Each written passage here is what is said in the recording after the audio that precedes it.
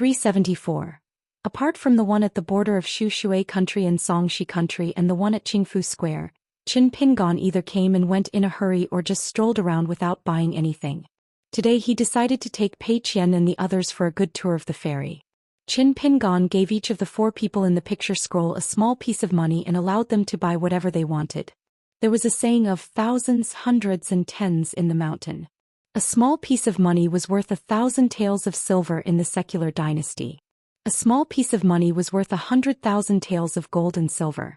Spiritual weapons and magic treasures were not an extravagant hope, but they could buy some rare items with interesting craftsmanship from the mountain and keep them in their pockets. It was not difficult to take them out for eye candy. After making an appointment with the 4 of them, they would meet at the most famous place at the ferry in 2 hours. Qin Pingon took Pei Qian to walk around and buy things at the ferry. In places like Qingfu Fong, where there were masters, the chances of finding something were very small and the prices were relatively expensive. Some of the people who did not have a place to stay were the best to try their luck and test their judgment. Most of these people were rogue cultivators who lived in the mountains and lakes. They liked to buy things from the descendants of the old rich families at low prices. Some of them claimed that their ancestors or masters had produced Jindan and Yuanying earth immortals. These were the ways to sell things and the buyers did not need to care about these. Qin Pingon had learned a lot from Su Yuanxiao, the big-bearded hero who traveled around the world. Later Yao Jinji explained that the caged pair actually belonged to this line of business. Pei Qian did not have much experience in the world, so he had a feast for the eyes for all kinds of strange immortal calligraphy and paintings, spiritual artifacts, spirits and mountain monsters. Pei Qian had one good point, which was that he was ridiculed by Zhou Xian as a little taotai. He liked to accept things and did not like to spend money, so he could not tell. Therefore, no matter how much she coveted the things, she would only take a few glances and would never open the small sachet that Madame Gui gave her. If she really liked it, she would take a few glances and treat it as her own. It was just a temporary store for her. Qin Pingon had never been extravagant. Therefore, after walking around with Pei Qian for about an hour and walking down a dozen shops, he did not take out a single copper coin. He saw Qin Pingon, who was wearing a white robe and carrying a white scabbard long sword. He followed him for 700 to 800 steps. He looked honest, but his speech was not clumsy. He said that his grandfather was a great general of Jing Kingdom. After the fall of Jing Kingdom, His Majesty the Emperor died during his escape. He lost one of the 17 treasures of Jiaotai Palace, the Qihu Jade Seal, which was brought to the people by his grandfather. Now, a great immortal master of Qingwan Kingdom had already collected all 16 treasures, and only this spirit treasure of condensing luck was left. In this industry, perfection was the most important thing. Therefore, this treasure, which might even contain the dragon qi of the kingdom, was priceless. The reason why the man followed him 700 or 800 steps away was because the young man beside him looked like a rich young master. He had a good temper and did not chase him away. Instead, he listened carefully. Secondly, the man was really worried that if he did not open his business, he would suffer a lot. Last year, he managed to get through the new year with great difficulty. It was related to 3 small sums of money, which was enough to buy him several lives. He had lived a miserable new year in fear. According to the rules, after the first month of this year, if no one took the bait, he would really be in trouble. Every country had its laws and every trade had its rules. People could really die. In order to sell some things to survive, the man could be said to be unscrupulous. As a third realm qi cultivator, not only did he shamelessly follow the young master all the way, he even took the initiative to introduce the scenery of the ferry to the young master. The immortal ferry on the border of Qingwan country was called Wasp Tail Ferry. It originated from when the ferry was first built. It was once a small town in the marketplace. In history, there was a jade immortal who started from nothing here. With the identity of a mountain and lake cultivator, he relied on great perseverance and great luck to ascend to the upper 5 realms. All kinds of immortal deeds were spread across half the continent. He was extremely famous among all the rogue cultivators in the Aquarius continent. This person's ancestral home was located in an alley called Wasp Tail Alley. It was also coincidentally located at the end of the alley. Later on, this ferry was named Wasp Tail Ferry. Because the ferry was located at the border of 3 countries, in order to fight over the ownership of this alley and this ancestral home, Qingwan country's Tang family and the two neighboring countries used pen and knife to fight countless battles on paper and on the battlefield. However, the three sides had a tacit understanding that the battles would not affect the fairy. For this reason, Lakeview Academy specially sent a gentleman and a sage to mediate this matter several times. Under the strong recommendation of the man, the fairy had a unique well wine brewed by immortals in the world. A snowflake cost a small pot. The high officials and dignitaries of Qingwan country liked to use it to show off their wealth. That young master really bought a pot of well wine from a street corner shop and asked for 2 white bowls from the shopkeeper. After sitting down, he actually smiled and gestured for the man to sit down and drink with him. The man originally wanted to stand on the side and act pitiful. Maybe the young master would feel pity for him and buy his tattered belongings. However, the wine in his stomach was really causing trouble. He sat down and drank the wine. As he drank, he complained that he couldn't control his mouth. He thought that if he drank too much wine, it would most likely spoil this deal. For a moment, all sorts of feelings welled up in his heart and he could only treat it as a bowl of wine. Qin Pingon clinked his bowl with the man's and asked with a smile, "Since this imperial jade seal is valuable and there is an immortal master waiting for it to complete the 17 treasures of Jing country, why not just come and sell it directly?" The man had already prepared a plan to deal with this kind of problem. He smiled bitterly and said, "That old immortal master's cultivation level is very high, but I'm afraid that he won't be alive to spend the money." The man's voice was low and he vaguely said half of it. Qin Pingon nodded. This explanation made sense. The immortals on the mountain were said to be cultivating, but this Dao had 800 side doors and 3,000 heterodox paths. Therefore there were also ascendant realm cultivators like Du Mao on the mountain. Even earlier, wasn't there Lu Jimao, the immortal of the river severing from the book Slip Lake? As for the group of Qi cultivators who had evil intentions, if not for the fact that their skills were not as good as the others, they would have killed him in Lu Tai if they had surrounded and killed him in Lu Tai. With such wealth, perhaps there would be 1 or 2 more earth immortals of gold core in the world. The man probably felt that if he didn't use some strong medicine he would miss out on this rich outsider. He put down the wine bowl and said in a low voice, "Actually, my ancestor was the great general of Jing Kingdom. It was a taboo for the venerable one to deceive people. My grandfather was actually a servant in the Peaceful Square in the old Jing Kingdom's capital. The Peaceful Square was originally a place where the royal family raised rare and exotic animals. Later on, due to the lack of financial resources, it was abandoned and was used to settle the eunuchs and palace maids who were banished from the palace after making a mistake. The fallen emperor of Jing Kingdom grew up in the Peaceful Square when he was young and was often taken care of by my grandfather when he was young. Later on, he made a meteoric rise and from an illegitimate child who was hidden outside, he somehow became the emperor. No matter what happened to his country, he was still a sentimental emperor and treated my grandfather with great respect. After the capital was invaded by the army of Yunshao Kingdom, he fled to the Peaceful Square. I was young at that time and didn't remember much. In short, this imperial jade seal was passed down from my grandfather's hands. Before he left, he told me that I must pass this imperial jade seal to the descendants of Jing Kingdom and not treat it as my own." Speaking of this, the man drank a mouthful of wine and his eyes were dazed. "I'm an unfilial descendant. I've let down my grandfather's last words and also let down the crown prince of the Jing Kingdom who changed his surname to Cultivate in the mountains." The man's lips trembled and there were tears in his eyes. "Young master, please do a good deed and buy this precious jade seal. In the future I can buy wine and pretend to be drunk. I don't have to look at it every day and feel guilty until I die." Qin Pingon poured another bowl of amber wine for the man. He shook his head and said, "I can treat you to the wine but I won't buy the item." The man was still unwilling to give up. "Young master, don't you want to take a look at it? I believe you can tell if it's real or fake. When the time comes, even if young master haggles the price, I won't regret it." Qin Pingon still shook his head. "I don't have good fortune. So forget it. Find a buyer who knows the goods and is fated. Don't waste your time on me." Pei Qian just wanted to speak, but he glanced at Qin Pingon and immediately shut up. The man drank the second bowl of wine, apologized and thanked him. Then he stood up and left in a daze. Pei Qian whispered, "It's quite pitiful." Qin Pingon drank the wine. "It's true that he's pitiful, but the item might not be real." Pei Qian wondered, How do you know if you haven't seen it? What if it's real? Anyway, we're not in a hurry. Qin Pingon patiently explained. What if this one, if it really falls on our heads, of course this is the best result. Then let's talk about the worst result. Pei Qian was confused. Isn't it fake? We made a mistake and cheated some divine money from that guy? Pei Qian suddenly slapped the table with both hands and said with heartache, this can't be tolerated. Qin Pingon smiled and said, this is not the worst result.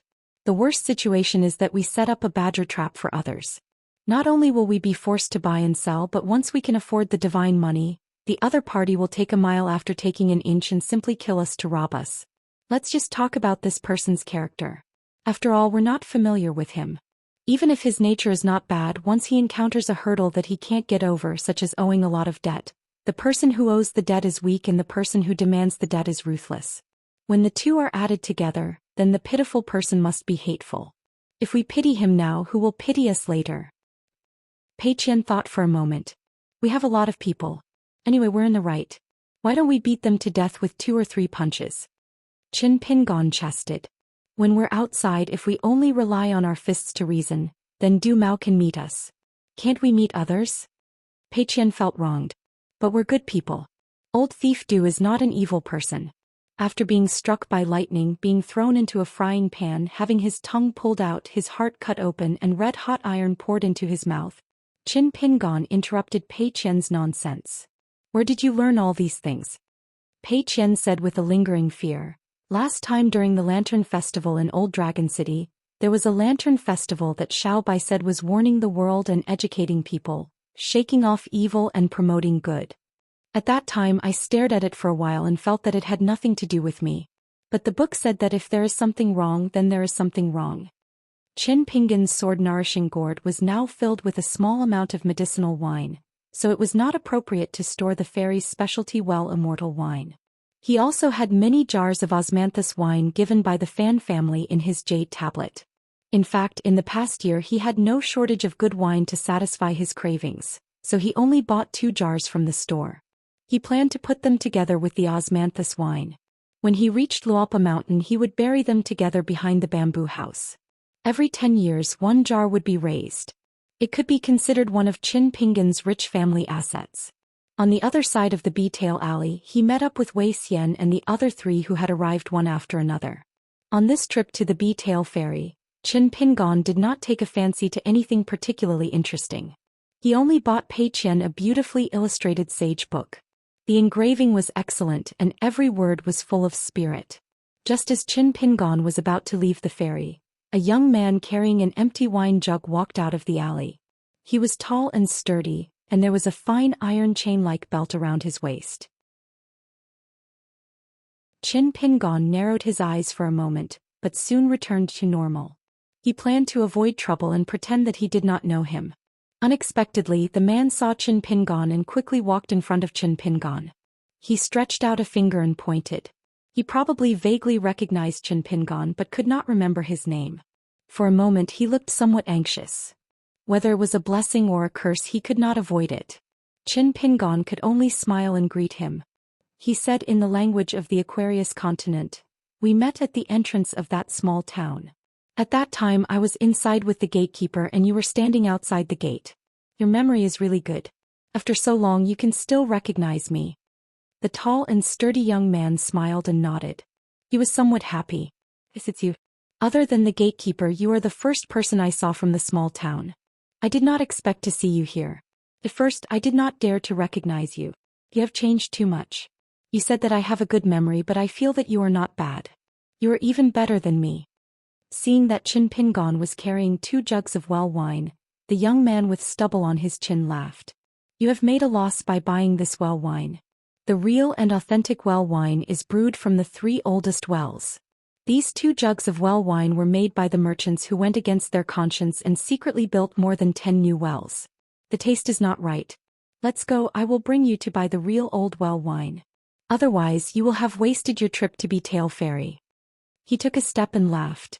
"Forget it, the Jianghu is dangerous. Let's not get close to each other." The tall and sturdy young man told Qin Pingon the addresses of the 2 wine shops. "If you want to buy wine, go buy yourself. I will not make people think that I am trying to please you for no reason. Otherwise both of us will be on tenterhooks. He cupped his fists and bade farewell to Qin Pingon and strode away to buy wine. He was a straightforward person. Qin Pingon sighed in his heart. The iron chain used as a belt by the tall and sturdy young man was clearly the thick iron chain in the iron lock well before the Black Pearl Cave was broken and fell. At that time, Qin Pingon heard that this person had taken away this great opportunity. In addition to the 5 elements objects, among the many magic weapons hidden in the Black Pearl Cave at that time, this object, Song Jisun's green gourd, mountain prawn pot, and the bright evil suppression mirror were the most precious. This dragon lock iron chain was the most valuable one. It was the demon binding rope that had successfully bound the last real dragon in the world. Could be imagined how valuable it was. Now it had been refined into a natal item by this person, and he was openly showing it to others. It was estimated that he was either bold with great skill or had a strong backing or both. That was the first time Qin Pingon really came into contact with the outside world. The mountain-moving ape of Xingyang Mountain, Kai Xian of Yunxia Mountain, the Su family of Qingfeng City, and Fu Nanhua of Old Dragon City. It was one life-and-death situation after another. It was the most difficult period of Qin Pingon's life. That kind of helplessness was even greater than when Qin Pingon faced the Yuanying stage Old Dragon in the Flood Dragon Ditch and Ascendant Realm Du Mao in Old Dragon City in the years to come. It was just like Liu Baixiang confided in the small courtyard that time. On the road of life, as long as you can meet a flower in the barren land, everything will be different. Qin Pingon met a good girl. When she smiled, Qin Pingon felt like he was the richest girl in the world.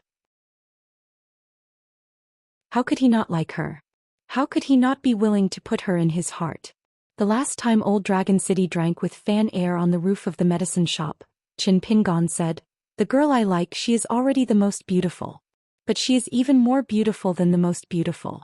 When I look at her and she pretends not to know, she turns her face sideways and her eyelashes tremble slightly."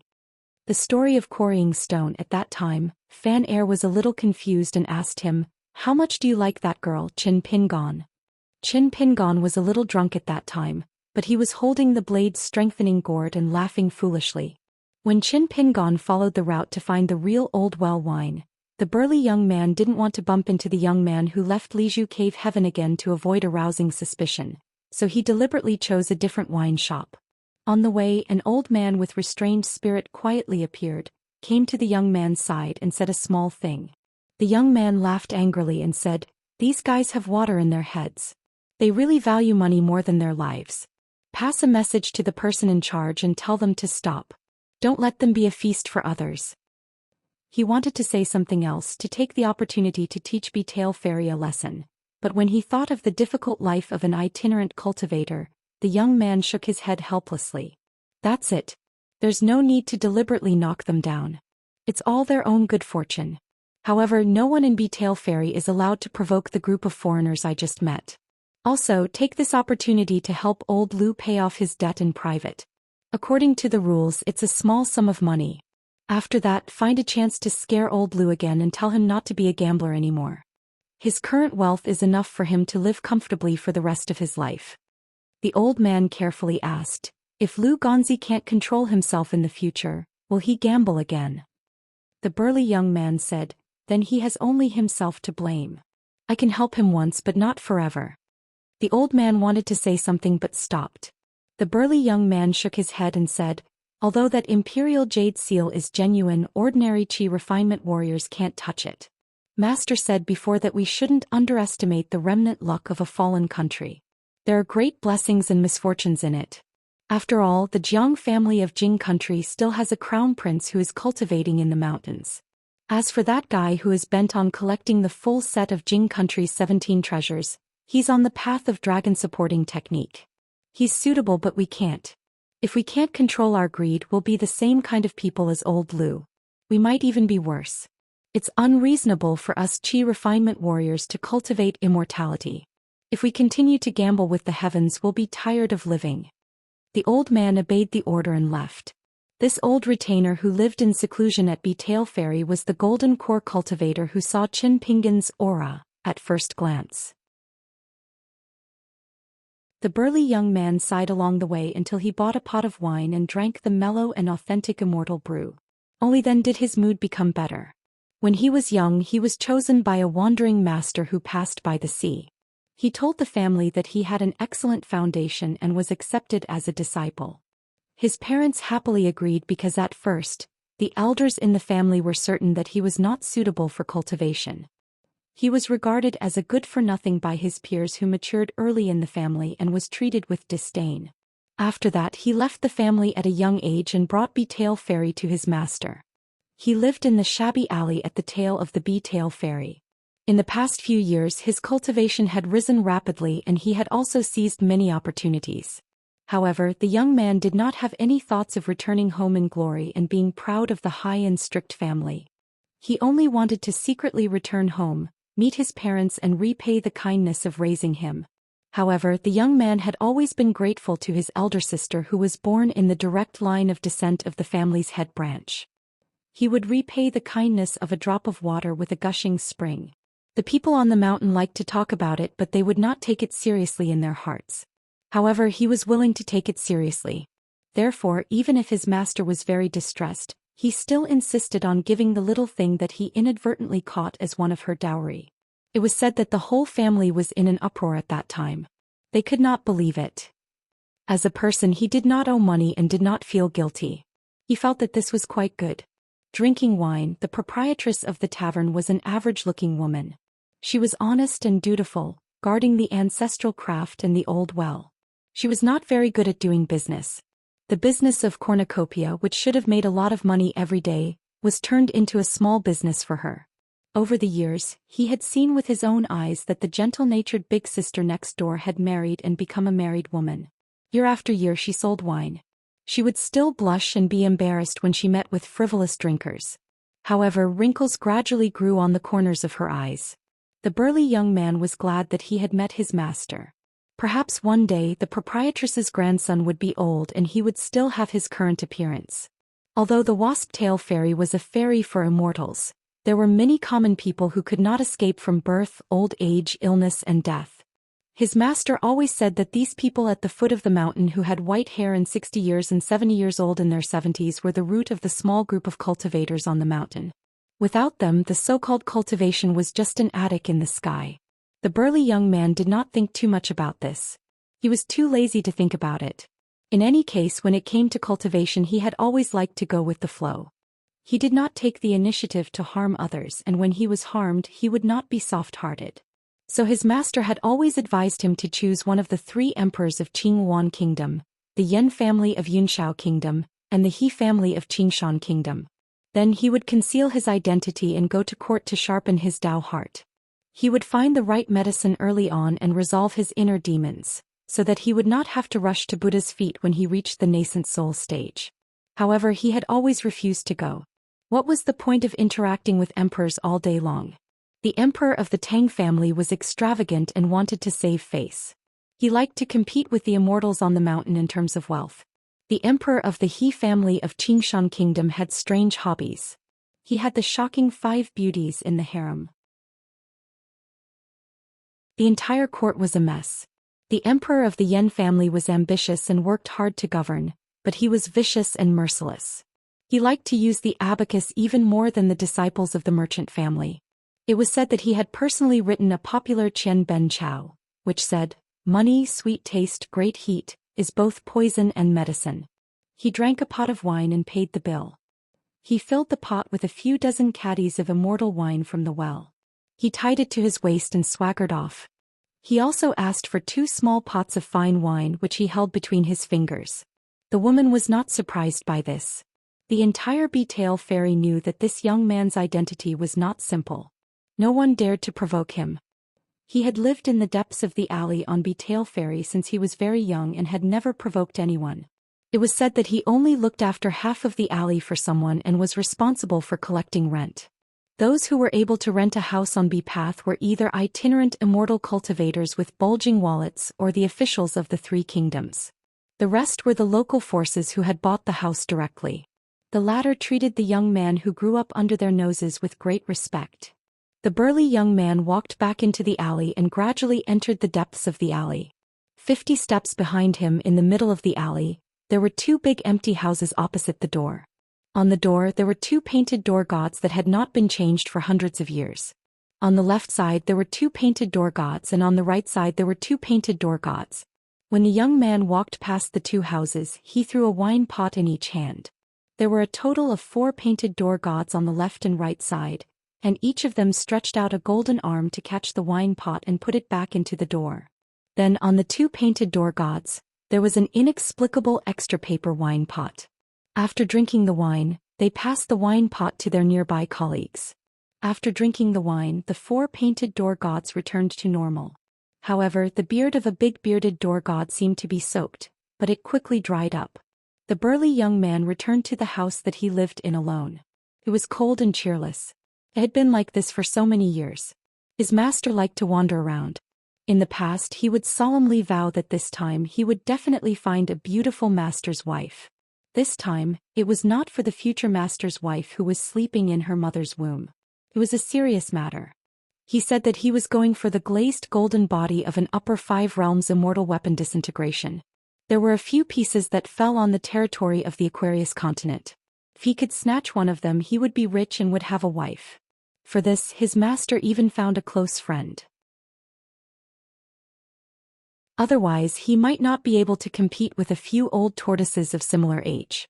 With the help of that friend, the possibility of success would be greater. The burly young man also had some concerns. He was worried that such a precious treasure would make his so-called friend covet it.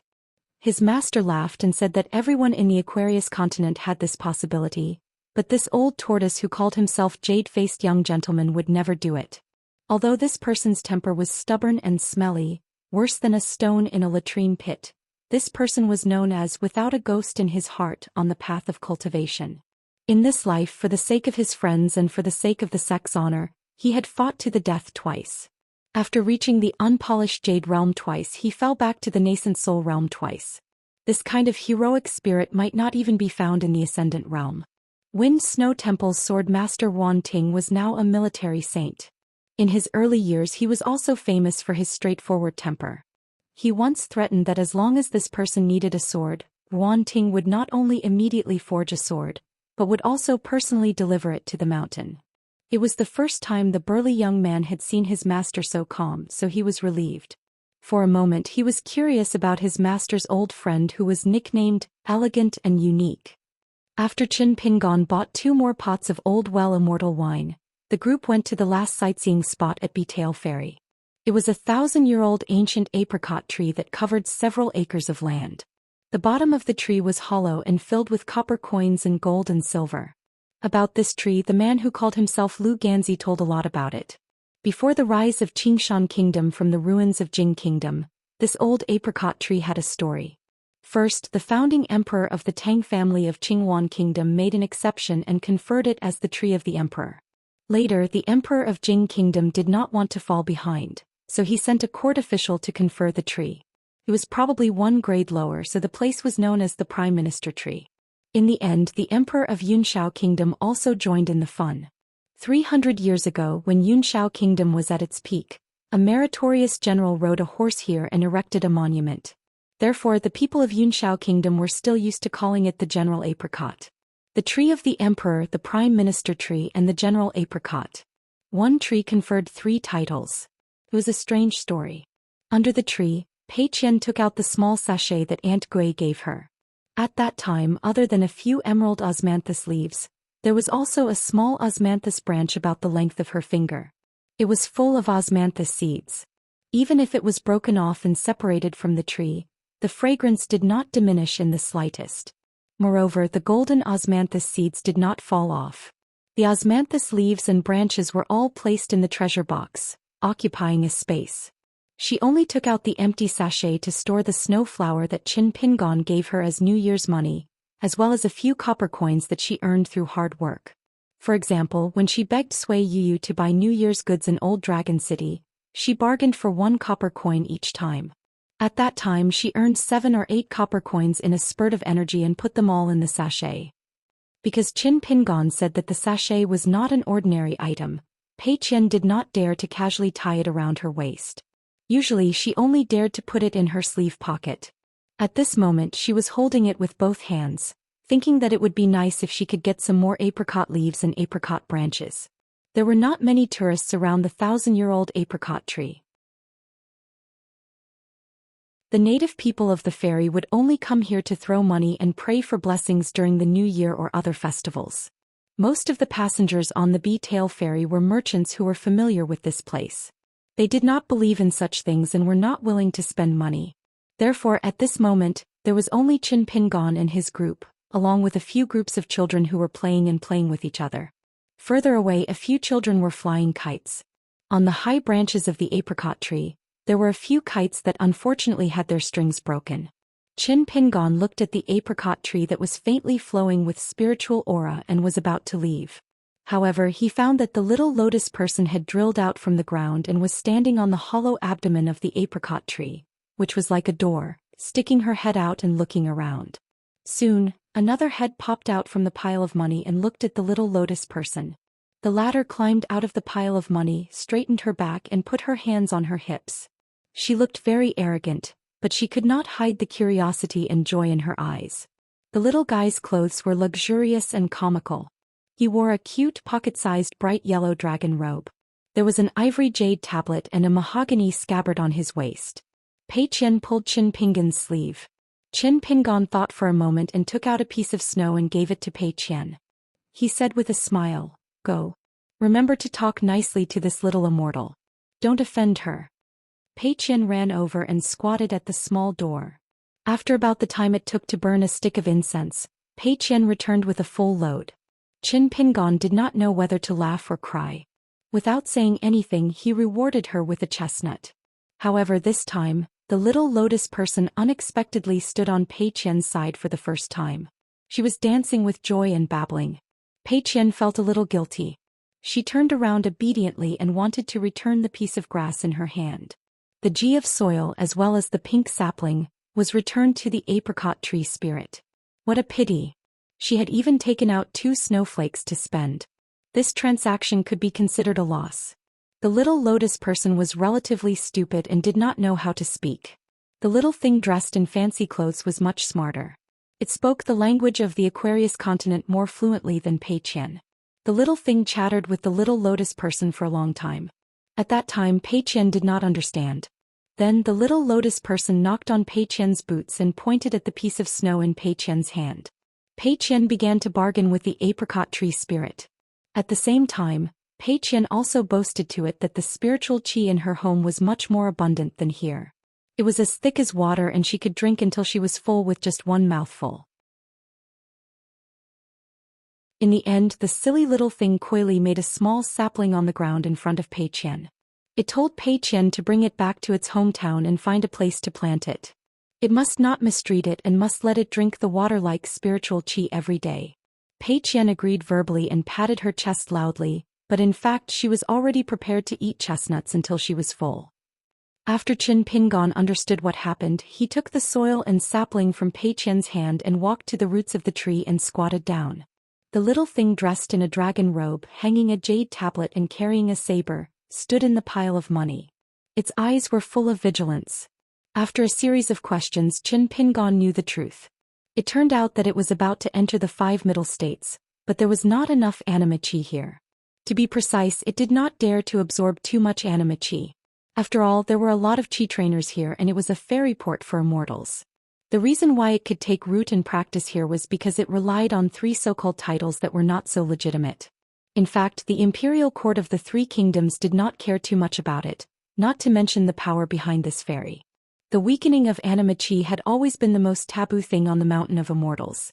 For example, Du Mao forcibly occupied the anima contained in the small cave of Wutong. Although he was more selfish and wanted to ascend to another place, in fact, once he succeeded in ascending, according to the rules set by the vast world ritual sage, the Tongya sect could rely on merits and the school academy would protect the word sect for at least 1,000 years. It was undeniable that this was an important reason why Du Mao wanted to take the risk of ascending. Otherwise he could just hide in the cave of Wutong.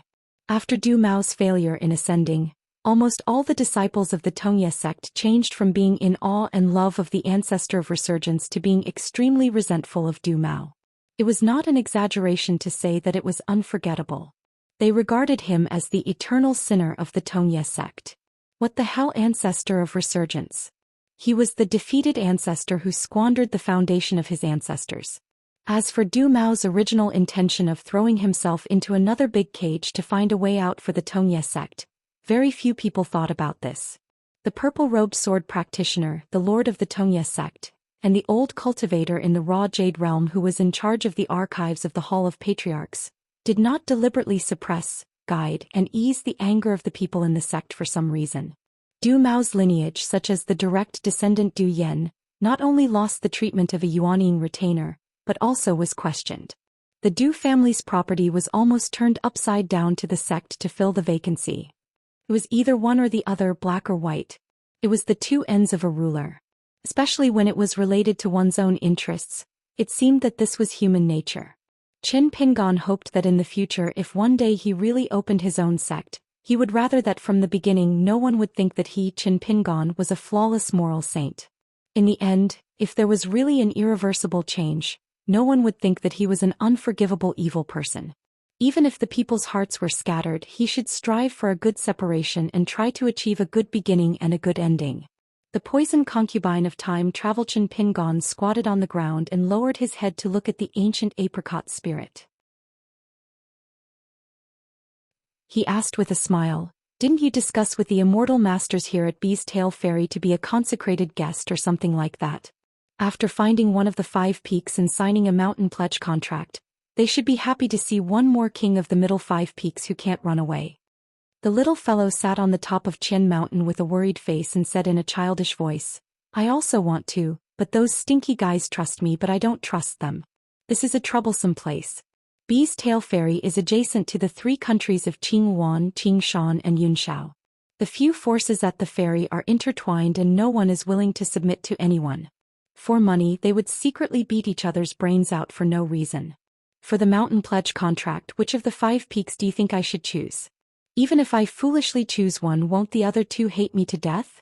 Maybe one day they will secretly find someone to chop my body into pieces and burn it as firewood?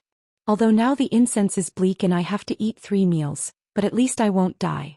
Don't you Qi cultivators say that a bad life is better than a good death? Well, there's also that saying that a dead Taoist is better than a dead Taoist. Qin Pingon pretended that he didn't hear the last sentence. He deeply agreed with the little fellow's worries. As an apricot spirit who had no one to rely on, if he wanted to break through the realm, he would need to sign a mountain pledge with the Qi cultivators. But Bee's Tail Ferry was located at the border of the 3 regions and was not under the jurisdiction of any country. So this was really a big trouble. If Bee's Tail Ferry was a dominant force, it would be fine. Qin Pingon wanted to help but could not. The little fellow said pitifully, "I heard from the little black girl that Immortal Master lives in a place like a paradise and absorbs aura like the mortals drinking water. Why don't you help me and bring this little sapling back? Once it grows, it can also help Immortal Master to stabilize the aura of the mountains and rivers.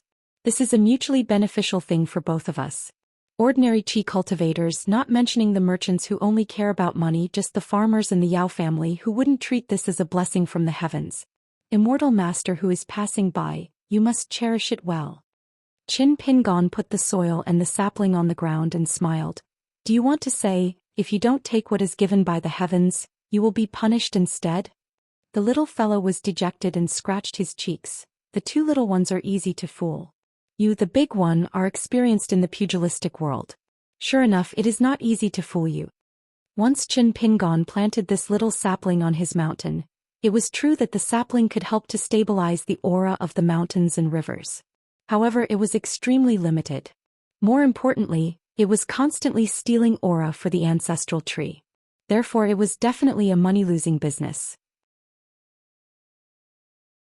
As for the inside story of these tree spirits, when Qin Pingon was on Osmanthus Island, because there was an old locust tree in his hometown town, he chatted with the old sword cultivator Ma Ji of the Fan family and knew some inside story. After Qin Pingon returned the soil and the sapling, the apricot flower spirit was still a little discerning. It also gave Pei Qian 2 snowflakes to spend. The little lotus flower spirit was sickly and Pei Qian was also embarrassed. The 2 little ones felt sorry for Qin Pingon. Qin Pingon put the little lotus flower spirit on his shoulder and held Pei Qian's hand. He smiled softly and said, "What are you feeling guilty for?" "It should be the one feeling guilty." At the bottom of the apricot tree, inside the big door, Xianxia yawned and said, "We can only wait for the next fool to take the bait." It fell asleep in a daze and had a beautiful dream. It actually dreamt that it was on a constantly growing and towering mountain, growing into a towering tree. Every apricot leaf was brimming with a golden aura and every branch was incomparably pure from the golden incense. It had become the only upper five-realm tree spirit in the Aquarius continent. On its branches, there were two blurred figures looking at the sea of clouds. One of them was drinking wine while the other had a sword and blade on his waist. When the little fellow woke up, it was extremely happy. Even if it was just a dream, it would be happy for many years. But for some reason, when it wiped its face, it was actually full of tears. It laid in the pile of money in a daze. It was puzzled and somewhat disappointed. The four people in the picture with the small sum of money that was worth 100 snowflakes, each had their own gains. When Zhou Xian left Old Dragon City, he had an extra bag on his back. This time when he left Beatail Crossing, the bag was even heavier. Now that Zhou Xian considered himself a scholar, of course he would travel to study. The four of them still walked to the capital of Qinghuan Kingdom. 2 years ago, Qinghuan Kingdom opened a huge water and land Taoist temple, which was personally organized by the emperor of the Tang family. The next year, Yunshao Kingdom and Qingshan Kingdom held a Taoist Luotian grand ritual at almost the same time, as if they were competing on a stage. The emperor of the Tang family decided to hold a debate between Taoism and Buddhism this spring. He wanted to choose between Taoism and Buddhism to become the national religion of Qinghuan Kingdom, with a higher status than Confucianism. The loser would naturally be at the bottom.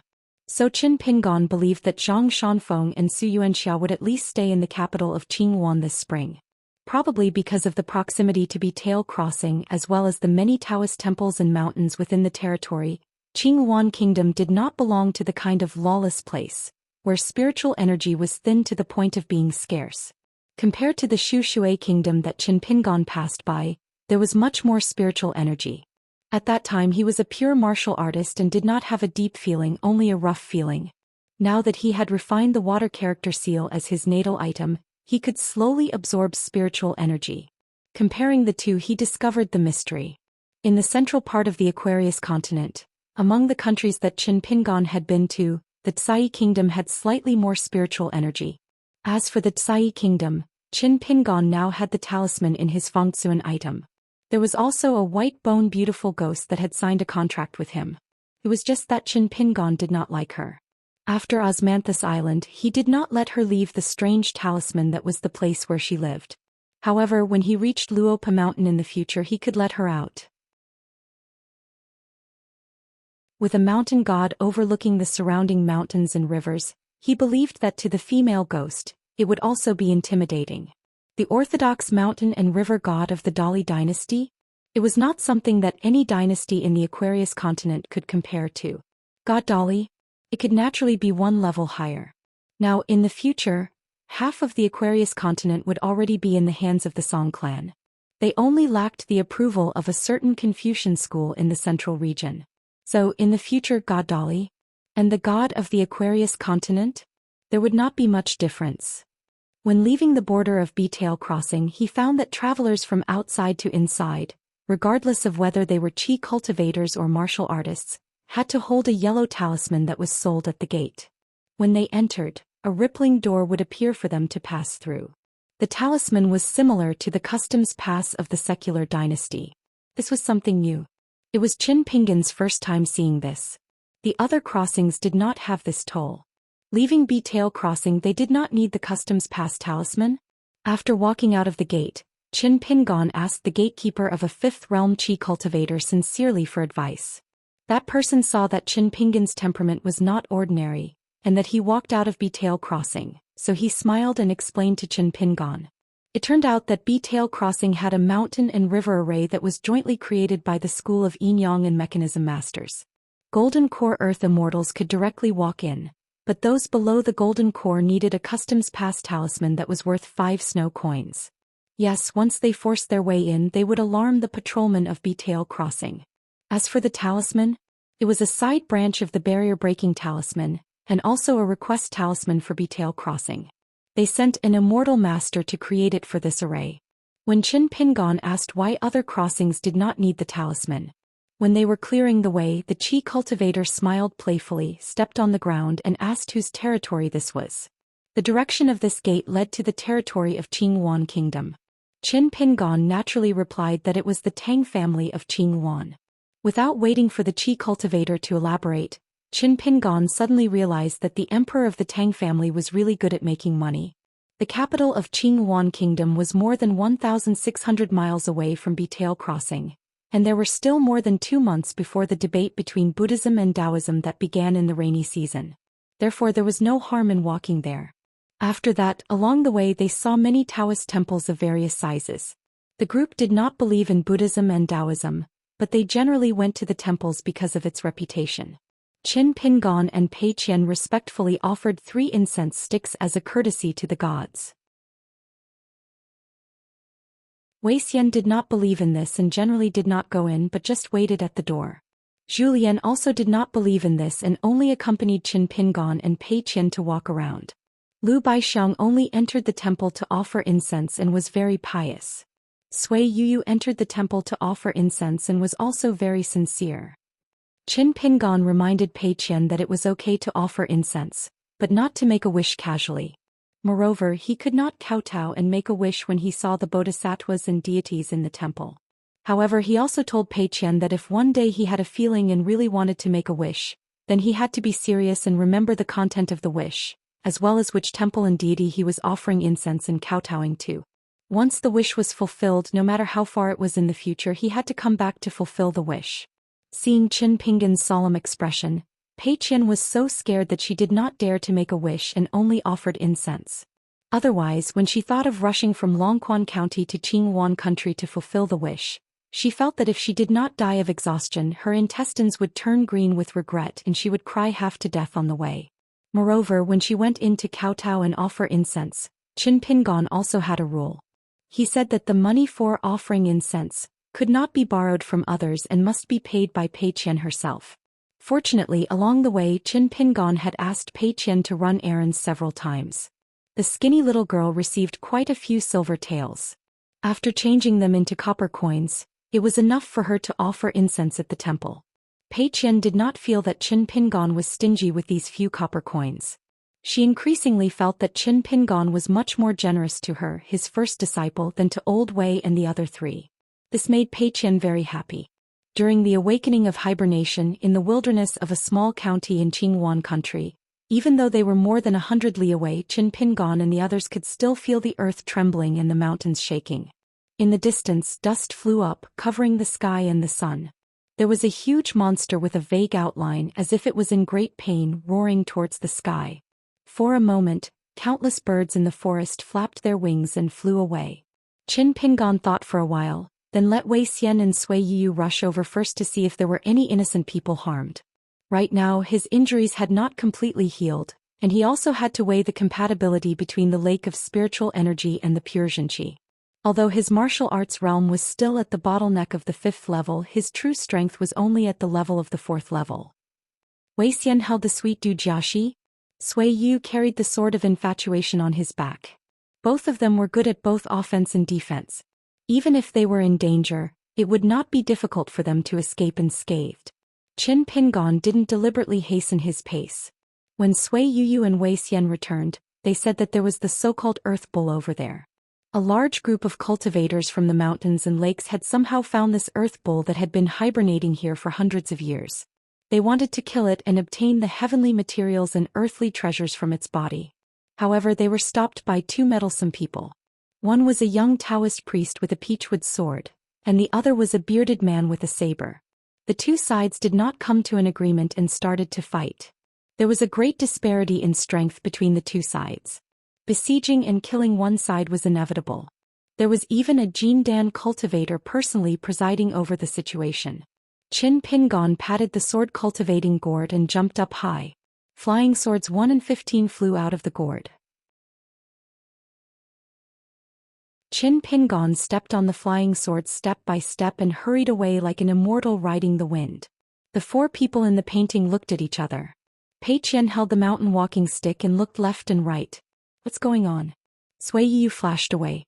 Zhou Xian laughed heartily and followed closely behind. Another fight to fight, this feels great. Wei Xian carried Pei Qian on his back. Lu Baixiang followed silently. It was a little strange. Why did Qin Pingon forget himself like this? Was there an acquaintance over there? But Qin Pingon came from Lizhu Cave and lived in Mud Bottle Alley.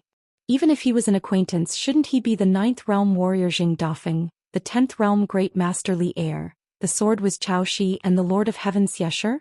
Qin Pingon's hometown was full of crouching tigers and hidden dragons. It was a little unreasonable. Even if an old monster of the Ascendant Realm suddenly appeared one day, Lu Baixiang and the other 4 people in the painting would not be too shocked. However, if a small character in the middle 5 realms suddenly appeared and said that he was Qin Pingon's friend, the 4 of them would not be used to it. Even if Qin Pingon had 2 flying swords to help him, he was still injured after all.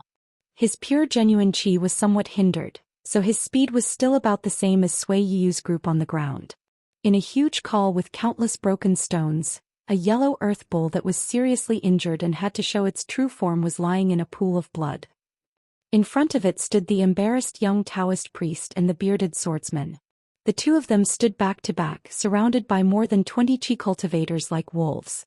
Under the watchful eyes of the crowd, a young man dressed in white came. It was unknown whether he rode the wind or the sword. He floated in the air like a real immortal. The immortal master in white fell quickly and landed on the ground. After taking 5 or 6 steps lightly, he walked to the front of the 2 people and raised his palms to them with a smile. The young Taoist priest and the bearded swordsman were stunned and could not believe it. The young Taoist priest rubbed his eyes and then a smile appeared in his clear eyes. The young Taoist priest and the bearded swordsman each stretched out a palm and hit the young immortal master's palm heavily. There was no more depression on their faces. The 2 of them were in high spirits and were very happy. Qin Pingon looked at the 2 people. At this moment his eyes were brighter than Pei Qian's eyes. He held the hands of the 2 friends and laughed. I knew it.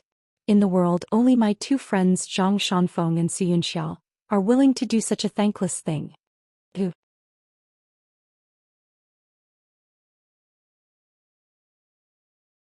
375. A qi refinement warrior in his early 30s was standing on a huge rock. His face was covered in dust and he spat out a mouthful of blood. The battle had been full of accidents. After the battle he had to discuss with the others and ask for more money from the earth deity of the golden core stage. The heavenly materials and earthly treasures of an earth bull were all taken away by him, such as the golden core, the horns, the bones and so on. The rest of them only took some of the internal organs and flesh. In the end they had to fight 2 more battles. If they were not willing to pay more money, then don't blame them for cursing behind their backs. The qi refinement warrior's name was LV Yangzhen. He was born in the countryside and had been a woodcutter for generations. Now he was a cultivator of the mountains and lakes without a fixed residence. Last year he had just crossed the first threshold and became a qi refinement warrior of the cave-dwelling stage. Although he was at the bottom of the 5 middle levels, becoming a cultivator of the cave-dwelling stage was like reaching the sky in a single step for an itinerant cultivator. After this step he could work in a residence of an immortal with an orthodox inheritance, be a consecrator for an emperor in the secular imperial court, and be a guest in the residence of a noble. In other words, a cultivator of the cave-dwelling stage was finally worth something. LV Yangzhen's dream was to be luckier than the cultivator's bones and relics he encountered in the cliff cave. He wanted to obtain a Daoist book that could lead him to the earth deity stage. Even if he could not become a high and mighty earth deity of the golden core stage, he would be satisfied if he could stand outside the door and touch the threshold of the earth deity stage. LV Yangzhen's greatest wish, or rather his extravagant hope, was that he who was almost 60 years old, would be lucky enough to become a sword cultivator who had nurtured a natal flying sword. Therefore, when LV Yangzhen saw 2 rays of light flashing back to the crimson wine pot on his waist after the young immortal master in white landed on the ground, his eyes immediately turned red. A flying sword. It was definitely a natal flying sword. Didn't they say that a sword cultivator of 100 years was still young after being in a cave dwelling for 60 years? Could it be that the person in front of him was a great cultivator who could retain his looks? If he was a sword cultivator of the Dragon Gate realm, it would be a huge problem. If he was a sword cultivator of the Golden Core stage who had been in seclusion, There would be heavy casualties in this meticulous plan. Xianxia quickly calmed down after a short period of emotional turmoil. A young sword cultivator who had cultivated a natal flying sword, who could withstand the astral wind of the world, and who was tempered by baleful qi, was not only terrifying such as his shocking killing power, but what made these rogue cultivators even more fearful was that almost all sword cultivators in the Aquarius continent were the treasures of the immortal sects on the mountain. Whoever dared to hurt them would definitely alert the ancestral halls of their respective sections. Xianxia glanced around from the corner of his eyes. Apart from the golden core earth immortal who had used a camouflage technique to conceal his true appearance, no one could see any changes in his expression. The rest of the unaffiliated cultivators who were exactly the same as Xianxia had the same mentality as Xianxia, except that some of them were even more timid and knew how to act according to the situation. They had already put away their weapons to show their friendliness to the sword cultivator, in case the uninvited guest picked up a soft persimmon and killed them with one strike as a demonstration. There were also some who were not afraid of being stuffed to death. They hid their burning gazes, but some of the little tricks that Xianxia figured out revealed his true thoughts. He would deal with them together with the Earth Bull and make a shocking deal which was enough to make everyone on the scene rich overnight. At most they would stay away from the Qingwan kingdom. They were rogue cultivators who were regarded as wild dogs by the immortals on the mountain. They were originally rootless duckweeds. Besides, even if the sky fell, there were still tall people to hold it up. Therefore Xianxia and the others subconsciously glanced at the golden core earth immortal a few times. The origin of this master was unknown. Half a year ago he had roped them in and roughly explained that there was a great monster of the earth bull species in this place. It had been hiding in a broken dragon vein with a long history for more than 200 years. It had accumulated the cultivation of the Dragon Gate realm, which was equivalent to that of a qi cultivator. Once it broke through to the golden core realm and formed its gold core, the Qingwan kingdom would inevitably usher in a world-shaking tragedy. At that time, there would be countless casualties in the several counties and cities within a radius of 1,000 li. Therefore it had to be suppressed and killed before it formed its gold core, so as to prevent it from bringing disaster to the country. Xianxia and the other two unaffiliated cultivators who had temporarily formed a group to travel and search for treasures would have laughed out loud after hearing this righteous reason if they were not afraid of this person's cultivation of the golden core realm. The reason why he had temporarily formed an alliance with the other two and traveled together to Qingwan and Qingshan was because one of the siblings was a rare earthly cultivator. At this moment the brother and sister had already quietly drawn closer to him. This time, Xianxia and the female cultivator had contributed greatly to being able to get a share of the golden core cultivator's dish. Xianxia was skilled in formations and was able to suppress the commotion caused by the earth bull's backflip, so as to avoid attracting the attention of the orthodox immortals. In the end they had been busy for half a day fighting to the death with a beast, but in the end they had to work for someone else. The female cultivator's proficiency in techniques was an important prerequisite for the golden core earth immortal to be willing to recruit the three of them. This immortal had only roughly circled the hiding place of the earth bull. As for the specific location, he was still unable to find it. Therefore this female cultivator who did not know how to fight came in handy. The woman was dressed in bright clothes and looked like a married woman. She was a fifth realm qi cultivator. Her talent could not be considered good, but among the unaffiliated cultivators she was not bad. She had a good impression of Xianxia. This time she had participated in the scheme of a golden core earth immortal. At the very least the two siblings and Xianxia could be considered honest with each other. Using the ripples in her heart she quietly asked, "He has come with ill intentions. He's clearly a friend of those two. What should we do?" Xianxia wiped his face. "Let's wait and see." The woman nodded. In this encirclement she could be considered the most detached. After the curtains to the battle had been raised, she was even more leisurely than her brother and Xianxia. It could even be said that she had nothing to do. This was because she was an earthly scholar from a side branch of the school of Yinyang. The woman's brother was a muscular man of 8 feet. He held a broad axe in his hand and wore a set of green armor engraved with many talisman characters. His face was covered in blood, but fortunately, they were all external injuries that left his skin open. By chance he had taken the path of a military cultivator, but it was only in appearance. He had only obtained a lost secret manual from a third-rate immortal that refined the body and consolidated the spirit. Coupled with the fact that he had spent all his wealth in his early years to purchase this set of spiritual armor, he was like a tiger that had grown wings.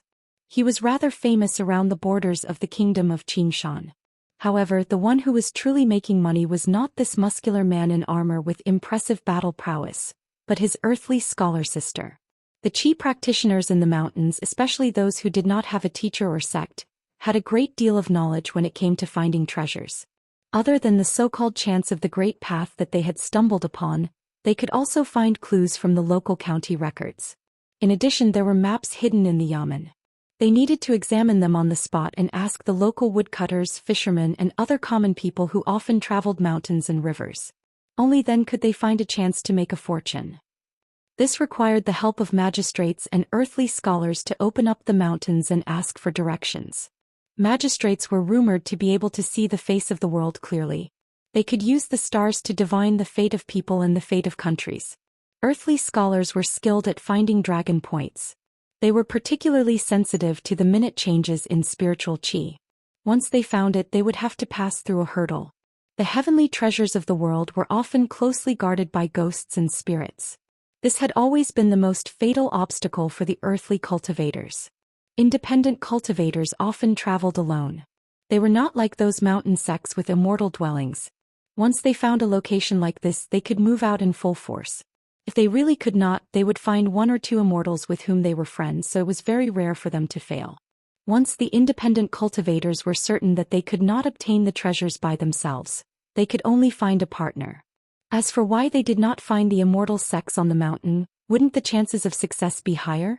Firstly, the benefits were too small. They were clearly the first to discover the heavenly treasures and ancient treasures, but they could easily end up with leftovers. Furthermore, there was an even more tragic ending, which was to be secretly killed by the immortal dwellings.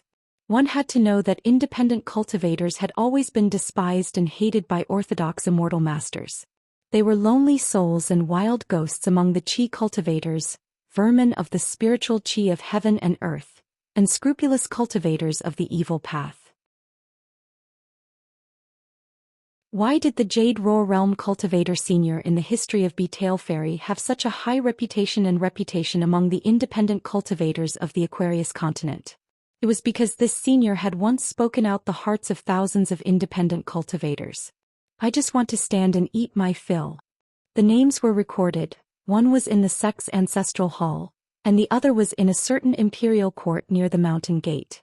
This kind of Qi cultivator was known as the Immortal Master of Records. If they were not listed, they would be considered as independent cultivators. The imperial court and local officials did not like this kind of independent cultivators. They were fickle and easily caused trouble. They were erratic and often had to clean up their messes. In particular, the independent cultivators who had reached the middle 5 states were almost all decisive in killing.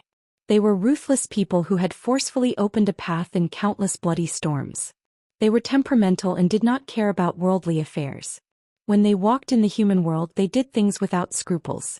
However, it was certainly an exaggeration to say that all the independent cultivators were desperados who did not care about human life at all. It was just that the immortals on the mountain, the imperial court, and the righteous sects in the Jianghu were all so exaggerated. Therefore, year after year, the independent cultivators were like rats crossing the street. The independent cultivators who had some strength would ask for an identity from a certain imperial court, or get an identity that was very fake in a certain sect on the mountain. They would travel in the mountains under the name of the Immortal Master of Records. LV Yangzhen's group of 3, because one of them was a formation master who was not good at attacking, one of them was a military cultivator who focused on defense, and one of them was a land warrior who did not even have the strength to truss a chicken. They were quite steady. However, there was another group of 7 or 8 people. When they looked at the young immortal master, besides the implicit judgment of judging the situation, there was also a trace of ruthlessness in their eyes. Most of the people in this group were familiar with each other. They were unfamiliar Qi trainers in the territory near the Qinghuan kingdom. Most of them took advantage of the excitement of the water and land Daoist field and the heavenly grand ritual to try their luck. This time they contributed a lot to the encirclement of the earth bull monster. There were military cultivators who were good at close combat, unorthodox Taoists who were proficient in talisman puppets, ghost cultivators who used a soul-summoning banner, and a strong man whose natal item was actually 3 rattan tokens, a tulip token and an iron talisman shield. He was responsible for defending his companions who could not dodge in time. There was an old sword cultivator who was still in the 5th state. After leaving the aperture acupoint, his flying sword condensed into a substance.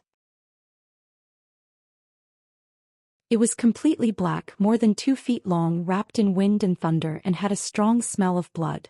Because he had not entered the cave-dwelling realm and really opened up a mansion, his Reiki was not enough to support the flying sword for too long. Usually he would return to his natal aperture acupoint to be nourished after a successful attack. He would spend a lot of money to replenish the Reiki of his aperture acupoint and wait for the next attack. Half of the fatal wounds on the yellow earth bull were caused by the flying sword of this old sword cultivator. The leader of this group was an old man in a black robe. His mount was a huge black fox with 5 tails. The old man turned his head and looked at the Jindan cultivator who was hiding his head and tail. His meaning was very simple. You are the guy who used the Reiki to exchange for the treasures of the earth bull monster. Previously, everyone had put in a lot of effort and did what should be done. Now, a sword cultivator with unknown origins came to cause trouble. You have the final say on whether to fight or to retreat. If you want to fight to the death and provoke this young sword cultivator, the reward will not be the small amount of money before. If you want to retreat anyway, you have already paid the deposit before, so the 2 sides went their separate ways. The Jindan cultivator who was hovering in the air with the wind did not use telepathy to inform the 20 or so individual cultivators. The earth immortal whose face was covered by the mist of mountains and rivers looked at the white-robed young man and directly said, "Do you really want to cut off people's path to wealth? I can promise you that as long as you are willing to withdraw from the call and not interfere in this matter, I will take 10% of the treasures that should belong to me from this yellow earth bull and convert it into Reiki. After the matter, I will personally hand it over with both hands." After Zhang Shanfeng and Su Yuanxia's explanation, Qin Pingon already knew the general reason of the matter. The yellow earth bull in the pool of blood behind him was a monster of the earth bull species in the world. It was born with a gentle temperament. The so-called earth bull turning over in the marketplace had nothing to do with it. It had been hiding here for more than 200 years because it wanted to repair the broken ancient dragon's vein and use it as a place to open a mansion in the future. For so many years, it had been lying in its true form. Its body was like a mountain range piled up with mountain rocks, and the mountain had long been covered with lush trees. The real earth bull turning over was the turtle fish, mole cricket, earthworms and giant frogs hibernating underground. These mountain spirits and water monsters liked to be quiet and did not like to move. With their innate talent, they liked to connect their huge bodies with the roots of the mountain and slowly absorb the spiritual energy of the earth. They were afraid of spring thunder. Once they reached the cave-dwelling realm of the middle 5 realms, or when they formed the golden core, they needed to swallow the spiritual energy of the world. Because they had been hiding underground all year long and nibbling away at the luck of the mountain roots, once they broke through, it involved the opportunity of the great Tao. Their nature would often burst forth and their ferocious nature would be revealed. Therefore there was the saying of the earth bull turning over and the turtle fish turning over, which led to many tragedies of earthquakes. Zhang Shanfeng and Su Yuanxia were previously the targets of recruitment. However, although Zhang Shanfeng's cultivation was not high, he was proficient in the origins of many mountain spirits and ghosts. He was also very familiar with the roots and nature of the yellow earth bull, so he rejected the other party's invitation.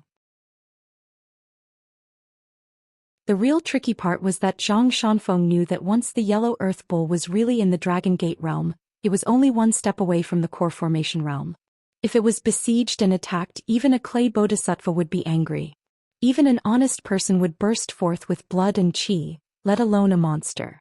Therefore Zhang Shanfeng was afraid that when the earth bull was on the verge of death, it would affect the earth veins. If that happened, it would really be a huge earth bull turning over. Within a radius of 1,000 miles, it would be affected by the earthquake. The 2 counties closest to this place might have tens of thousands of innocent people killed or injured. Su Yuanxia had traveled extensively and was relatively experienced. Therefore she did not speak out for the rogue cultivators and wild cultivators to directly give up on besieging the earth bull. Instead she told them in detail about the possibility and danger of the earth bull turning over. She hoped that one of the cave realm cultivators who recruited the two of them at that time could pass a message to the person behind the scenes to spend a little money to hire and win over a few array masters to minimize the impact of the Earth Bull turning over. At the very least, it would not cause tens of thousands of people to lose their homes and become homeless. At that time, the cave realm chi cultivator patted his chest and promised that he would pass on the message. At that time, Xianxia pretended to be naive and honest and exchanged some polite greetings with the cultivator. After that, she and Zhang Shanfeng secretly followed and investigated. When they discovered that there was only one array master in the camp of the Earth Immortal of Jindan realm, they knew that this was destined to be a disaster caused by greed. Zhang Shanfeng and Xianxia discussed and the two of them split up. Xianxia went to the nearest sect on the mountain and told them about this matter. She did not expect those array masters to stop them from becoming enemies with the Earth Immortal of Jindan realm. Instead, it was to exert pressure on the other party or to make preparations in advance to help suppress the dangerous situation of thousands of miles of tremors. Because Zhang Shanfeng had a proper identity, he could be considered a Daoist from a side branch of the Dragon Tiger Mountain of the Central Plains in the Julu continent. Therefore, he went to the government office and found a governor, hoping that the imperial court of the Qingwan kingdom would pay attention to this matter.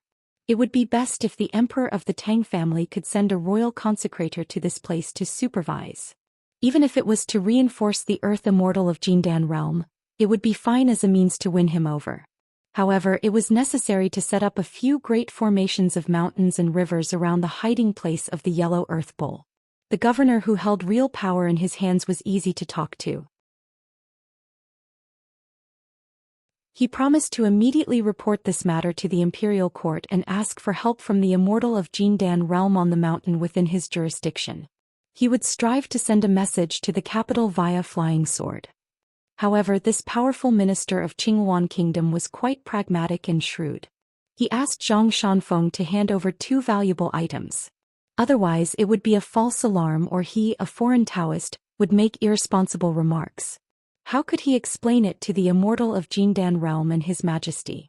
Both Zhang Shanfeng and Xianxia felt that it was reasonable, so they each handed over the Jinwu magic sword, a short knife obtained in the Battle of Tsai Kingdom. The final result was the current situation. It didn't make sense. It seemed to be the most natural principle for individual cultivators to seek profit. Just like the 4 words that the Jindan realm cultivator said directly, cutting off people's way of making money, was a behavior that angered both men and gods among the cultivators in the mountains and lakes. As for this group of chi trainers who got up early to seek profit, of course, they also had their own justifiable arguments. In this remote and secluded place they besieged a monster. They didn't kill people in the market, nor did they use Immortal's spells and Immortal's weapons to harm people. Even the Immortal of Jindan realm who searched for treasures was just like this. What else could they do if they wanted to make money in such a clean way? You are a young Taoist without hair on your mouth, plus a Jianghu warrior who has a lot of beard. You said that this yellow earth bull would affect the ley lines and cause earthquakes thousands of miles away. Who do you think you are? After that, they sneaked all the way here. They saw with their own eyes that the yellow earth bull, which was as big as a mountain, shook off countless stones and trees on its back. The yellow earth bull, which was as big as a mountain, confronted more than 20 chi trainers. At first, the yellow earth bull wanted to escape. It fought and retreated, but it was still miserably chased. Only then did it start to fight back. Both sides fought fiercely. Zhang Shanfeng and Xianxia could only protect in front of the yellow earth bull. When it was seriously injured, it had no choice but to reveal its true life form, which was the size of a buffalo. If it fought with its life, it would really be irreversible. However, for some reason the monster lying in a pool of blood saw that the two of them did not attack it, but instead risked their lives to save it. The monster struggled in its mind for a while. Although it was clear what the two of them were thinking, they were probably afraid that it would trigger an earthquake, causing the mountains to collapse and the earth to crack for thousands of miles. However, it did not do that in the end and allowed its life to flow away. Qin Pingon looked at Zhang Shanfeng and Xianxia. The group of chi trainers should be confident that they would win. They didn't kill the two of them. The young Taoist suffered some external injuries. However, his shoulder was pierced by the sword cultivator's flying sword. He was bleeding non-stop. After applying medicine, the effect was not good. He should have hurt his muscles and bones. After all, it was a life-flying sword. It was definitely not as simple as the word, sharp. The bearded warrior's beard was stained with blood. Many parts of his beard were knotted together. It looked a little funny. At that moment the golden core cultivator took a step back. Zhang Shanfeng was worried that Qin Pingon would agree immediately. He grabbed the latter's arm and said anxiously, "We can't do that." The golden core cultivator smiled and said, "Now that the demon has already resigned itself to death and shows no signs of struggling for its life. You two righteous men and this immortal master who has just arrived, why do you have to make unnecessary moves and kill each other?" Xianxia could no longer support herself. She sat on the ground with a black face. She supported herself with her saber and wiped her beard with the other. "That's the logic. It's just that I feel a little aggrieved." The bearded man turned and glanced at the yellow earth bowl. "I feel that I've let it down." Zhang Shanfeng sighed and kept his peachwood sword behind his back. He released his hand that was holding Qin Pingon's arm and said helplessly, "It seems like that's the only way?" However, it was a questioning tone. In fact, everyone, including the golden core cultivator, had long noticed the 4 retainers of the young sword cultivator. They were all pure martial artists with shocking auras. They believed that this was the real reason why they had been biding their time and talking nicely. Qin Pingon patted Zhang Shanfeng's shoulder. "I'll take care of it." Zhang Shanfeng was stunned for a moment. He grinned and said, "No matter what you do, the two of us have no objections. We won't make things difficult for you." "Really?" Qin Pingon nodded. He turned and looked at the golden core earth immortal who was riding the wind in the air. He asked with a smile, "I wonder which mountain immortal house you came from, or that Qinghuan country's governor's office?" Xianxia, who was sitting cross-legged, smiled knowingly. "I owe Qin Pingon. This brat's mind has become much more active now." He immediately pointed out the direction of her conjecture. "It's a pity that his martial arts realm doesn't seem to have advanced a single step. Still the same 3 realms. That's normal. It's only been 2 years since the last time they parted. How old is Qin Pingon now?" 17 years old. Now that he has such a good foundation in the 3 realms, it can be considered pretty good. He doesn't need to feel guilty about obtaining the title of martial arts genius in the Jianghu. Outside of the 3 people there was a circle of tigers, leopards, jackals and wolves. The 4 people on the picture scroll to the right of Wei Xian and Sui did not walk into the circle to Qin Pingon's side. Instead they stood further away from the circle. Could it be that these 4 people who are purely martial artists want to surround the 20 or so chi cultivators? That golden core cultivator smiled. "Who I am has nothing to do with your decision, little immortal teacher." Qin Pingon asked, "This yellow earth bowl, in your opinion, how much snow is it worth?" The golden core cultivator thought for a moment and answered seriously, "The market price is about 20 to 30 small snow coins. However, earth bowls are extremely hard to find. There's a price but no market. Therefore it's fair to double the real price. According to this calculation, it's roughly 5,000 snow coins. Why, little immortal teacher, do you want to calculate how many snow coins are you going to spend on your 10%? Or do you feel that 10% is too little and is not worthy of your strength? Do you want 20% or even more?" Although this golden core earth immortal's words had a hint of laughter in them, the sinister intent within could be heard by all the cultivators present. This was the prelude to a falling out. A golden core earth immortal imperceptibly exuded a majestic aura. Even the black-robed old man riding the black fox great demon felt somewhat suffocated. As long as one became a golden core expert, one could borrow strength from the heaven and earth. Although you guys are unreasonable, it's actually my 2 friends who created the current situation. However, no matter what the reason is, it's fortunate that the situation didn't reach the worst step and the earth bowl didn't flip over and cause the earth to shake for 1,000 miles. Therefore we can discuss it properly now. Qin Pingon smiled. "All right.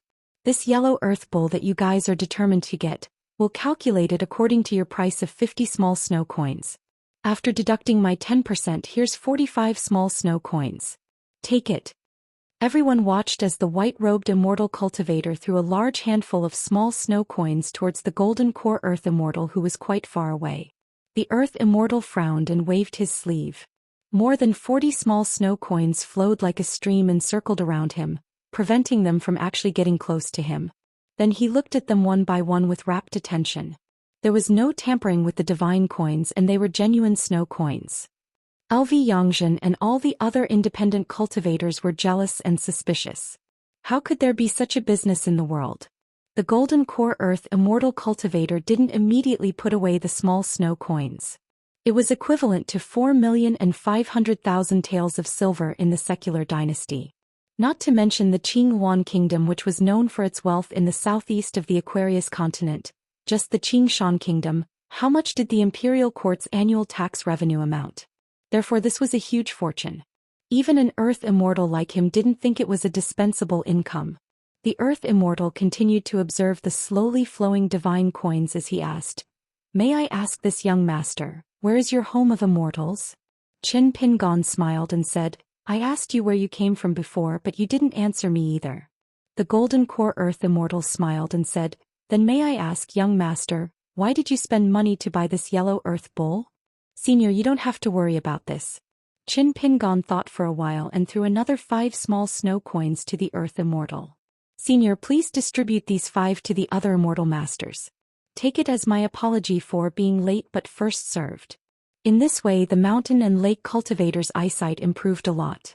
After all, the extra 5 pieces of small summer money were equivalent to taking it for free. There were more than 20 Qi refinement warriors and there were actually 4 mountains of different sizes. Xianxia and the other 2 were on the smallest mountain while the group of people led by the old man in the black robe riding on the fox was on the largest mountain. They were the most outstanding in terms of both numbers and strength. Therefore they might be able to take away 2 of the 5 pieces of small summer money. The Golden Core Earth Immortal smiled and said, "Young master, you're really bold and wealthy. You can give away the small snow coins as if they were snow. Even I am ashamed of my inferiority." As soon as he said that, some of the wild cultivators began to have thoughts again. Indeed, the Earth Immortal's words were too harsh. Wild cultivators like them had their heads tied to their belts and risked their lives to earn money. How many small snow coins could they earn in a year? Now that I've said the good words and done the good deed, it's time for me to talk about something more practical. Qin Pingon looked around and said indifferently, "Money doesn't just fall from the sky. I do have some small snow coins with me. If you're interested, you can take them with your own abilities. But if you can't take them away, then I'll take your lives."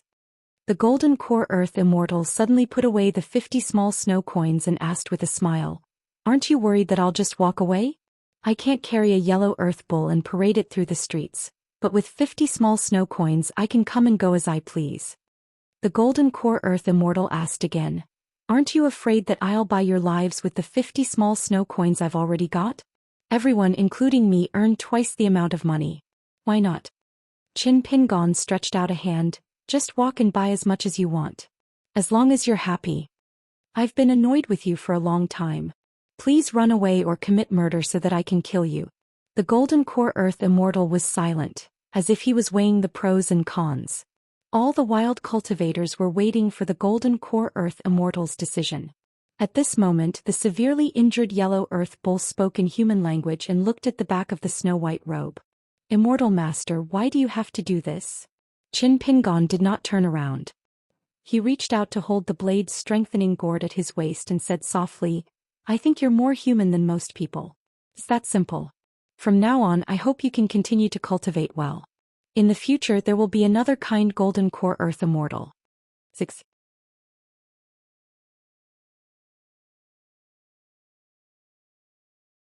376. The Jindan cultivator suddenly laughed. "So you're from the legalism school, no wonder." Qin Pingon did not know why he misunderstood. The Earth Immortal, who should be familiar with the world of Qingyuan, smiled and said, "Then it's time to learn from each other." The atmosphere in the valley suddenly became tense. The wild cultivators were used to the scene of falling out with each other. People die for wealth and birds die for food. Who would not be willing to earn an extra 50 small coins? If they could earn clean money, of course they would earn it. When had they ever earned dirty money? For those itinerant cultivators who were recruited by the imperial court, or those who asked for the title of Reverend of Immortal Fuji, the stepping stone to help them ask for the amulet was most likely to do some shady business first, such as helping the imperial court to assassinate the generals and ministers of the enemy states, or helping Immortal Fuji to solve the grudges and vendettas that were not suitable for him to do personally. The Earth Immortal looked around leisurely as if he was inspecting the battlefield. Qin Pingon asked, "Do you know that once a bull chooses to turn over, it will affect the earth veins and bring disaster to tens of thousands of people?" The Earth Immortal hesitated for a moment, but still nodded and said frankly, "At my level, of course I know this." The wild cultivators were not too surprised about this. Only the formation master Lu Yongzhen frowned, but he hid it very well. Qin Pingon asked again, "Then can you control the earthquake?" The Earth Immortal did not give an answer directly but smiled and said, "This is not easy. Either according to your friend by burning money, we can set up a large-scale array to stabilize the earth veins and reduce the earthquake, or we need a chi cultivator to have a natural spiritual treasure similar to the pearl and refine it into a natal item to stabilize the earth veins." Seeing that Qin Pingon did not ask any more questions, the Earth Immortal looked at Qin Pingon carefully again. "See you later." The Jindan cultivator seemed to have given up on the idea of learning from each other. He looked at the backbone of the few rogue cultivators, such as the black-robed old man who rode the five-tailed black fox and the formation master Lu Yongzhen. They told each other the location of the loot distribution through telepathy, paid the rest of the payment and then flew away. All the individual cultivators left with the Earth Immortal, but the direction was slightly different. Presumably, the Jindan cultivator would pay the immortal coins to the four groups at different times and places, so as to avoid the unequal distribution of the immortal coins. Zhang Shanfeng lightly punched Qin Pingon and joked, "Not bad. You're treating the summer money like snow." Xianxia has already stood up, sheathed her saber and combed her blood-stained beard with her fingers. "We're safe for now. I'm just afraid that this Jindan Earth Immortal is a local snake with bad intentions. If we can't handle it, we shouldn't wait for the debate between Buddhism and Taoism in the capital of Qingyuan Kingdom. We should leave as soon as possible." Zhang Shanfeng hesitated. "Qin Pingon lent me the True Force sword and that dagger of yours. Don't tell me you're going to leave them in the governor's estate?" Qin Pingon corrected. "I'm not lending them." Although Su Yuanxia's heart ached, she still looked determined. "Such a big governor's estate doesn't have legs. We'll have a chance to get it back in the future. If the governor's estate is the mastermind of this siege, we'll be walking into a trap. The emperor of Qingyuan Kingdom has always been arrogant and unruly, and the governor is the emperor's confidant. We'll easily become the target of public criticism. Moreover, we won't be able to defend ourselves." Zhang Shanfeng used to be a stubborn person. Otherwise, he wouldn't have abandoned Confucianism and become a Taoist priest in the mountains. This time he traveled south from the North Continent and traveled to the Aquarius continent. He had seen a lot and gained a lot. After listening to Su Yuanxia's explanation, he no longer insisted on his opinion. Qin Pingon pondered for a long time before he came up with a reasonable explanation. It could not only prevent Zhang Shanfeng and Su Yuanxia from being involved in his treacherous affairs, but also allow them to go to the governor's estate without worry. "I had a chance encounter in an academy in the Tongye continent and obtained a jade pendant. It can be used to save our lives at a critical moment. Although Qingyuan Kingdom is filled with all kinds of people and we can't let our guard down, but with that jade pendant, it's equivalent to the academy's gentleman's presence. Ordinary Jindan and Yuanying cultivators wouldn't dare to kill us. Therefore it shouldn't be a problem for us to take back the True Force sword and the dagger." Treating people with sincerity was indeed important. However, if one were to put people in danger because of this and encounter a calamity similar to Qin Pingon's encounter with Du Mao, then it wouldn't be sincerity. It would be heartless and ignorant of worldly affairs. Pei Qian and the other four people had already approached. They were very curious about the identity of the young Daoist priest and the bearded ranger. It seemed that they weren't from Qin Pingon's hometown, but were friends that he met on his travels. The four of them could see that the young Daoist priest was only a chi cultivator of an ordinary realm, while the bearded swordsman was a martial artist of the fifth realm with a decent foundation. Was that all? Pei Qian had been secretly sizing up the two people. At this moment she was holding a walking stick in her hand and the bamboo blade and sword made by Qin Pingon were hanging from her waist. She stood beside Qin Pingon and smiled. "Hello Daoist brother, hello uncle swordsman. I'm Pei Qian, my master's first disciple." Su Yuanxia laughed heartily. She had gained seniority for nothing. Although Zhang Shanfeng's shoulder had been pierced by the sword cultivator's life-bound flying sword, his face was still somewhat pale after applying the wound medicine. However, seeing this skinny girl who claimed to be Qin Pinggan's first disciple, the young Daoist priest's lips curled up. He smiled and greeted the little girl. "Hello, Pei Qian. How old are you?" Pei Qian smiled and said, "I'm only 7 years old. That's why I'm only this tall." Qin Pinggan gave her a chestnut. Pei Qian, who was willing to suffer for her pride, immediately said with a sad face, "I'm actually 11 years old." Qin Pinggan turned around and squatted down. He turned to look at Su Yuanxiao. "You're so heavily injured. What should we do?" Su Yuanxiao and Zhang Shanfeng squatted down together. The bearded man stroked his beard and muttered, "Let's not talk about that sneaky earth immortal Jin Dan. Let's just talk about that group of wild cultivators riding the black fox. They have bad temperaments. If we leave Earth Ox alone, we'll die sooner or later. What you said earlier was true. No one's money falls from the sky or is blown by the wind. Let's send Buddha to the west and let it follow us in its true form for the time being. When its injuries are better, we'll find a place where it can hide and it won't be too late to separate. However, in this way, Qin Pinggan, the burden on your shoulders will be heavier." Qin Pinggan smiled and said, "How long has it been since we last met? You're already treating me as an outsider?" Su Yuanxiao laughed and said, "It's not like you're spending my money to be polite." Pei Qian was like a chick pecking at rice. He deeply agreed. It really didn't cost her money to be polite and flattering. This bearded uncle could be considered as her kindred spirit. Compared to Pei Qian, the 4 people in the picture scroll saw more and thought further. The 4 people on Wei Xian's right and Sui Xiong's right had never seen Qin Pinggan ask for other people's opinions. Moreover, he naturally listened to them. It should be known that along the way the 4 of them had fought and killed many times. Sui Xiong's right had died many times. Qin Pinggan's various performances had unknowingly displayed an extremely tough, tenacious and opinionated side. However, at the same time he had given sufficient respect to the 4 people. Even Wei Xian had to admit that the so-called overlord's potential, that he had flattered Qin Pinggan, was actually not a big exaggeration.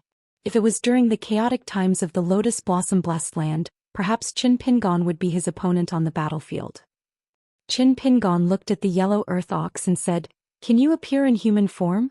If I remember correctly, after reaching the Sea Viewing Realm or the Dragon Gate Realm, you should be able to transform into human form, right? I have a bottle of healing pills. If you consume it in human form, the effect will be even better." Before leaving Old Dragon City, Madame Gouet had sent someone to bring a treasure chest made of cinnamon wood. There were 12 bottles of pills inside.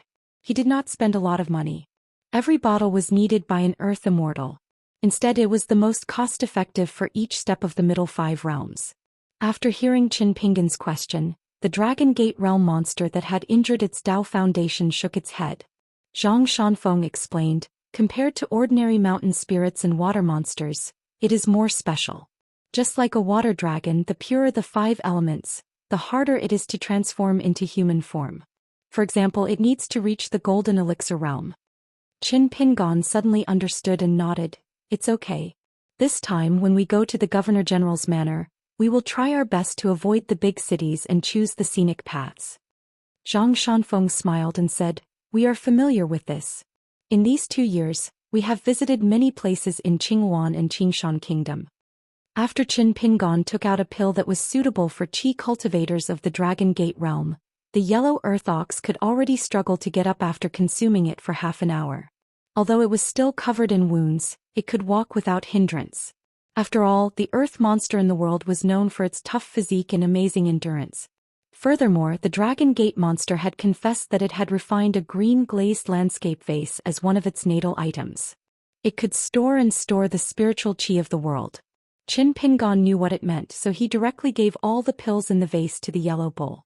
He allowed it to store them in its natal green glazed vase and slowly absorb the medicinal qi to heal its injuries. After the yellow earth ox stepped on the ground, its eyes were actually filled with tears as it stared at the young man in a snow-white robe in front of it. "Immortal Master Gaofeng, how do you repay me?" It said guiltily and uneasily, I have been cultivating here for more than 200 years. I only took a fancy to the dragon vein here. Previously, I obtained 2 spirit weapons and dharma treasures by chance and have already refined them into my natal items. Other than that, I did not plunder any other treasures of heaven and earth. Immortal Master has saved my life and even continued my Dao. Pei Qian sighed. It was all my fault. How come he had just left Old Dragon City and he had already become a loser? At B-Tail Ferry it almost lost 2 snowflakes. At this call it was even more of a loss. Qin Pingon said with a smile, "It's okay. If you really want to, after your injuries have healed and formed your golden core, you can travel around as a human. In the future you can go to my hometown. The scenery there is beautiful and the spiritual qi is abundant. You are welcome to be a guest." When Qin Pingon said this, Xianxia said with deep meaning, "Why wait until you form your golden core? After your injuries have healed, you can go directly to your hometown. Maybe you can form your golden core there. With the saint overseeing the destiny, you don't have to worry about the earth ox turning over." The yellow earth ox's eyes were confused and seemed to be puzzled. Qin Pingon carefully considered whether this was feasible or not. Su Yuanxia already said with a smile, "No hurry. We can still walk a long distance. Let's see if your temperament is right before making a decision. If your temperament is not right, it's better to leave a good impression. If we are fated to meet again in the future, it's better than being together all the time and then having a bad relationship. A good relationship would be wasted."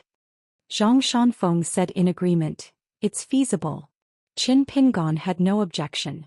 The group walked slowly and left the valley, heading towards the famous governor's office in Qingwan Kingdom. Qin Pingon, Zhang Shanfeng and Su Yunxia talked about some of their travels. The two of them also told Qin Pingon about their Jianghu stories after they parted ways at Qingfu Square. The royal family of the Tang family of Qingwan Kingdom had always been titled as kings but not vassals. The princes and princesses all stayed in the capital and had their own mansions. Moreover, these mansions only had the right to live but not ownership. Once they lost their titles, they would be taken back by the imperial clan court. There were 5 governors' offices in Qingwan Kingdom. Other than the 4 borderlands and 4 mansions, there was another one in the central region. It had great power and was in charge of transportation, salt and iron, as well as many other vital affairs of the country.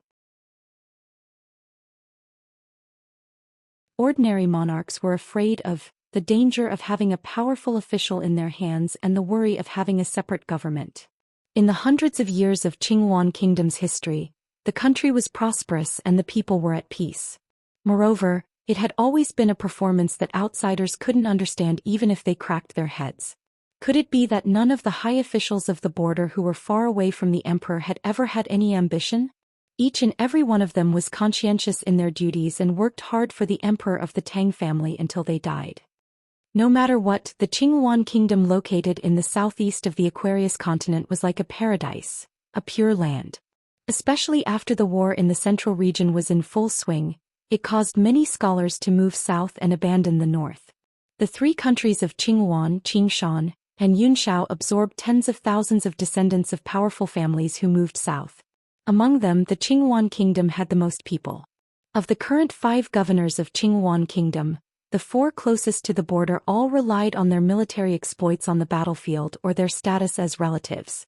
Only the governor's office in the middle had always been surnamed Wei. The current owner relied on the inheritance of his ancestors and passed it down from generation to generation.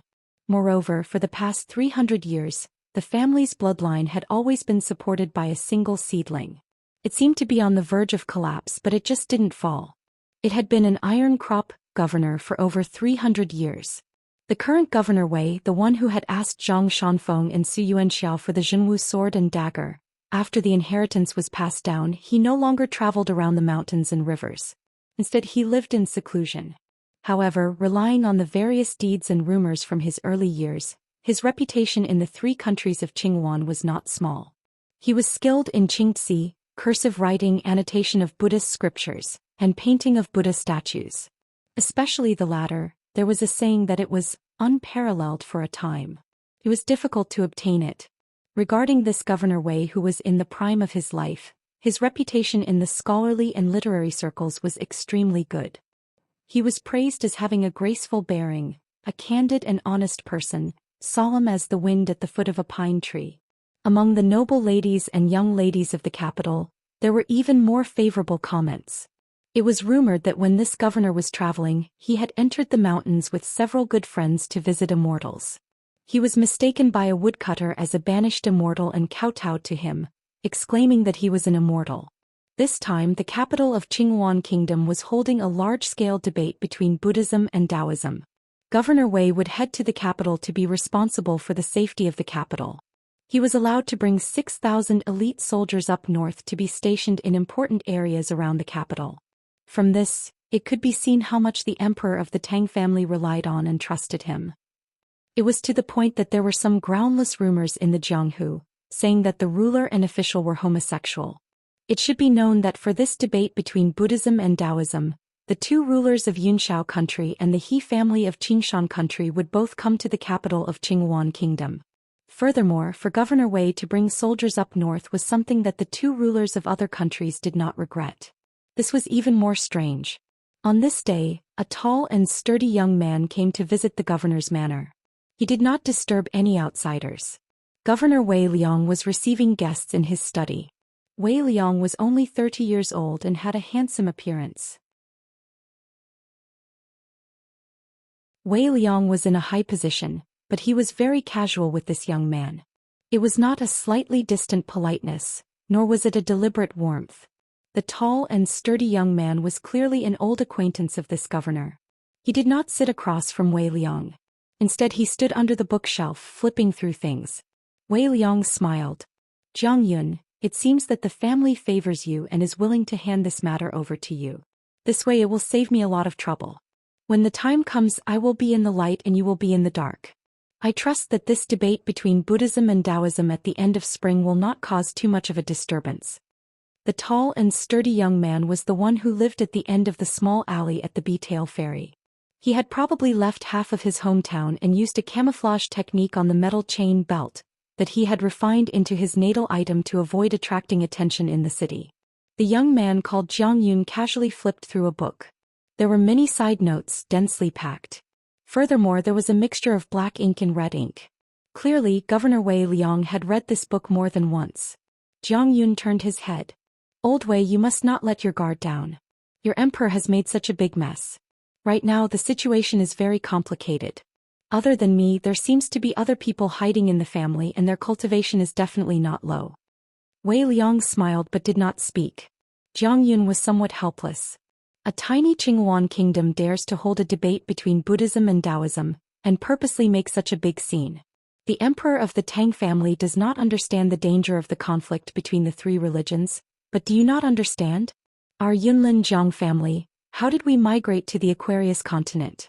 This time when I left the Beetail Ferry, I purposely picked some lively places along the way. It is not an exaggeration to say that the streets are now filled with Qi refinement warriors, not to mention your capital. Are you really not afraid? Wei Liang placed a wooden box on the table. After opening it, a cold light filled the room. He took out a literary knife from the wooden box and smiled. "Because of your master, you will have sympathy for the uncultivated cultivators. However, I will not be like that. Before the end of spring, as long as it is an itinerant cultivator with a criminal record, regardless of whether he committed a crime within the borders of Qingyuan Kingdom or elsewhere, I will catch him several times. Whether he is dead or alive, I will act according to the rules. Even a rat's feces can spoil a pot of porridge, let alone a nest of rats that have entered the country." Although the literary knife of an elegant scholar was a small item, it was regarded as the weapon of a gentleman. In the wooden box on the table in front of Wei Liang, there were nearly 10 ancestral literary knives, neatly placed. They were roughly divided into two types: the literary knife that had been around for a long time and the paper knife that was used to cut rice paper. The former was also known as the shaving knife. In ancient times, it could only be used to record words on bamboo slips. The small knife that was used to cut bamboo slips was called the literary knife. It was first made of bronze and later made of iron. The various precious materials today were actually more for people to play with and collect. It had already lost its earliest function. At this moment, Wei Liang was holding a knife in each of his hands. It was two paper knives. One was a bamboo yellow paper knife. The scabbard on the table was engraved with the words, "Made by Zhen Song Hall." The other was a white jade 100 refinements, knife carved with dragon patterns and gilded with gold. Jiang Yun put the book back inside. His expression was complicated. "So you set up a trap and killed so many uncultivated cultivators in one go? Those who are unjust are doomed to destruction. It took me quite a bit of effort to deal with those immortal masters on the mountain. It's already a blessing that I didn't directly kill these uncultivated cultivators. Of course, I went through so much trouble because of my selfishness as well. However, quite a few of them had already become the eyes and ears of my estate. They'll be quite useful in the future. Look, this is how simple it is to act according to the rules of the world." As he spoke, Wei Liang never raised his head. He stared at the gongguan knife with exquisite patterns before gently tapping it with the bamboo carving knife. The sound was crisp and clear. He closed his eyes and listened to it, enjoying it very much. Although Jiang Yun was on rather good terms with Wei Liang, he was still rather annoyed. "Don't you care if your methods are righteous or evil? Evil methods are still laws." He opened his eyes and changed the topic calmly. He smiled. "Let's not talk about these things that are destined to be a conversation between a chicken and a duck. When I went out this time, I came across a legalist disciple of the same sect as me. He was extremely interesting. His friend even left 2 items in my estate. If you're interested, you can stay for a few more days."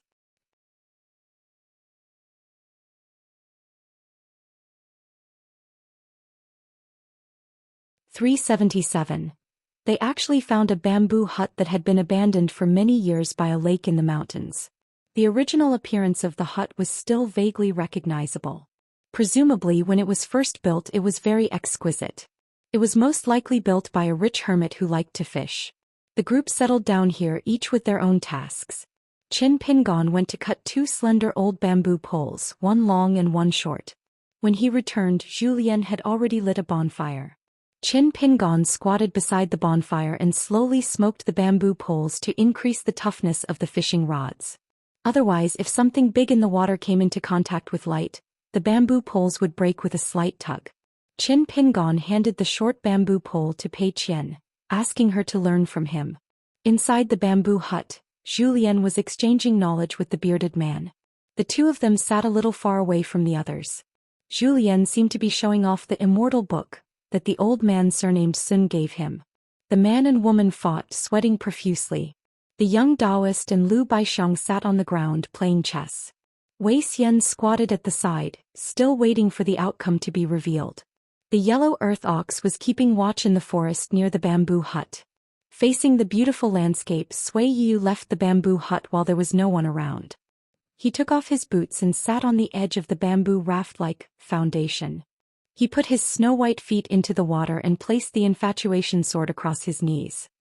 His hands pressed on the 2 ends of the scabbard as he looked into the distance. The fresh air of the mountains refreshed his mind.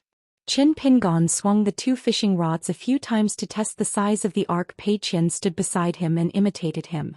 The 2 of them, one old and one young, came outside the bamboo hut.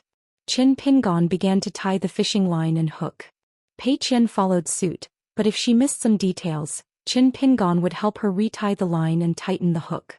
Then he took Pei Qian to the lake in the distance and lifted the rocks, looking for a kind of aquatic insect that looked like a mole cricket. In the end, Qin Pingon did not fish but let Pei Qian fish alone. He put the long fishing rod into the jade pendant that Jing Dafeng gave him. Inside the jade pendant, there were not only old but not discarded straw sandals, fishing hooks, fishing lines, and other inconspicuous common goods, but also the slightly more valuable wine that the Immortal in the well had brewed. There was also the yellowed parasol leaf, which was said to contain 2 sets of protective formations that originated from Taiping Mountain and Fuyao sect, as well as a large pile of money that the Tongya sect had repaid for the Guyu. Pei Qian was not a patient person by nature, but with Qin Pingon by his side, plus the fact that he had been copying books and practicing calligraphy for such a long time, he had more or less become impatient. He just stared at the water quietly, wishing that he could drag a big black fish that weighed more than 100 pounds ashore in the next moment. Qin Pingon was thinking about the 4th style of the mountain shaking fist manual, which was named Heaven and Earth Stance. It was a boxing stance with a big tone. In addition to the detailed introduction of the operation of genuine qi, The posture of this boxing stance, which combined movement and stillness, was really strange. The three realms required the later generations who studied the mountain-shaking fist to practice it upside down, using their palms, fists, and a finger as supporting points and then walking. As for the heaven and earth stance, the book said, "A man of indomitable spirit who learns my boxing skills must turn the world upside down with my fists." No wonder the barefoot old man, after reading the mountain-shaking fist manual, said that this boxing stance was mediocre, and that it was useless except for its big tone. Qin Pingon gently patted the ground, flipped his body gracefully, and used one palm to support the bamboo raft on the ground. When Pei Qian turned her head and saw this scene, she wanted to laugh. Qin Pingon, who was standing upside down, pointed at the water with his free hand, indicating for Pei Qian to focus on fishing. Pei Qian obediently turned her head. Qin Pingon changed his palm into a fist, using his fist to support himself, and then using only one finger to support himself, he slightly raised his body. Using the operation of the mountain-shaking fist's genuine qi from beginning to end, there was no difficulty at all. Qin Pingon closed his eyes. Aside from using one finger to support himself, 2 fingers of his other hand were pressed together in front of him. Of the 18 stops of sword qi that Alliance had taught him, he was about to break through the final bottleneck between the 12th and 13th stops. Qin Pingon had originally not been in a hurry. He had only taught Pei Qian the 18 stops in the dusty medicine shop in Old Dragon City. Not long after leaving Betail Ferry, Pei Qian had told Qin Pingon, saying that she had only earned 2 or 3 copper coins. She was a little excited but didn't think it was anything special. She had already told Qin Pingon that she could freely circulate her genuine qi up to the 12th stop. This made Qin Pingon feel a little helpless. He could only continue to remind Pei Qian to avoid being arrogant and impatient and to be down to earth. Qin Pingon couldn't help but feel a little anxious or perhaps worried. If Pei Qian continued to climb the martial path at an astonishing speed, there would be a day when this joking disciple of hers would walk side by side with her master Qin Pingon. In the future she would walk further and further away. She would climb high alone and look down on the world. A disciple doesn't have to be inferior to their master. This was what Qin Pingon had said to Jing Dafeng. And the student surpasses the master. This was a classic point in Lord Wensheng's persuasion. Qin Pingon didn't care that Pei Qian's martial path was further and higher than his own. Qin Pingon, however, was worried that he was Pei Qian's teacher and protector. If Pei Qian went astray one day, what would he do? Just like how the flood dragon that threw the snake gall stone at the young flood dragon indifferently said, "If it's an ill-fated relationship, I'll cut it off with my sword." Could Qin Pingon do that? Taking a step back, even if he had such a cold heart at that time, Pei Qian's martial arts would be so high that Qin Pingon might not be able to catch up to him. How could he cut it off? In the lotus flower-blessed land, under the guidance of the old Daoist of Donghai, they had traveled through thousands of mountains and rivers. Once, as a bystander, they had seen how the friends of gentlemen in the imperial court went from worrying about the country and the people, to worrying about the economy and the people. Step by step the atmosphere became corrupted. Everyone flaunted themselves as gentlemen. Since they were already gentlemen, how could there be any flaws? As long as a person was demoted in the imperial court, they didn't care about right or wrong. In the imperial court, they were filled with righteous indignation and angrily rebuked their political opponents. Everyone comforted their good friend, broke a willow to send him off, raised a glass of wine to comfort him, and lamented that the human heart was not what it used to be. In the distant literary circles of Jianghu, there would be disciples who would lead the way and write all kinds of erotic or groundless unofficial histories for their political opponents. Since Qin Pingon had the idea of establishing a school, he had to put an end to this worst situation. If he couldn't even teach Pei Qian, who was closest to him, well, how could Qin Pingon dare to say that his future school would not be the second Tongyi school thousands of years later? Would he not be the second Du Mao? Learning to be polite and practicing martial arts to strengthen the body. This was Qin Pingon's original intention for Pei Qian. Under normal circumstances, this was like walking with 2 legs, stable and not a problem. But the key was that Pei Qian's martial arts talent was too high and her martial arts luck was too high. One day, as long as she felt that the reason in the book was just a chore to deal with Qin Pingon, and once she felt that it was too annoying and boring to reason with people, She would think that he had boxing skills and a sword at his waist. He followed his heart and didn't care about self-restraint and didn't know how to restrain himself and return to etiquette. In the past, in order to create a Jindan stage great demon who was kind to others, Qin Pingon spent 50 small rain coins without frowning. In the future, if he personally created a 9th stage martial artist or even a 10th stage martial artist, not to mention 50 small rain coins, even 50 or 500 small rain coins would not help, let alone 50 small rain coins. Qin Pingon stood upside down, closed his eyes and pondered. Turning over and over, he still couldn't think of an answer that satisfied both sides. Did he really have to personally cut off Pei Qian's martial arts path because of that what if in the future? Previously in the call, facing the mountain and lake wild cultivators who harbored evil intentions but didn't cause a tragedy, Qin Pingon said, "Fortunately, the worst result didn't happen, so the reason can still be talked about again. Otherwise, Qin Pingon wouldn't have to be so roundabout and fight with their own abilities." These were some of the changes Qin Pingon made after he proposed to ask oneself honestly during the battle at the border inn. After the battle at Old Dragon City, he learned about the subsequent changes at the mountain gate of the Tongye sect through Huang Ting. That was because Qin Pingon felt that he should take a small step back.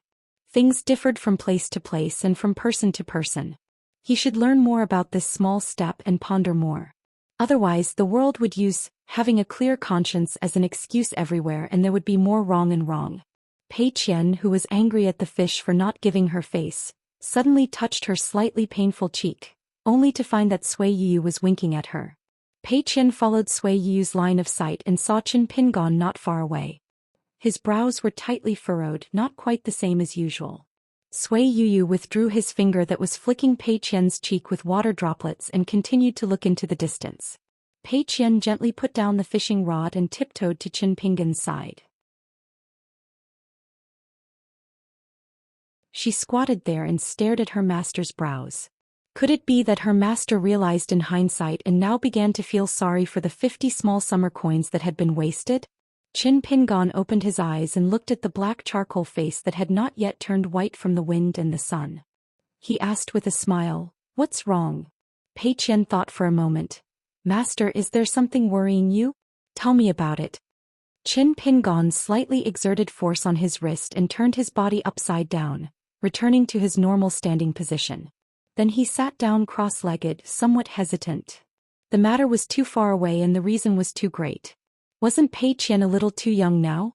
Would his words and emotions be like a heavy boulder that pressed down on her shoulders? Qin Pingon took off the blade's strengthening gourd and drank a mouthful of medicine wine. The cool breeze of the mountains and rivers gently caressed his face, which made Qin Pingon's state of mind slightly relaxed. One who was less than 100 years old often had worries for 1,000 years. After drinking the wine, Qin Pingon smiled and narrowed his eyes, mocking himself in his heart. Was he a bit like a scholar now? He turned his head and said with a smile, "It's related to you. Do you want to hear it?" Pei Qian swallowed her saliva and immediately began to reflect on what mischievous things she had done along the way. She probably already knew that it was not a small matter, so she said with a bitter face, "Can I not hear it? Wait until I'm a little older and can remember more things. Master, can you tell me more about it?" Qin Pingon touched her little head. "It's not about anything good or bad. It's just some words from my heart. You don't have to worry about being pinched by the chestnut." Without any burden, Pei Qian immediately sat up straight and faced Qin Pingon, who was sitting sideways. Her eyes were smiling. She held the 2 bamboo sabers and swords at her waist and pretended to say, "Master, please speak. I'm all ears." Qin Pingon smiled and turned slightly to sit down. The two of them sat facing each other. He asked, "If one day your saber art, sword art and fist art are all better than Master's, and then you encounter something where Master says it's right but you think it's wrong, what would you do?" Pei Qian said without hesitation, "I'll listen to Master. What else can I do?" Qin Pingon smiled. "Think about it carefully." Pei Qian began to scratch her head and said with a bitter face, "But I just think that what Master says is right and what Master says is wrong is wrong." Qin Pingon was silent. Pei Qian had to continue to think about it blindly. Anyway, Master didn't seem to be in a hurry. Pei Qian suddenly asked with a smile, "If one day I'm more powerful than Master, how powerful will I be?" Qin Pingon said, For example, the old thief Du mentioned by Huang Ting and Du Mao of Tongyi sect, both of them are in the ascendant realm.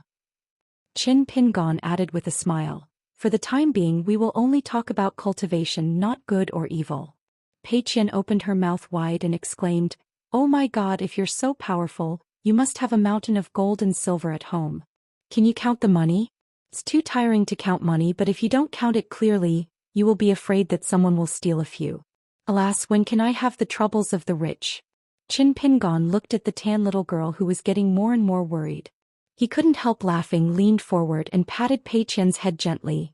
"In my hometown, there is a military sage, Master Wan, who is good at forging iron and swords. In retrospect, there is one thing he did very well. When it comes to accepting disciples, Master Wan will not only look at the aptitude, but also look at whether the person is of the same mind and can walk the same path. He will not find some disciples who are very talented but have different temperaments, or some disciples who will only stand up and fight when their master has a conflict with others." Pei Qian wanted to say something but stopped. In the end, she didn't say anything. Qin Pingon continued, "Back to the original question, if you have a dispute with master, what should you do? Don't always think that master is right. Master is not a saint and will make mistakes. We should do what we did today. You and I should sit opposite each other and talk about what is right and wrong. We should listen to the one who is right and wrong. I, Qin Pingon, will not use my identity as your master to suppress your reason. If you are very powerful at that time, you can kill me with a punch, but you can't rely on your high cultivation to do whatever you want regardless of the reason I, Qin Pingon, told you." Pei Qian's tears were glistening. In fact, she didn't quite understand, but she always felt that it was a very sad thing. Especially when Pei Qian heard Qin Pingon say, "Kill me with a punch." Pei Qian was almost sad to death. Pei Qian felt so wrong that he turned around and sat down. He secretly shed tears and didn't look at Qin Pingon, who was talking nonsense. Qin Pingon sat back in his original position facing the lake. The spring breeze rippled the water surface. He stretched out his palm and raised it again and again. Reason is actually divided into high and low, just like the circle of flowers on the mountain peak. Master once met a little fox demon in a place called Colorful Clothes Country in a rundown temple. She liked to read novels about scholars and beauties and caused trouble to people. She never really harmed people but instead helped to shelter them from the wind and rain. This time we met that yellow earth cow who would rather die than turn over. Then, does this mean that when the demon race attacks the Great Wall of Sword Qi, we can skip the heroic sacrifice of the sword cultivators who have been at the tip of the sword for thousands of years to the south, pity them and question why the sword cultivators are so cruel? Are there no good people in the demon race? Pei Qian's back was still facing Qin Pingon. She sniffled and said, "I know this. These people don't distinguish between right and wrong, and don't distinguish between reason and size." Qin Pingon drew the biggest circle with one hand and raised the other hand above his head. "But Master Wenxing and Master Bai, who is rumored to have helped the human race forge the cauldron and draw the mountain map, I think they are the ones who are qualified to talk about the righteous reason. We are far from it." "But why would they be imprisoned in the forest of merits and virtues, and imprisoned in the Xianxia tower? Is it because of this that we feel that reason is useless? Is there no good and evil karma in the world?" Pei Qian turned around and sat beside Qin Pingon. She lowered her head and said, "But some bad people live better than good people." Qin Pingon smiled and said, "So in the capital of the Nanyuan kingdom, the old monk of the Temple of Heart Reflection said that the world will always be in debt to good people." Pei Qian asked softly, "What should we do?" Qin Pingon did not drink the medicine wine in the blade-strengthening gourd. Instead, he took out a bottle of osmanthus wine, opened it and took a sip. He smiled and said, "It's probably in the book waiting for us to find it." In the distant forest, the yellow earth ox was prostrating on the ground, deep in thought. Although Sui Yu's expression was indifferent, he had been listening attentively. Pei Qian wiped her tears and said with a smile, "Master, not long after we left Betail Ferry, when we were cooking, how did you hum that folk song in your hometown? How come there are no lyrics? Hum again, I really want to learn." Qin Pingon smiled and said, "That was taught to me by my best friend. You can make up whatever content you want. In my hometown, you can use it to ridicule and scold people. You can use it to relax while working. You can also use it to accompany wine." Qin Pingon drank a mouthful of osmanthus wine and began to hum in a low voice. He pointed at Pei Qian with a smile. Waiter, I've read some books and learned a lot of words. I've accumulated a lot of knowledge, but I can't sell it for much. He was talking about her, Pei Qian. Pei Qian was overjoyed and could not help but blurt out, "Stinky tofu is delicious, but I can't afford it." Qin Pingon smiled knowingly. There are demons and monsters in the mountains and water ghosts in the lakes and rivers. I was so scared that I turned around and found that I had been away from home for many years. Pei Qian echoed, "Eat stinky tofu." Qin Pingon drank again and pointed elsewhere. Unfortunately, it happened to be Sui Yuyu's side. It did not matter. Which family's little girl has the fragrance of orchids on her body? Why is her face covered in tears? Don't you think it's pitiful? Pei Qian nodded vigorously. It's so pitiful that you can't eat stinky tofu. Qin Pingon squinted his eyes and smiled. He pointed up and hummed softly, "Teacher, what should we do? There's a little paper kite basking in the sun on a tree branch." Pei Qian held her stomach and laughed. "Eat stinky tofu smells good." Over at the bamboo house, Zhang Shanfeng and Xianxia looked at each other and smiled. Zhou Xian closed his eyes and smiled, shaking his head. Lu Baixiang patted his knees lightly. For the first time, Sui Yi was not angry. Instead, he covered his mouth and smiled, his eyes narrowed. Wei Xian rested his chin on his hand and tilted his head. He was already squatting at the entrance of the bamboo house, looking at the back of the little girl, Charcoal. Master and disciple, singing the same tune, amidst the green mountains and clear waters.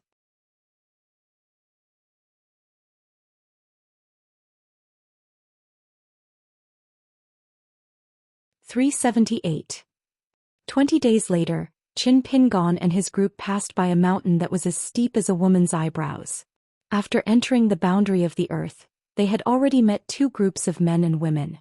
One group had a dozen or so people with a noble aura. Most of them were from the government. There were a few retainers and guards, all of whom wore standard long swords. There were men, women, old and young. The other group had a Jianghu aura. There were a total of 6 people. 4 of them were about 50 years old. Their breathing was steady and they walked silently. They were undoubtedly the top martial artists of Qingwan Jianghu. The leader was an old man with an aquiline nose. His eyes were sharp. Beside him was a round-faced girl. Although her appearance was not outstanding, she was born with a pair of bright eyes. The two groups of people were going up the mountain. Previously, when Qin Pingon met the officials, he took the initiative to ask about the scenery here. After they introduced it, Qin Pingon found out that there was a gold osmanthus temple at the top of Qingyao Mountain. There were immortals cultivating in the temple, but they often closed the door to visitors all year round. Last winter, the temple sent word from the woodcutter that they were going to accept 9 disciples. As long as they were under 16 years old, their background was not important. Therefore, recently there were no less than 300 people, each of them young men and women from their families, pouring into Qingyao Mountain in an endless stream. Qin Pingon was thinking about the Zhenwu sword and short sword that were still in the governor's office, so he did not want to join in the fun. Zhang Shanfeng and Xianxia had traveled extensively these past 2 years, especially after seeing Qingwan Jianghu's Taoist temple and Qingshan Jianghu's Luotian grand ritual. They were not very interested in the opening of a mountain to accept disciples. As for whether the gold osmanthus temple's Taoist priests were real immortals or fake masters, the group did not care too much. In the Aquarius continent, an earth immortal of Jindan was already an unattainable existence. After all, there were many hidden dragons and crouching tigers like the Dali dynasty. Even in the vast world there were not many. As the Song clan's cavalry stepped not far to the north of Lakeview Academy, apart from the official name given by the academy, Dali had, in reality, taken over half of the state. The calls for Dali to be regarded as the 10th great dynasty grew louder and louder. When they met the second group of people, the shock in the round-faced girl's eyes never stopped. There was a young man in a white robe who carried a bamboo chest on his back and a vermilion wine pot on his waist. There was a little girl with charcoal riding on the back of a yellow ox. There was a beautiful woman with a bamboo blade and a bamboo sword hanging from her waist. There was also a young Daoist priest and a big bearded swordsman. It was really a strange traveling group. Could it be that this was the mountain and lake wild cultivator that Grandpa had mentioned before? Fortunately, Although the black-clothed old man didn't look like a simple person, he was still willing to abide by some old rules as a veteran of the Jianghu. He quickly stopped the girl's unbridled gaze. Not only that, he also nodded to Qin Pingon in greeting, probably as an apology on behalf of the younger generation. Qin Pingon cupped his fists and smiled in return. In the Jianghu, most people would meet by chance like this. However, two groups of people who should have been strangers were reunited by a sudden rainstorm. The rare storm made the mountain path particularly muddy and difficult to walk on. The spring cold was already bone-chilling. The mountain wind whistled past and the rain was extremely gloomy and cold. Pei Qian was directly hit by the soybean-sized raindrops, causing his face to burn with pain. Soon, his lips turned pale and his whole body trembled. This was Pei Qian's physique after practicing martial arts. If it had been before, it was estimated that this short period of wind and rain would have been enough to make Pei Qian sick. Qin Pingon had Zhou Xian scout the way to see if there was a place to take shelter from the rain. The hunchbacked old man's body was like an ape's, twisting and turning among the trees and rocks. He quickly returned and said that there was a naturally formed large rock cave not far ahead. Immediately, a group of people had settled down there and started a fire to warm themselves. Qin Pingon carried Pei Qian on his back and held up the Tongyi umbrella from the lotus blossom happiness. He also took out a straw raincoat, trying to reduce the impact of the wind and rain on Pei Qian as much as possible. Zhang Shanfeng almost couldn't open his eyes. Walking beside Qin Pingon, he loudly reminded, "There's something wrong with this rain."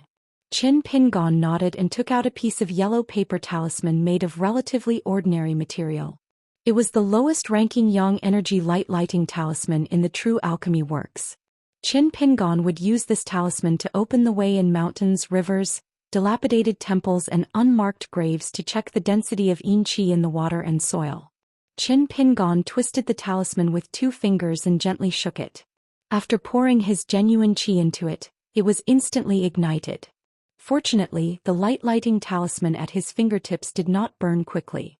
It was much slower than the time when he broke into the city god temple of Psi Kingdom alone.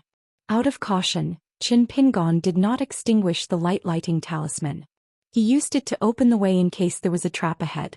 During the battle at the Call, not only did he form a grudge with an earth immortal of Jindan realm, but he might also attract the covetous eyes of those rogue cultivators.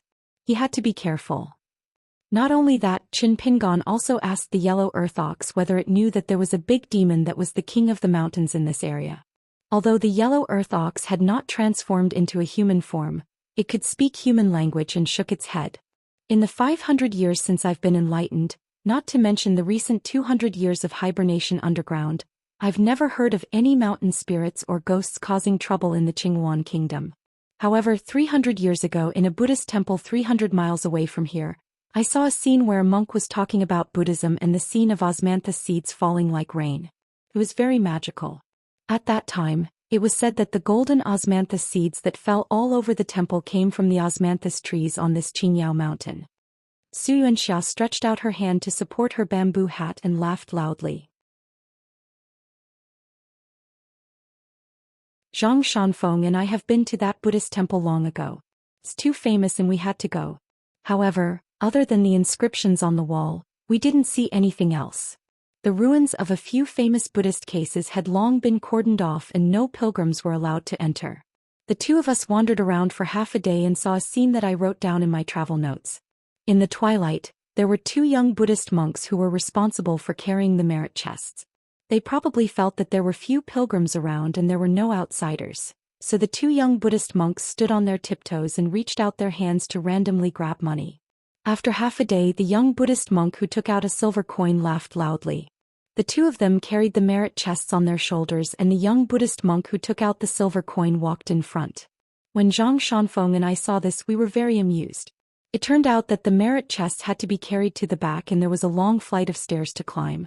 Naturally, the one in front would have the advantage while the one carrying the burden at the back would suffer. Qin Pingon didn't know much about Buddhism. Buddhism wasn't very popular in the Aquarius continent. It could even be said that it was the continent with the least number of pilgrims. So much so that when Qin Pingon was in the Lotus Blossom Blessed Land, He often visited the temple of Xiang adjacent to the Xingyuan alley. Only then did he come into contact with some Buddhist teachings. He was puzzled. Didn't they say that monks don't touch money? Zhang Shanfeng laughed. There's no such rule in the world that cannot be broken even by thunder. Su Yuanxia joked. You didn't waste your time visiting those temples. These words are very meaningful. Yellow Ox rarely spoke. It would only speak when someone asked it a question. At this moment it fell silent. But it clearly remembered that the ancient Buddhist temple was built at the foot of a mountain. At that time it was already at the level of sea viewing. When it looked at the temple because it didn't dare to get too close to the incense of the mortal world, it was afraid of disturbing the mortals and even more afraid of provoking the disgust of the immortals. It could only see a young monk in a snow-white kasaya in the distance. Under the eaves of a hanging iron horse, he stretched out his hand and golden osmanthus seeds fell like raindrops onto his palm. Qin Pingon, Zhang Shanfeng and Su Yuanxia chatted and laughed. Their footsteps were swift as they put away the remaining half of the light-raising talisman into their sleeves. They had already arrived at the cave that Zhou Xian had found. It was quite large, like the ancestral hall of a rural village. It was large enough to accommodate 30 to 40 people. Along the way the young light-raising talisman burned slowly. And the further they went from the mountain path, the slower it burned. This true rain was most likely caused by the qi cultivators who were targeting the golden osmanthus temple's recruitment. The first group to arrive at the grotto were all women. There were 7 or 8 of them. The oldest was a white-haired old woman and the youngest was a budding girl. Because of the heavy rain, the hedge used to cover their faces seemed cumbersome. They were placed beside their feet together with their bamboo hats, umbrellas and straw raincoats. At this moment they were warming themselves by the fire. When they saw Qin Pingon and the others, their eyes were cold. Some of them moved closer to the fire. Obviously they didn't want to have too much interaction with Qin Pingon and the others. Qin Pingon couldn't help but turn and glance at Zhou Xian. The latter's smile was simple and honest. These women, who were from the same sect, must have entered the grotto when it rained and collected the dry branches early. Now the wind outside the grotto was strong enough to flip the roof. Qin Pingon and the others could only watch helplessly. As a qi cultivator, although Zhang Shanfeng's realm was not high, it was not difficult for him to use some entry-level techniques to start a fire. However, it was a taboo for cultivators to casually use supernatural powers outside. Qin Pingon helped Pei Qian set up the cowhide tent. Then he took out her clean clothes from the bamboo box and asked Sui Yu to help Pei Qian change into them. When Pei Qian walked out of the tent energetically, the group of Jianghu people they met earlier also returned to the grotto to take shelter from the rain. This rain was really so heavy that even the heroes of Jianghu had to bow their heads. When Qin Pingon saw the old man with an aquiline nose, he nodded his head to greet him. The latter also nodded his head as a form of greeting. Since Qin Pingon was so courteous, Zhou Xian and the others changed their seats and quietly cleared out an empty space. The round-faced girl, who looked like a drowned rat, was already surrounded by the retainers to block the view of outsiders. After all, her clothes were soaked in the rain and the girl's curves were exposed. After the group of Jianghu people sat down, the round-faced girl began to size up the women again. Her eyes lit up and she asked, "Don't tell me you are the aunties from Rouge Building in Yunshao country?" Previously, the girl had only sized up Qin Pingon a few times and the black-clothed old man had already dissuaded her. But this time the girl's words were so disrespectful and almost provocative that the old man still closed his eyes and rested, turning a deaf ear. On the other side, a young woman with sharp eyebrows turned her head and said angrily, "Impudent." The round-faced girl was not afraid at all and asked back with a smile, "May I ask, how am I impudent?" These women were from Rouge Building, one of the top Jianghu families in Yunshao country. The youngest of them was a budding girl with a chin as sharp as a goose's egg and a beautiful face. She opened her eyes wide and curiously sized up this boastful girl of the same age. There were only a few people who dared to provoke Rouge Building in the Jianghu and Yunshao country. Then it should be some big sect in Qingwan country or Qingshan country. The sharp-chinned girl subconsciously stretched out her thumb and rubbed the inscription on an exquisite dagger at her waist. It was a yellow bamboo scabbard with a round and pleasant color. The words "Swo" were engraved on the bamboo. Her senior sister from the same sect, the young woman, had a pair of mandarin duck knives at her waist. At this moment she held the hilt of the knives and her face was as cold as ice. She said in a low voice, "Then let's exchange blows and see how strong I am?" Exchanging blows was a relatively elegant way for people in the Wulian to learn from each other. It was more civilized and less likely to see blood. Because as long as the loser saw blood, it was still an unfair victory. It was not something to be proud of. The round-faced girl made a face at the woman. "What kind of heroine are you to bully a junior just because you are older and have learned martial arts for decades?" The young woman was very angry. She was not even 30 years old. What did she mean by learned martial arts for decades? The white-haired old woman was graceful. She said to the woman beside her softly, "Why are you angry with a junior? If you don't cultivate your chi well, your martial arts achievements won't be high." The young woman obviously respected the old woman very much. She immediately lowered her head and said, "I will remember." Not far away the round-faced girl smiled charmingly. "Only an old woman like you knows etiquette." In fact, it was still a compliment that was not pleasant to hear. Qin Pingon stayed out of it. He only felt that the round-faced girl's ability to poke a knife into other people's hearts was not small. The old woman did not care about this kind of offense. She shifted her line of sight and looked at the old man with the aquiline nose. "Are you the leader of the great swamp gang Zhu Lao?" The old man in black opened his eyes and said with a smile, "I haven't gone out for nearly 30 years. Unexpectedly, there are still people who know my name." The old woman smiled slightly. Even after another 30 years, the Jianghu will still remember the name of Zhu Lao. After the old woman revealed his identity, the expressions of the women in the Rouge House changed slightly. The old devil of the great swamp gang Zhou Xian could be said to be infamous. 30 years ago he liked to ride a bright red carriage and travel far and wide.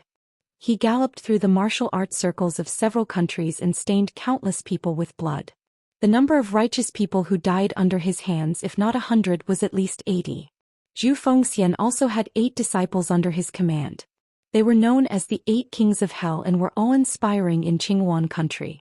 However, 30 years ago the Great Swamp Gang suffered heavy losses and Zhou Xian began to cultivate in isolation. Half of the 8 disciples died. Originally there were 5,000 to 6,000 people in the gang, but most of the birds and beasts left. In the past 30 years, the leader of the Jianghu who once commanded the heroes in Qinghuan country fell silent. Just as Zhou Xian was about to close his eyes and cultivate his qi, the old woman who always gave people the impression of being very elegant suddenly said, "But today is different from the past. Compared to 30 years ago, the Jianghu is much deeper. When you are not in your own territory, you should toast less, kowtow more and speak less." The round-faced girl suddenly widened her eyes, feeling as if she had heard the funniest joke in the world. She stared at the white-haired old woman, wanting to know if this old woman had gone crazy. Zhou Xian said indifferently, "If I remember correctly, your Rouge House has been a second-rate sect in Yunshao country for more than 200 years since the founding of your grandmaster. You have been living a very cowardly life. Why, in these 30 years did you girls have someone above you?" Qin Pingon felt a headache coming on. How could he encounter such an inexplicable Jianghu feud when he was just taking shelter from the rain? Previously, Pei Qian had complained that after leaving Betail Ferry and walking for such a long distance, he had only bumped into a yellow earth bowl. After that he had not encountered any demons or ghosts. Pei Qian listened carefully. This was the Jianghu. He would also have to leave in the future. Now he needed to see and learn more. Julian nodded to himself. Zhou Xian's words were indeed interesting. The old woman sneered. "If I'm not mistaken, sect leader Zhou wants to send this little girl to Gold Osmanthus Temple to cultivate immortal spells. Then sect leader Zhou, do you know that the temple master of Gold Osmanthus Temple is an old acquaintance of our Rouge House? Among the 9 disciples, our Rouge House has already decided on one person. This was even said by the old Immortal himself. Therefore this climb up the mountain is just a formality. In this case, if this sharp-tongued little girl beside sect leader Zhu really has some aptitude for cultivation, and the temple master likes her, he will have the opportunity to call our Qingqing senior sister." The oval-faced girl from Rouge House blushed in embarrassment. The round-faced girl looked at her and giggled. "You're called morning, I'm called night." Zhou Xian smiled. the temple master of Gold Osmanthus Temple is a rare true immortal. This time he opened his door to accept disciples. That's why I'm willing to return to the Jianghu. However, Gold Osmanthus Temple is not the only immortal residence in Qingwan country. I can kill all of you first and then take my granddaughter to another place to visit immortals. Or I can just leave this place and let my great swamp sex disciples secretly protect the girl you sent up the mountain so that she can cultivate in peace. The old woman's expression turned ugly. She sneered, "Go to another place to visit immortals? Easy for you to say. Why does the old immortal of Gold Osmanthus Temple set an age limit? You Zhou Xian don't know? If it's delayed for another 2 or 3 years, your granddaughter won't be able to cultivate to become an immortal. Even if she's allowed to enter an immortal mansion due to the Great Marsh Gang, I reckon she'll only be able to serve others as a servant girl. Immortals are the most ruthless when it comes to cultivation. Do you want me to teach you this principle, Zhou Xian?" Zhou Xian's expression was gloomy. Even the round-faced girl who looked naive had a dark expression. She was not a pure warrior but a third-realm qi cultivator. Although the old woman was blind and could not see this point, the young lady herself was well aware that on the path of cultivation, the younger one was, the more years one would be delayed. Even after becoming a qi refinement warrior of the middle 5 realms, one would need to spend decades to make up for it. According to her grandfather Zhou Xian and the military counselor of the Great Swamp Sect, she was a once-in-a-century cultivation talent. Unfortunately, the Great Swamp Sect's arsenal only had one secret book of immortals that could help her reach the middle 5 realm. The quality of the book was quite good. However, how to become an immortal who could live in the clouds and drink the dew and ride the wind for thousands of miles? That book came from an immortal family in the history of Qingwan country, but it was not recorded. It should only be a cultivation method for inner disciples. Only by becoming a direct disciple could one practice the secret arts of the mountain and the inheritance of the ancestral hull. Pei Qian squatted beside Qin Pingon and listened with great interest. She felt that this kind of battle of words was the most interesting. It was more interesting than watching women scratch each other on the streets of the capital of Nanyuan country when she was a child. Qin Pingon was a little worried. Both sides were not easy to deal with. He was afraid that they would fight if they didn't agree with each other. The grotto was so small that there was nowhere to hide. Swords had no eyes. Did he have to remind them now to let the Great Swamp Sect and the Rouge Sect fight outside? Qin Pingon sighed and stood up. He walked straight through the 2 groups of people and walked to the entrance of the grotto. He pinched out the half-lit talisman hidden in his sleeve with 2 fingers and burned it again. A small golden flame, even in such a heavy storm, was still swaying leisurely like the grass in the warm spring breeze. Then Qin Pingon turned his head and smiled. This rain is strange. This unusual evil aura has been continuous since the beginning of the rain. It is very likely that it was done by the qi cultivators hiding in the dark. Looking at the situation, the immortals of the Gold Osmanthus Temple have not taken action for the time being. Therefore you must be careful on the way to the Gold Osmanthus Temple. You can put aside the grudges of the pugilistic world for the time being. After all, the path of cultivation for the 2 ladies is close at hand. It is more important. Once you climb the mountain, you are almost on the path of cultivation.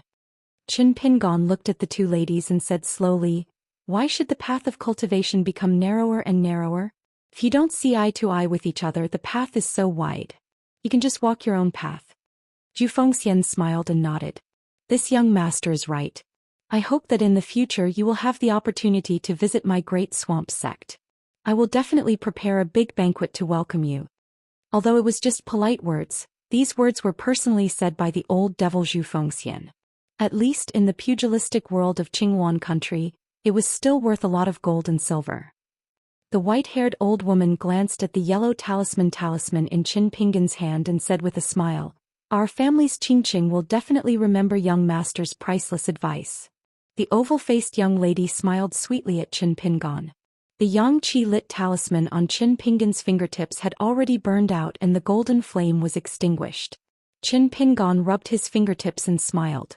Someone said that in the pugilistic world one's fist is not strong enough. As an immortal, one's skill is not strong enough. The round-faced young lady smiled and asked, "May I ask young master which expert said that?" Qin Pingon replied, a friend. The round-faced young lady who called herself Wan gave him a thumbs up and clicked her tongue. I'm convinced. The oval-faced young lady named Morning was somewhat curious about the young man's identity. Zhou Xian and the old woman from Rouge House looked at each other.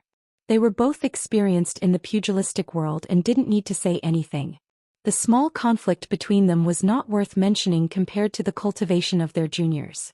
Even if they held grudges before they successfully ascended the mountain and entered the Golden Osmanthus Temple, they really had to mind their own business. Even if there was danger on the road, the Great Swamp Sect and Rouge House might have to sincerely cooperate and help each other. Qin Pingon turned his head and looked outside. The heavy rain was still shocking. What season was it in Lotus Blossom Blessed Land? Who were the current 10 people of the world there? However, Imperial Tutor Zhong Qiu, Lake Mountain Sect leader Yushini, and Bird's Eye Peak Lu Fong were definitely among them. I wonder if the houses in that alley have brand new door gods and spring festival couplets pasted on them? Qin Pingon sighed softly. After taking down the bamboo chest, Qin Pingon was only carrying the half-immortal weapon, Sword Immortal, that the Fu family of Old Dragon City had given him under the guise of Fan Junmao as compensation. Qin Pingon raised his head and looked at the pitch-black sky above the curtain of rain. Back then he was ignorant. He remembered that there was a guy who wore a bamboo hat and led a donkey. He boasted that his swordsmanship was impenetrable in the heavy rain. Now even Qin Pingon could do it. He just didn't know when he could become a true Sword Immortal. With this Sword Immortal on his back, Qin Pingon temporarily had difficulty even unsheathing it. When he thought of this, he took off the blade's strengthening gourd and drank a big mouthful of wine. However, he forgot that the wine in the gourd wasn't osmanthus wine or immortal wine, but the medicinal wine that Fan Junmao had refined. Qin Pingon immediately shuddered. His face flushed red and he coughed incessantly. He could only cover his mouth with the back of his hand and turn around. With a slightly apologetic expression, he resentfully walked toward Pei Qian. For a moment he didn't look like an immortal anymore. Baishui Temple was located in the south of the central part of Qingwan. Inside the temple there was spring water that flowed from the ground like rolling pearls. It was important to brew tea. As a result, scholars from Yunshao and Qingshan would often come here to drink tea from the spring. The Baishui Temple's incense was at its peak. Thus, it was on par with the North Mountain Temple in the capital. However, compared to the North Mountain Temple's active monks, the Baishui Temple's monks didn't seem to like showing themselves in public. Furthermore, in the past 100 years, there hadn't been a dazzling Zen master. Thus, in this grand debate between Buddhism and Taoism, the North Mountain Temple was in the limelight. On the other hand, the Baishui Temple, which had a history of 1,000 years, still didn't have a single monk who announced that they would attend the meeting to decide the order of the 3 religions. Recently, there had been continuous spring rain. Many temples in Qingwan stood in the misty rain. Today at dusk, there was a young monk wearing a snow-white cassock walking slowly inside the Baishui Temple. The Baishui Temple had already closed its doors for almost a month, causing the sincere and kind men and women to suffer. The young monk's face was cold. Along the way, the old monk and the young novice monk greeted him, but the eye-catching young monk in the cassock ignored them. Everyone was used to it. The young monk came to the railing of a small pond with dark green water. This unremarkable pond had the reputation of being a dragon's pond. It was rumored that in the small but bottomless pond, there lived an old turtle. It was released by the monks when the Baishui Temple was first built. Every time the monks of the Baishui Temple gave a wonderful lecture, the old turtle would come out of the water and appear in the world. Regarding this matter, there were detailed records in the official history of Qingwan. No one questioned it. The young monk continued to stroll casually. He walked along the long corridor behind the Hall of Great Strength. Step by step he climbed up. Under the eaves hung a string of delicate bells. When the young monk climbed up the stairs, there were spirits called iron horses under the eaves, that were born and lived in the bells. At this moment they all flew out of the bells. They had a pair of transparent wings and began to shake the wind chimes. The young monk didn't seem to like the quiet and peaceful atmosphere of the ancient temple. He frowned. Those small and exquisite spirits immediately hid back into the bells. The young monk turned his head and looked down at a small square behind the Hall of Great Strength. That was the place where the eminent monk preached "Heavenly Maidens Scattered Flowers" in the history of the Baishui Temple. He remembered that there were many golden osmanthus seeds that fell that day. The monk who preached and the monk who listened to the teachings both sat in the pile of osmanthus seeds. The monk who preached was not used to the fragrance and even sneezed a few times. The monk who listened attentively felt that he understood and thought of many things to say. Then he wrote them down one by one on the stone tablet of the Baishui Temple. After walking up the stairs and reaching the top, he went around the hidden scriptures tower and walked to the side of the abbot's room. There was a yellow mud wall that was half the height of a person enclosing a small space. There was a well, and beside the well there was a stone table and stone benches. The young monk pushed open the small door made of bamboo and walked to the side of the well. The mouth of the small well had been sealed for many years. In the early years there was a famous Buddhist case that happened here. It was said that even the Central Plains had heard of it. This was the reason why the Baishui Temple didn't have any eminent monks in the past 100 years, yet it still stood tall. Regarding this case, the Baishui Temple had argued for hundreds of years. The various temples of Qingyuan country had argued, the Buddhists and Daoists had argued, and even the scholars of Buddhism and Taoism had argued over this case. Just based on the various walls of the temple, there were more than 40 eminent monks and scholars from all over the world who had written their opinions on this case.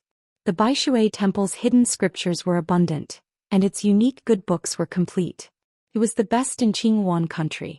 However, this young monk who was standing beside the well in a daze hated that place the most. He had never set foot in it even once. The scripture of Li, it was said to be demonic. Buddha's head was covered in feces. He sat on the mouth of the well that was like a round stool after it was sealed. He had a question that he couldn't figure out all these years. He remembered that in the Buddhist scriptures, there was a Luohan who became a Buddha in the future. A heavenly demon appeared and threatened him. The Luohan was terrified and went to the Buddha. Then the Buddha gave him a dharma and the heavenly demon was eliminated. When the young monk read this for the first time, he didn't think too much about it.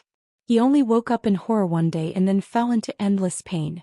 He had an obsession in his heart. Why is it that I, a small monk from a small temple, am confident that I won't lose my composure when I meet a heavenly demon? Why is it that the Luohan who is destined to become a Buddha, the disciple of the Buddha, is terrified and uneasy? What's the difference between this and an ordinary teacher who has never studied Buddhism? Where is the root of wisdom? Where is the dharma that he learned? Where is the dharma that the Buddha passed down? How high and how far can the dharma be passed down by this Luohan who became a Buddha? The young monk was puzzled. He sat alone at the mouth of the well with tears streaming down his face. This young monk, who was suddenly enlightened at a young age, vaguely remembered that he once killed a cat here, cut it in half and threw it into the well. The young monk had been quiet for so many years, but he worked hard in the Baishui Temple. Therefore his hands and feet were full of calluses. Every winter his frostbite would crack and his hands would be full of blood. He patted the mouth of the well that was sealed again and again. His palms gradually became bloody, but he didn't know. The young monk said hoarsely, sobbing. He still patted the mouth of the well with his palms. Wrong, wrong, you are wrong again. The Dharma is in it. I was wrong too. Zen can't be said. It's wrong to speak, but isn't it also wrong to not speak? We were all wrong. How can we be right?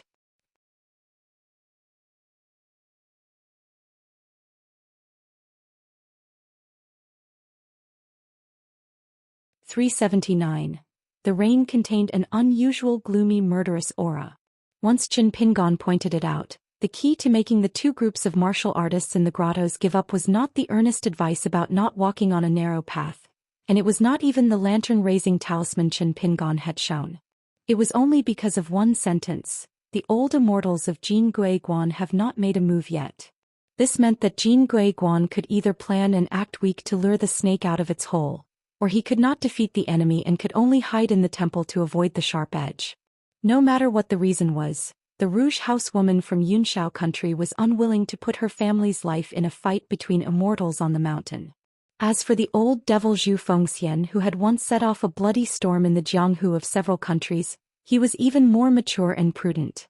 This time he climbed the mountain to build a ladder for his granddaughter to cultivate and ascend to heaven.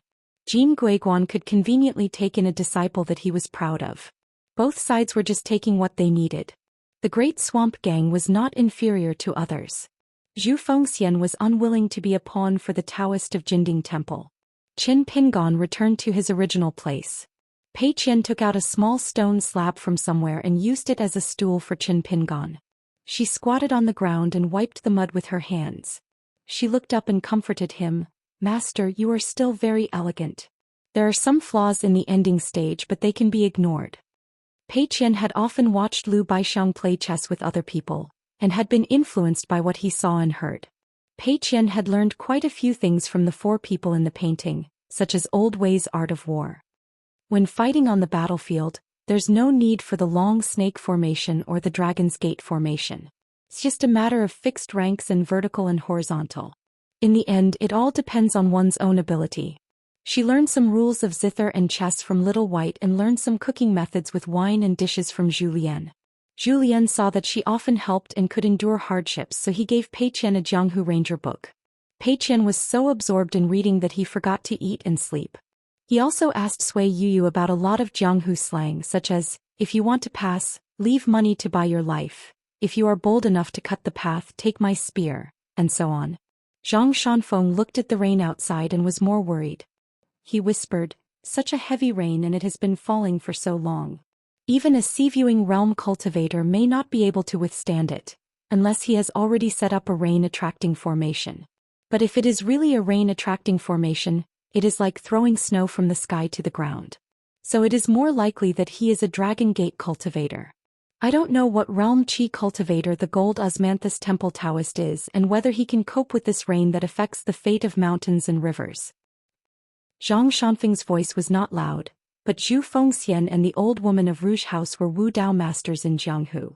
They could hear it clearly if they paid a little attention. Zhu Xian did not mind that he was eavesdropping. He smiled at the old woman and said, "Since Rouge House and Gold Osmanthus Temple have a good relationship, you must know the level of the Temple Master's celestial spells, right?" The old woman hesitated for a moment and nodded. "It is said that Temple Master Zhonggua is 200 years old. He is the Dragon Gate cultivator who is like a dragon in the clouds and can summon wind and rain." Zhu Xian frowned and said, "The rumor in Jianghu recently is that Zhonggua has been in isolated cultivation for decades. Now that he has successfully come out, he has become a legendary Earth Immortal." The old woman smiled bitterly and said, "An Earth Immortal who has formed the Golden Core is beyond the world. Why would he accept disciples? He just needs to focus on cultivation and go straight to the Great Way. If it were Zhu Xian, would he be willing to pick up money in the mud? Even if there is gold and silver in the mud, we Jianghu people want it. We still have to bend down and touch the mud. Would the immortals on the mountain care about it? However, it is true that Temple Master Zhonggua has the talent of an Earth Immortal. Zhu Xian need not doubt it. It is only a matter of time. Your granddaughter has Zhonggua as her master and cultivates in Gold Osmanthus Temple. Her future will not be bad." Zhu Xian nodded and his expression turned slightly better. Zhu Xian, as a martial artist of the 7th realm, would be wary of a Dragon Gate cultivator, but he would not be afraid. The number of cave realm and sea viewing realm cultivators who died in his hands could be counted on one hand. However, Zhu Xian was willing to pay enough respect to a Dragon Gate Taoist who had the potential to become an Earth Immortal of the Golden Core realm. He was qualified to be his granddaughter's teacher. Every year, the Great Swamp Gang would take out a sum of silver and send it secretly to Gold Osmanthus Temple on Mount Qingyao. Zhang Shanfeng sighed in his heart. It was not that the people on the mountain did not know about the matters on the mountain. The immortals in the eyes of Zhu Xian and the old woman from Rouge House were too high up in the void and did not touch the mud. So what if they were Earth Immortals of the Golden Core realm? They also needed to be cautious and conscientious in accumulating their wealth. Cultivation was the biggest bottomless hole in the world. However, most of the Earth Immortals, except for the mountain cultivators who were used to living in seclusion, had no need to take care of their own affairs. They would have connections with people in their sect. They only needed to concentrate on cultivation. In this way, the old woman from Rouge House was half right. At this moment, in the distant mountains in the rain, There was a sudden flash of lightning and thunder. The earth trembled and the wind and rain tilted. There was also a loud sound like a lion's roar, one after another. After a while the strange phenomenon stopped. There was only this storm left in the world.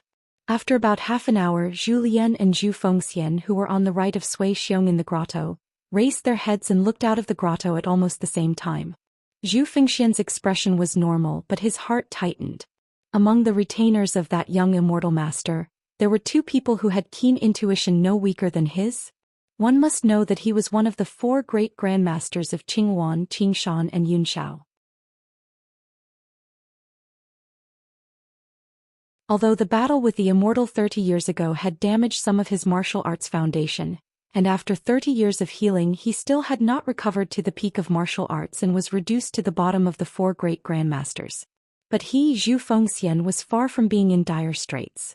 He had only fallen from the 2nd to the 4th position, but he was still worthy of the title of Great Grandmaster. This grand event of Buddhism for 3 years had attracted many hidden cultivators, but the number of top masters in Jianghu could be counted with one's fingers. Some of the so-called master grandmasters were just 7th realm martial artists who did not live up to their reputation. If they were to fight to the death, they would not be able to withstand a few punches from the 4 of them. How could there be so many of them in this chance encounter in the mountains?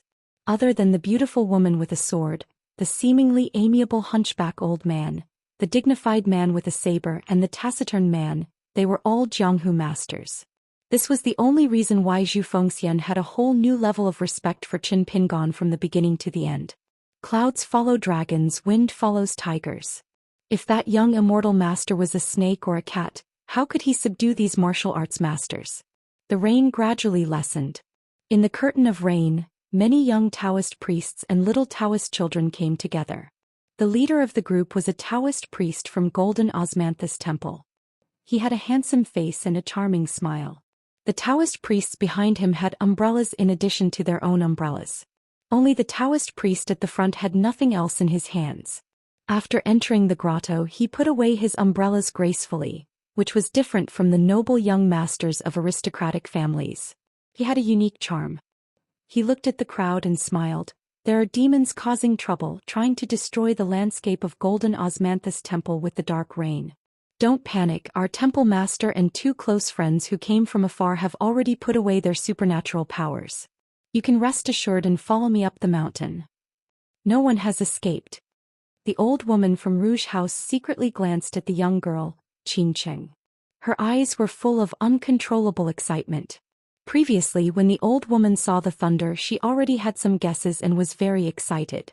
If it was true, Qingcheng, who had high hopes for her master, would be able to learn martial arts from him.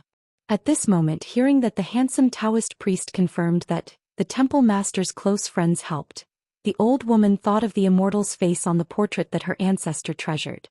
For a moment, all kinds of feelings welled up in her heart. Before her ancestor died, she still asked the young woman and a senior sister to hold the 2 ends of the portrait scroll and spread it out so that she could see the man in the portrait one last time. This time they had worked hard to escort Qingcheng up the mountain to cultivate. It was that immortal man who ordered someone to send a message to Rouge House. In more than 100 years, this was the first time he had taken the initiative to speak to Rouge House. Everyone in the sect was overjoyed. The handsome Taoist priest, who had an otherworldly and elegant temperament, smiled and said, "These oil paper umbrellas only have ordinary umbrellas. However, the handles were made by the seniors in our temple using spirit chi and kasha branches. It can withstand demonic wind and demonic rain. No matter if you are crossing the mountains, entering the lakes, or walking alone in the cemetery at night, with our kasha branch umbrellas in hand, you don't have to worry about being harassed by evil spirits. When they encounter these umbrellas, they will naturally retreat far away." The temple master was worried that there would be women and children in your group who have never practiced martial arts. Therefore, she specially sent us down the mountain to deliver the umbrellas. He gave out more than 10 kasha branch umbrellas that were a specialty of the Gold Osmanthus Temple. A little Taoist boy with rosy lips and white teeth had already met his only peer, Pei Qian. When his martial uncle gave the order to deliver the umbrellas, he immediately ran towards charcoal. The little Taoist boy handed over the cassia branch umbrella in his hand and grinned. Pei Qian didn't care about the lousy umbrella of the gold osmanthus temple. However, Qin Pingon was right beside her, so she still had to talk about the rules of the temple. She tactfully rejected the little Taoist boy's oil paper umbrella and then thanked the little fellow sincerely. The little Taoist boy was a little worried. He said that this dark rain shouldn't be underestimated. It could easily harm a person's yang qi. Those with weak bodies and those with poor destinies would immediately fall ill. At that time, even medicine wouldn't be of any use. Anyway, these umbrellas were lent to them by their temple. They didn't accept money, so why not take it? Just take it. The cassia branch umbrella handle isn't heavy. Pei Qian hated that she couldn't roll her eyes. Looking at the adorable little Taoist boy explaining to Pei Qian the dangers of this dark rain, Qin Pingon smiled. He rubbed Pei Qian's head and asked her to accept the oil paper umbrella. He then looked towards the handsome Taoist boy. Sir Taoist, I heard that your temple is opening its doors to accept disciples this time. I wonder if we, as outsiders, can go up the mountain to observe this grand event and disturb you? The handsome Taoist boy smiled and nodded. Of course you can. After ascending the mountain, you only need to receive a small booklet and pay attention to some of the Taoist taboos recorded in it. The little Taoist boy immediately turned his head and shouted to the handsome Taoist boy, Young martial uncle, I've memorized the contents of the booklet by heart. Why don't I explain it to this young master? The handsome Taoist boy smiled and said, If the young master is willing to listen to your chatter, then you can accompany him up the mountain.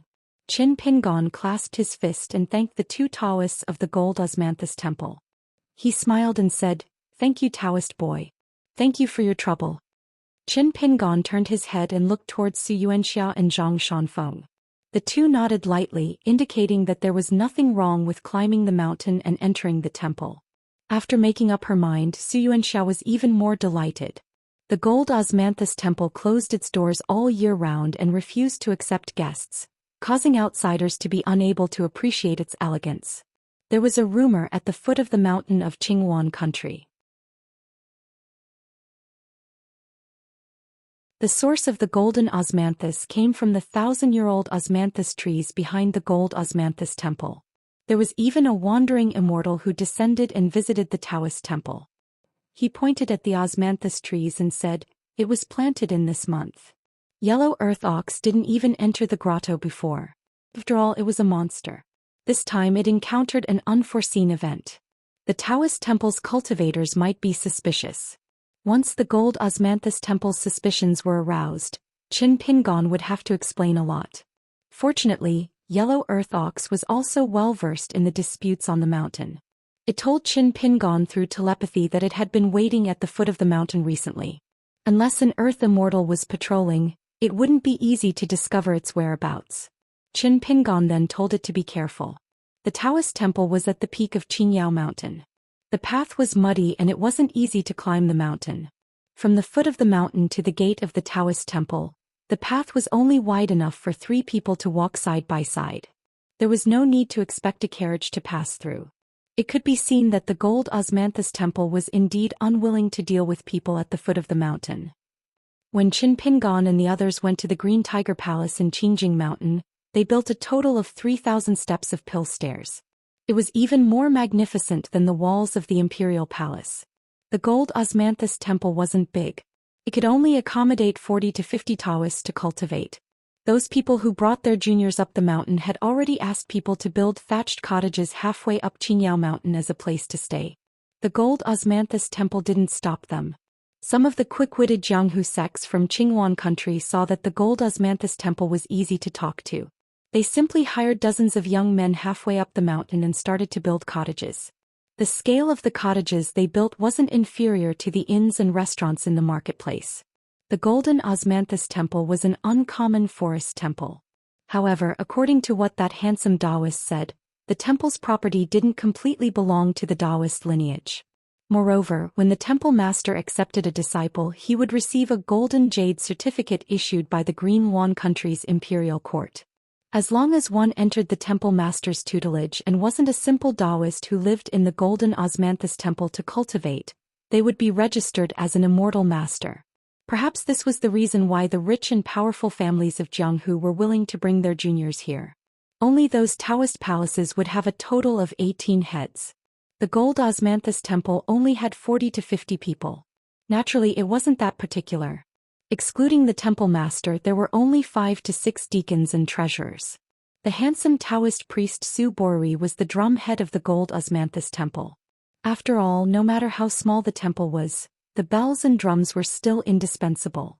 If one were to talk about the largest temple for descendants in the world, it would undoubtedly be the Central Divine Continent's Celestial Master residence on Mount Longhu. The old immortal of this temple, Zhangguo, would accept a disciple the day after tomorrow. Zhou Xian's great marsh gang, as one of the largest local tyrants of Qinghuan country, had already built a summer palace at the waist of the mountain that cost more than 100,000 taels of silver. It was extremely eye-catching among the numerous buildings. It seemed that Zhou Xian had never doubted the selection of his granddaughter. The Rouge building also hired people to build a unique courtyard garden. However, the Taoist priest Su Borui straightforwardly said, "Lu Qingqing, Zhu Xiang, the two of you can follow me into the temple." The gold osmanthus temple has already prepared 2 elegant rooms. Afterwards, Su Borui smiled at Qin Pingon and said, "The temple is simple and crude and doesn't treat guests well. Right now there are only 2 rooms left. If young master is willing to stay alone, you can follow me up the mountain. If you don't want to be separated from your friends and have nowhere else to stay, I can step forward and help young master greet some of Qinghuan country's nobles that you are familiar with to stay for a few days. It's not a big deal and is instead a good deed to form a relationship." Zhou Xian laughed loudly and said, "Taoist priest Su doesn't need to go through so much trouble. Young master and his group can stay at my place." The old woman from the Rouge building also wanted to invite Qin Pingon and his group. Unfortunately, they were all women and needed to avoid arousing suspicion. It was really inconvenient for them to open their mouths and could only watch as this great good deed was snatched away by those vulgar martial artists from the Great Marsh Gang. After the mountain rain stopped, Qin Pingon asked Su Borui if he could go take a look at the osmanthus tree in the temple today. Su Borui smiled and said that it was fine, but he needed him to lead the way and was not allowed to wander around the temple. Therefore Qin Pingon took Pei Qian, Zhang Shanfeng, and Su Xianxia to continue climbing the mountain together. The 4 people in the painting scroll followed the old devil of Qinghuan country, Zhou Xian, to his residence. The little Taoist boy liked to get close to Pei Qian and held a large oil paper umbrella in his arms. It couldn't be helped. He was the youngest in the temple and the rest were all old antiques. When they opened their mouths, they didn't have many teeth left. Otherwise, it would be a serious Taoist priest like his youngest uncle Su Borui. It wasn't easy for the little Taoist boy to meet someone of the same age who could chat with him. Pei Qian was a little impatient. Why did he meet such a chattering little sparrow? Shouldn't the cultivators on the mountain all be blind, mute or deaf? Lu Qingqing, the girl from Rouge House, and Zhu Xiang, the granddaughter of Zhou Xian. After leaving the protection of the sect and the elders, the former was a little timid, while the latter was fearless. She had been asking the Taoist priest, Su Borui, to confirm the truth of some rumors about Jin Gui Guan. Su Borui should be a person with a gentle temperament.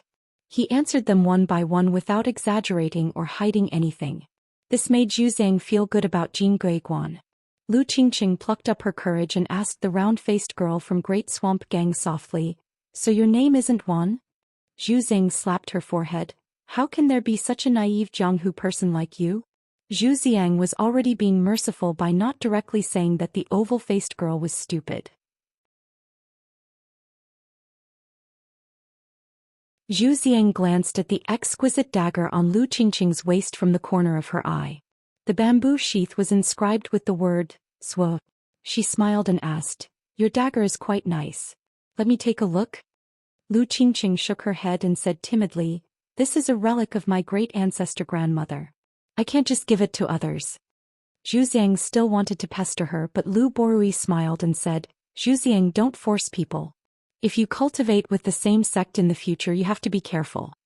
Zhu Xiang had a good impression of this handsome Taoist priest, who was one of the direct disciples of Abbé Dean Zhangguo. Soon he might be his senior brother in Gold Osmanthus Temple. Therefore he let go of the soft-tempered Rouge House woman beside him. Lu Qingqing gave the Taoist priest a grateful look, but the latter laughed it off. Looking at the two young girls who were about to become cultivators on the mountain, Qin Pingon naturally thought of the encounter in the colorful robes kingdom. There was a young Qi cultivator with a bell who once fought side by side with Qin Pingon to eliminate demons. Although her cultivation was not high, she did not make things worse. She was a very chivalrous girl. Later she became the envied disciple of the Divine Grandeur sect. There was also the suffering brother and sister whom he first met in the woodshed. Now the two children could be considered half-cultivators. The mystery of the world was in drinking and pecking. When they arrived at the Taoist temple, the two lucky girls, Zhou Xian and Lu Qingqing, were led by the Taoist priest to the collapsed area. The little Taoist boy and his senior brothers went to place the osmanthus umbrellas. These items were very precious. If they were willing to sell them to people at the foot of the mountain, they could be sold at a sky-high price of thousands of taels of silver. They were indeed the Moon Palace osmanthus branches that were cut from the ancestral osmanthus tree. The little Taoist boy was daydreaming. If a single osmanthus branch umbrella was so valuable, then if 6 osmanthus trees were sold at a discount, wouldn't his Mount Qingyao become a huge mountain of gold and silver? Su Borui led Qin Pingon and the others through the small quiet Taoist temple and went straight to the back door. After the rain, the view was clear and open. They could already see the ancient and tall osmanthus trees with lush branches and leaves. The one in the middle was especially tall. Every old osmanthus tree had its own name. Su Borui introduced them one by one. Which expert on the mountain said some witty words under which tree Su Borui said one by one. It was concise and to the point, but it did not lose its humor. Between the osmanthus trees, there was a crisscrossing bluestone road. Under the shade of the trees, there were stone tables and stone stools. The stone table under the ancestral osmanthus tree was carved into a chessboard by the Taoist temple. Su Borui stayed there for a while and touched the chessboard with his finger. He joked that the chessboard was not carved by a knife, but by a foreign sword immortal who had traveled here. He spat out sword qi and used the sharp sword qi to measure the chessboard. The Taoist in the temple once used a ruler to measure carefully and found that the horizontal and vertical distance was not even a millimeter off. Therefore, the sword immortal must be at least a gold core sword cultivator, or even a nascent soul sword immortal from the Aquarius continent. Speaking of this, Su Borui was in high spirits. He smiled and said, "A long time ago, there was a senior in our temple who insisted on getting to the bottom of the matter. He traveled thousands of miles to the Wind Snow Temple Zhenwu Mountain Xingyang Mountain, and the Wind Thunder Garden in search of the sword immortal. He met many famous sword cultivators and finally came to a conclusion. It was very likely that the sword immortal was the head of the Aquarius continent's nascent soul in the Wind Thunder Garden, Li Tuanjing, the great sword immortal Li. Unfortunately, after that senior returned to the Taoist temple, he did not have the energy to return to the Wind Thunder Garden to confirm this matter. In the 100 years that followed, this became an unsolved case. Qin Pingon said, "I once saw the Wind Thunder Garden's Garden Master Li's sword through a painting of immortals on a ferry. It was very powerful. Unfortunately, after Garden Master Li resolved his feud with Xingyang Mountain, it was said that he had already died. I wonder if the Wind Thunder Garden can find the reincarnation of this sword immortal so that he can return to the sect to cultivate and continue his Taoist fate." Su Borui said in surprise, "The great sword immortal Li had already died?" It seemed that the Jin Guiguan had indeed not paid attention to worldly affairs for the past 100 years. Qin Pingon said with a smile, "That's what I heard. However, as for the truth, the great sword immortal Li's cultivation was exceedingly high. I dare not jump to conclusions. Perhaps he was looking for an opportunity to break through the bottleneck of the pure jade realm." The Wind Thunder Garden's Lu Baqiao was one of Qin Pingon's few friends on the mountain. There was once when Lu Baqiao rode on his sword to chase after Qin Pingon's fairy for the sake of fairy Sujia. The two of them had met once. Therefore Qin Pingon knew that Lu Baqiao's death was absolutely true. However, as Lu Baqiao's friend, it was naturally not appropriate for him to speak of such a major matter with certainty to outsiders. Knowing the inside story of this matter would be a topic for him to brag about. However, Qin Pingon, who was used to seeing through the details, suddenly realized that when he casually mentioned the pure jade realm, Su Borui's eyes had a subtle change. Qin Pingon then realized that not all Qi refinement warriors knew the name of the upper 5 realms. Some even looked up to the 2 words Earth Immortal their entire lives. This was just like how Zhu He was certain that the limit of martial arts was the peak of the 9 realms. There was no possibility of going further.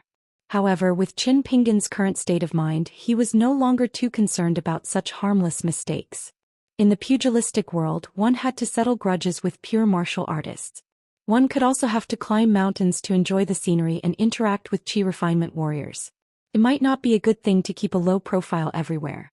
Some similar leaks of heavenly secrets might save him a lot of trouble. After seeing the celestial osmanthus trees in the Gold Osmanthus Temple tour came to an end, Su Borui once again sent Qin Pingon and the rest to the mountain gate. He solemnly invited them to attend the ceremony the day after tomorrow. He would help to arrange their seats. Qin Pingon thanked him and went down the mountain. After walking more than 100 steps, Xianxia looked back at the Daoist priest who did not turn around to enter the temple. She was still watching them leave. Xianxia turned back and laughed softly. This Daoist priest Su is a conscientious person. He will definitely do well in the Gold Osmanthus Temple in the future. Qin Pingon nodded and said, the celestial mansion on the mountain needs a personage who treats people well. Zhang Shanfeng was a little sad. Obviously he was thinking of his own sect. After wandering outside for a few years, he missed his master's rosacea nose and thunderous snoring. If he had not met Qin Pingon and Xianxia, this celestial master with a different surname from Mount Longhu would have returned to the North Continent. When they arrived at the mansion built by the Great Swamp sect, there was already a capable steward who had been waiting at the gate for a long time. He slightly bent his body and led Qin Pingon and the rest to their residence. After Qin Pingon and the rest settled down, behind the Gold Osmanthus Temple, in a quiet and elegant house deeper than the osmanthus trees, Su Borui stood respectfully in the courtyard. The corridor under the eaves was extremely wide and clean. There were 3 pairs of wooden clogs at the bottom of the stairs. An old Taoist priest with a celestial aura was the temple master, Xianxia, a dragon gate cultivator. There were also 2 distinguished guests who helped out and suppressed the unruly people. In fact, they had interacted with Qin Pingon before. The burly youth Jiang Yun and the governor of Qinghuan country Wei Liang. At this moment the 3 of them were sitting around a table and eating a bowl of vegetarian noodles, spring bamboo shoots, mushrooms, a few kinds of wild vegetables that grew in the forest in spring, oily gluten and noodle soup that was simmered slowly. The fragrance filled the air. After Su Borui talked about his general impression of Qin Pingon and the rest, the temple master smiled and let this disciple leave to rest. The old Taoist priest asked, is it a coincidence or did they follow the clues and find us? Wei Liang thought for a moment, it's a coincidence. If it wasn't for Su Borui's reputation, this group of people would have blocked my door. Wei Liang turned to look at Jiang Yun. Seeing the change in your expression, do you know this person? Jiang Yun nodded. He's a local of Lizhu Grotto Heaven. When I first met him he was just an ordinary person. After all these years the world has turned upside down. I almost didn't recognize him. He's a good person but I think he's involved in a lot of things. I didn't dare to talk to him when I met him at Betail Ferry. Wei Liang smiled. Since he's a local of Lizhu Grotto Heaven it's not strange. Jiang Yun had no objections. He was an outsider who came here with gold and copper coins in search of opportunities. In fact, he couldn't be compared to a local who was waiting for a good fortune to fall on his head. However, he was one of the luckier ones among the outsiders. He was able to take away the dragon locking rope and refine it into his natal item. This was a great surprise. Even with his master's cultivation he was still shocked and overjoyed.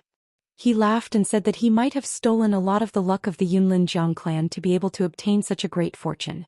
At that time he saw the iron chain hanging on the well of Lizhu Grotto Heaven. After obtaining it, his master specially asked a friend to help appraise it. The conclusion was that it was at least a precious relic of an immortal realm cultivator. Before all the secret restrictions were unlocked, it was already a genuine half-immortal weapon. It was rumored that the highest grade of this dragon-locking rope was called dragon-slaying rope. Its power was even more exaggerated than the Dragon King basket that could capture an ancient earth immortal flood dragon. As long as a great cultivator threw it out, it could easily bind the flood dragon. With a casual shake, it could directly peel off the skin of the flood dragon on the spot, leaving only its spine and a pearl. However, Liju Grotto Heaven's greatest opportunity didn't lie in these inanimate objects. However, those 5 little things couldn't be found just by digging 3 feet into the ground. One could only rely on one's life. Jiang Yun didn't even see them once. The old Daoist Zhang put down his chopsticks and patted his stomach. I've abstained from eating for many years. In order to entertain you 2 first-class guests, I've made an exception. Feels pretty good. Zhang squinted his eyes and asked with a smile, Governor Wei, this time Jin Guiguan spent so much effort to open the door and accept disciples. He also purposely revealed the secret of my ancestor, the Gui tree, being able to refine a half-immortal weapon so that unruly people could mix in. Only then did he close the door and beat the dogs, helping your Qingwan kingdom to kill more than 10 foreign cultivators. Didn't the emperor of the Tang family show any appreciation? Wei Liang smiled. Appreciation? Of course, didn't I just sit here and eat a bowl of vegetarian noodles? Zhang pointed at Wei Liang. The Daoist Grotto Heaven's ancestor was right back then. Xinji. No wonder he passed down the message for Jin Guiguan to have less dealings with your governor's manor. Wei Liang had already put down his chopsticks when there was still half a bowl of vegetarian noodles left. In the end, the bowl was taken away by the burly youth. Wei Liang ignored this and said to Zhang, You should be content. When Jin Guiguan was first built, there weren't many people who invited Li Tuanjing to eat vegetarian noodles here. And this time you Zhang invited young Master Jiang of the Jiang family of Cloud Forest? Even if you brought a bowl of lousy vegetarian noodles to him, would Jiang Yun be willing to pick up his chopsticks? Jiang Yun buried his head in eating noodles and didn't give Wei Liang any face. A pair of chopsticks is enough. Just a few more bowls of vegetarian noodles will do. Zhang laughed loudly and was in a good mood. In his impression, the disciples of the Jiang family of Cloud Forest were all arrogant. This young cultivator called Jiang Yun was different. Since he came together with Wei Liang and had a close relationship, he shouldn't be from a side branch of the Jiang family. This was a bit interesting. Wei Liang hesitated for a moment and said, Zhang, I'll have to trouble you to take care of that little girl from Rouge House in the future. Zhang smiled playfully. The paper knife, swirl, on the little girl's waist should be an item you gave to a female patriarch of Rouge House back then, right? Wei Liang sighed. Zhang didn't go overboard. Actually, every cultivator of the middle 5 realms would have some sort of love and hatred in the mortal world. Looking back, it was just a passing cloud. It was up to the cultivator to remember the past.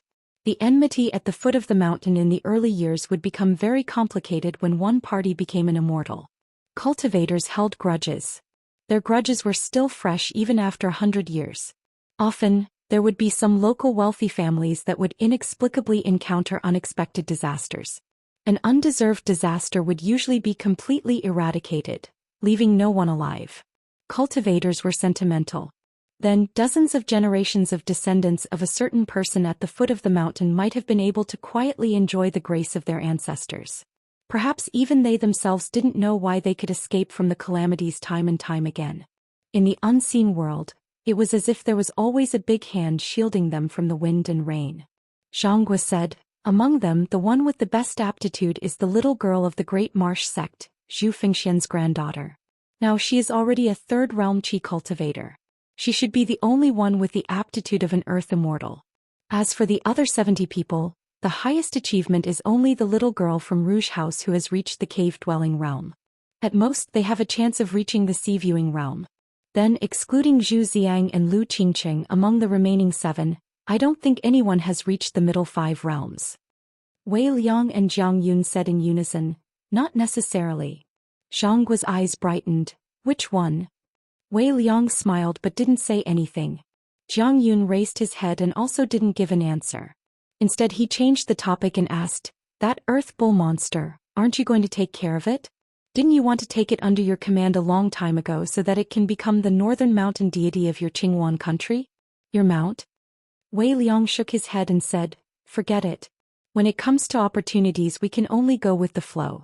A melon that is forcefully picked is not sweet. Actually, the northern mountain deity?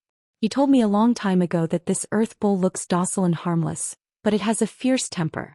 Which Dragon Gate monster would be willing to be bound to a mountain and serve a mountain deity for the rest of their life?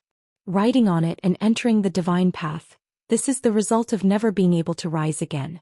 Once its fierce nature is aroused, it will probably be a disaster for the northern mountain deity. Zhangguo clicked her tongue and said, if this monster can guard my Qingyao mountain, it will be a mutually beneficial thing. At most, both sides will be on equal footing. Jin Guiguan will treat it as a guardian of the mountain. Governor Wei, what do you think? Wei Liang still shook his head. His eyes were deep and he reminded with a smile, you'd better not provoke that Qin Pingon. After he left Lizhu Grotto Heaven, it's highly possible that he became a disciple of some legalism expert. You should know the way legalism disciples do things. We treat everyone equally on the mountain and at the foot of the mountain. Zhangguo said helplessly, got it. The 4 troublesome people on the mountain are bullshit sword cultivators, the Mahist Saber Master, the Daoist Saber Master, and the last one is your most unreasonable legalist disciple. Wei Liang smiled and said, we're unreasonable? Zhangguo was a little guilty. She suddenly smiled and said, then why don't you reason with that earth bull monster? Wei Liang said indifferently, the laws of the world are based on people. In Qin Pingan's room, Pei Qian was copying books. Zhang Shanfeng was diligently cultivating in his room next door. This young Daoist from the North Continent claimed that his aptitude was average. Back then his master only took pity on him because he had nowhere else to go. Hence he reluctantly accepted him as his last disciple. Moreover, his path of cultivation afterwards proved that his master's judgment was not bad. Zhang Shanfeng's progress was indeed slow. He had yet to successfully ascend to the middle 5 realms. However, Zhang Shanfeng was resilient and had never been discouraged. His occasional disappointment was only due to his lack of ability to subdue demons.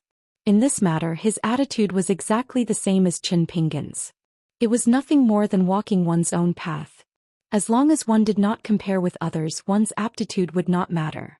On the contrary, one could walk a firm and steady path. The so-called aptitude of a qi cultivator was extremely particular. The mystery lay in the word, innate. The size of the cave abode they opened determined the amount of spiritual qi that could be accommodated. Apart from that, there were also differences in the speed of absorption. On top of that, there was also a difference in the purity of the spiritual qi extracted. Whether it was a pitiful gurgling stream or a breathtaking roaring river. After that, one would be qualified to pay attention to the quality of the elixir chamber and the appearance of the future nascent soul. Qin Pingan now often practiced the awkward posture of the heaven and earth stance. He used his fingers to support the ground. However, after practicing for so long, Qin Pingan had also figured out some tricks. For example, if he practiced the 3 stances of the mountain quaking fist at the same time, he would use the heaven and earth stance to perform the 6-step stance. Then he would use the sword furnace formula with one hand. During this period he would circulate the sword aura for 18 times. It was a completely different world. However, there was a price to pay. Qin Pingan often went astray while walking in the forest where there was no one around. He would leave the path that everyone was walking on and fall into the stream or down the hill. Later it was Pei Qian who came up with a stupid idea. She tied the rope at the top of the mountain walking staff to the blade strengthening gourd at Qin Pingan's waist. Pei Qian walked in front, leading Qin Pingan. Of course, she also needed to practice the 6-step stance now. One big and one small walking in front of each other, they were truly kindred spirits. At this time, Qin Pingan was roughly drawing circles around the table and doing the stance while standing upside down. After Pei Qian finished copying books, she looked at Qin Pingan's heaven and earth stance countless times. Pei Qian still found it interesting no matter how she looked at it. Qin Pingan turned upside down and took a deep breath. From Old Dragon City to Betail Ferry, then to Qinghuan Country's Jin Guiguan, after being stabbed in the stomach by Du Mao's sword-swallowing boat, he slowly recovered from the 3rd realm to the 4th realm. He still needed to rely on the stance walking and small amounts of medicinal wine to recover from the peak of the 5th realm. However, in this way there were advantages and disadvantages. The disadvantage was that it greatly delayed the speed at which he reached the 6th realm. The advantage was that his foundation of the 5th realm would be more solid. Zhou Xian once said half-jokingly that even if he didn't rely on external items, Qin Pingon could still use his peak of the 5th realm to defeat the 4 of them who were at the peak of the 6th realm. Sui Yu scoffed at this, but Lu Baixiang agreed. As for the taciturn Wei Xian, he was busy talking nonsense with Pei Qian. Qin Pingon sat back at the table and checked the content that Pei Qian had copied. After confirming that she didn't make any mistakes, he indicated that she could go play. Pei Qian quietly said, "Master, I feel that the osmanthus trees behind the Taoist temple are far inferior to the osmanthus leaves and branches that Aunt Gui gave me. They're far inferior. Why do those Taoist priests still treat them like treasures? They even boasted shamelessly that they're seeds of the moon. If they're the descendants of the osmanthus tree in the moon palace, then our Aunt Gui would be an immortal living on the moon, right?" Qin Pingon's heart moved slightly. He said, "Don't talk about others behind their backs." Pei Qian made an "oh" sound. Qin Pingon suddenly laughed to himself. "I think you're right." Pei Qian smiled brightly. "Master thinks so too." "I knew it." Qin Pingon stopped smiling and reminded, "So the next time you see Aunt Gui, be more polite." Pei Qian nodded. "Of course. I really like Aunt Gui." Qin Pingon joked. "What about that little Taoist boy who lent you an umbrella at the Golden Osmanthus Temple?" Pei Qian punched the table and said angrily, "That guy is very annoying. If I meet him on a narrow path with no outsiders present, I'll beat him up until his parents and master can't recognize him." Qin Pingon laughed. "Now you know it's annoying? Think about it. How did you pester Wei Xian and Lu Baixiang?" Pei Qian opened her eyes wide and thought for a long time. She could only take out her favorite demon suppression pagoda talisman and stick it on her forehead. She sighed. "So it seems that old Wei and little Bai are quite pitiful." Qin Pingon threw a chestnut at her. "You just realized? The books say that a gentleman should reflect on himself. You should reflect on yourself." Pei Qian hugged her head and stood up abruptly. She ran to the door and smiled. "Master, I'll go tell old Wei and little Bai that the next time we go to the market, I'll buy each of them a stick of candied haws or something." After Pei Qian left, Qin Pingon began to think about refining the second natal item. As for the Du Maoyang God Slew, which was equivalent to the immortal golden body, Qin Pingon decided to wait until he reached the Great Sui Kingdom's Cliff Academy and asked Cui Dongshan, who was proficient in this field, before making a decision. Qin Pingon didn't trust the character of this young imperial tutor from the bottom of his heart, but he believed in the knowledge of the former first disciple of the sage of literature. This time he met Zhang Shanfeng again and asked him a lot of questions about cultivation, especially about refining the natal item. Of course, Zhang Shanfeng told him everything he knew. Although Zhang Shanfeng's cultivation was not high, his vision and insight were not bad. Probably had something to do with the fact that he was born in an orthodox immortal family. After all, his master was an external Taoist master of Mount Longhu. Although the level of external Taoist masters was very different, a Taoist master who could be recorded in the yellow and purple register of Taoist Master Mansion was not simple. Qin Pingon took out a pot of osmanthus wine, found a wine cup and drank alone. According to Zhang Shanfeng, even if financial resources and fated chances were not a big problem, it was still not good to have more natal items. It was best to have enough 5 elements. A natal item similar to a yellow earth bowl was necessary to help quickly absorb the spiritual qi of heaven and earth. A natal item used to fight and attack, such as the natal flying sword of a sword cultivator, was the ultimate offensive natal item in the world. A natal item used for defense, achieving the same effect as the golden necklace robe and the military school's armor pill. A natal item similar to the Fengtsuan arsenal and the sword tomb was close at hand.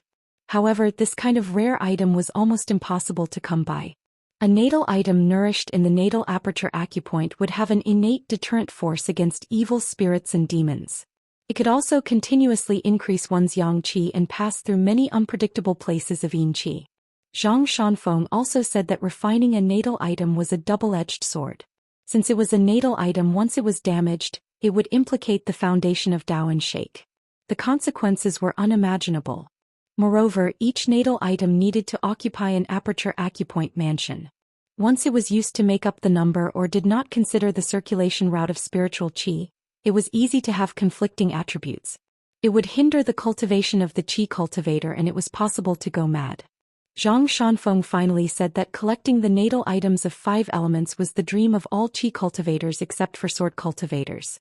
However, there was no need to deliberately pursue this matter. It was too expensive and it was too important to rely on fated chances. Generally speaking, it was enough to have 3 natal items of slightly better quality.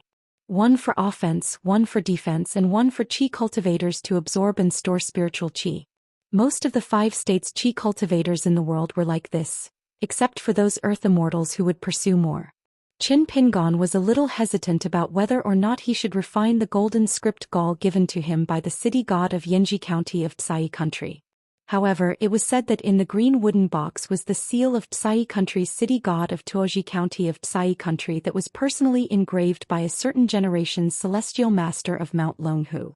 Qin Pingon decided to use it as a parting gift to Zhang Shanfeng, the future celestial master of Mount Longhu. The city god of Yanji County, Shenwen, attached great importance to this seal. Qin Pingon guessed that it was very likely to be a half-immortal weapon.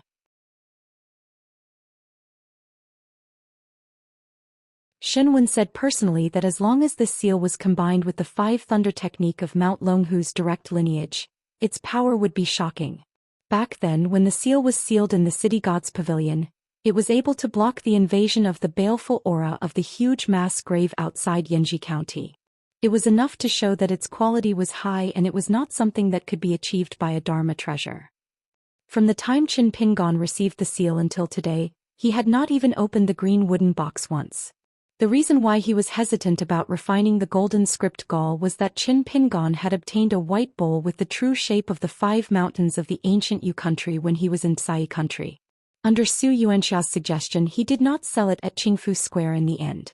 It could create the 5 colors soil of the ancient Yu country. Of course, Qin Pingon would not use the white bowl that earned him 5 pieces of snow money every year as his natal item of the 5 elements of earth. Instead, Qin Pingon thought about the momentum of Dali's cavalry heading south. It was like a hot knife through butter. In the north, there was his hometown's cloud-splitting mountain Wei Pai, and in the south, there seemed to be Fan Juanmao's new southern mountain in Dali. Once it was realized, the 5 colors soil would become extremely precious in Dali, which had a state as the territory of the dynasty. At that time, the Dali imperial court would definitely have tight control over it. Therefore, if Qin Pingon could now determine the location of the other 3 mountains outside the north and south, gather enough 5 colors soil, and find a suitable vessel, the benefits would definitely be great. However, the difficulty lay in the location of the 3 mountains. The hidden danger lay in using it as a natal item. The short-term benefits would be huge, but it would be closely related to the ups and downs of Dali's national power. However, below the upper 5 realms, there were definitely more advantages than disadvantages, and one could quickly become an earth immortal. At this moment, Qin Pingon drank the wine, thinking of the Dali scouts in the snow and the neighbor next door, Song Jisun. After drinking the last bit of osmanthus wine in the cup, Qin Pingon finally decided to dispel the idea of refining the 5 colors soil. After making the decision, Qin Pingon no longer hesitated and prepared to refine the golden script gallbladder. However, it was harder than ascending to the heavens to take advantage of the right time, place, and people like in Old Dragon City. Qin Pingon stood up and went to the window. He leaned on the windowsill, lost in thought. After all, this was not like practicing boxing where one could persevere over and over again and one day one could always complete 1,000,000 punches. Zhu Xian knocked on the door and entered. Qin Pingon sat back at the table, took another wine cup, and the two drank together. They didn't talk about anything serious. Su Yuanxia talked about his landscape travel book and said that she hoped that one day, a bookstore would be willing to publish it and make some money. Qin Pingon took out a few small bamboo slips that recorded what he saw and heard along the way. Osmanthus Island in Old Dragon City, the huge immortal fairies of the mountain and sea turtle, the sea of clouds above the city, the Rain Master statue of the sect on the sea, the Rain Master who fell into the sea due to exhaustion near the flood dragon ditch, the sword immortals in the portraits in the Lingji house on the inverted mountain, the horse path of the Great Wall of Sword Qi, the Yaotian street of the Fuyang sect in Tongya continent, the sunrise on Zhaoping Peak outside Mirage City.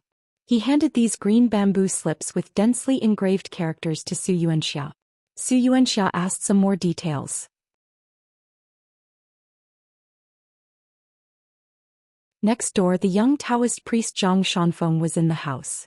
He stopped his meditation and began to practice boxing slowly. It was not the same as most boxing techniques in the world. It was not suitable for killing enemies and could only be used to practice boxing to nourish the body. However, Zhang Shanfeng felt that it was most suitable for his friend. This set of boxing techniques was created by him and it was still in its embryonic form. The boxing theory came from his master's drunken words and his own understanding. He just didn't know if Qin Pingan would dislike it and be willing to learn it. In the capital of Qingwan Kingdom in the evening, two Taoists in green robes who came from afar sat at a small table with a lot of grease on it. There was a bamboo tube on the table and a bunch of bamboo chopsticks.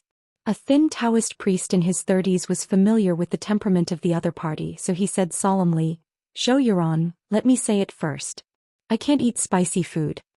The young Taoist priest named Zhou Yuan smiled and said, "Monkey, just because you can't eat spicy food, you have missed out on so many delicacies in the world." The older Taoist priest, who was jokingly called Monkey, shook his head helplessly. Along the way he had walked with trepidation. It could not be helped. Zhou Yuan was simply a troublemaker. This person's sense of right and wrong was always more blurred than the other sages of the academy. Fortunately, he was still able to accept it on the whole. This thin Taoist priest, who was more in line with the temperament of the academy than Zhou Yuan, looked around. This time, the emperor of the Tang family of Qingwan Kingdom insisted on winning the debate between Buddhism and Taoism. As the national religion, his status was higher than that of Confucianism. If not for the fact that the attention of the Lakeview Academy was now focused on the Taoist heavenly lord of the North Continent and had no time to care about this matter, Hou Zheng and Zhou Yuan would not be traveling around Qingwan Kingdom. Instead, the two of them would have gone straight to the palace and reprimanded the emperor of the Tang family. The sage Zhou Yuan ordered 2 servings of local delicacies from Sichuan. One was spicy and the other was not spicy. He started eating with the monkey from Old Dragon City. The young sage, who liked to call himself Zhou Yuan, put a large piece of Sichuan into his mouth and said vaguely, "I heard that the debate between Buddhism and Taoism in Qingwan Kingdom this time is a little different. To the outside world, it is said that Buddhism and Taoism will each send 10 immortals and eminent monks, and then they will quarrel in the palace to see who is better at quarreling. However, the real deciding factor is in the dark. They specially invited an old man from the Jiang family of Yunlin Kingdom to be the CEO. And then let 2 earth immortals use their supernatural powers to observe a Taoist priest and a monk. They want to seamlessly arrange a private debate between these two to see who is better in Buddhism and Taoism. Not only do they want to determine who is better in Buddhist scriptures and Taoist scriptures, but they also want to compete in social interactions and the merits of persuasion, knowledge, self-cultivation, and education." The older Confucian frowned. This was the first time Zhou Yuan talked about this inside story. After thinking for a while, his brows relaxed. No wonder the hill master is not angry. Stones from other mountains can be used to improve jade. This move by Qingwan Kingdom is not entirely a bad thing. Zhou Yuan smiled knowingly and pointed at the Confucian opposite him with his chopsticks. "You, Hou Zheng, are the most compatible with my temperament. It is good that you are able to see through things." The gentleman from the academy named Hou Zheng shook his head and did not speak. Zhou Yuan asked, "Such a big thing happened in Old Dragon City. Don't you want to go home and take a look?" Hou Zheng still shook his head. "It's useless even if I go. There isn't much of the family tradition passed down from the ancestors of the Hou clan. It's just a candle in the wind. If I go, I'll just twist the flame a little brighter. It's better to hang on like this. I can only hope that a responsible junior will appear. Only then will I dare to help." Zhou Yuan nodded. "You are so thoughtful." Hou Zheng smiled bitterly. "After all, I was born and grew up there. How can I not think more?" Zhou Yuan put down his chopsticks and asked, "Are you full?" Hou Zheng looked at the empty big white bowl in front of Zhou Yuan. There was not even any soup left. He ignored Zhou Yuan and buried his head in eating. Zhou Yuan sighed and turned his head to shout, "Shopkeeper, give me another bowl. Remember to put less spice. The spicy food in your stall is really spicy. It is really spicy." On the street, there were women and young girls who had just returned from their excursions. Zhou Yuan sighed and said, "The beauties who have just returned from their spring excursions are slightly sweaty. coupled with the faint fragrance from the mountains and lakes. They are really beautiful. Ho Jing turned a deaf ear. Zhou Xian said again, "Why don't I join in and turn the debate between Buddhism and Taoism of Qingyuan Kingdom into a small battle between the three sects?" Ho Jing replied very quickly this time. He did not even raise his head and said indifferently, "No." Zhou Xian slammed his palm on the table. "Shopkeeper, I want more spicy food." When the sages and gentlemen of the academy were sitting opposite each other and eating, there was a small Taoist temple not far from the capital. The temple master was a middle-aged Taoist. He was not famous in Qingyuan Kingdom. If he was only a cultivator, he was not worth mentioning. This temple master was not even a qi cultivator in the middle 5 states.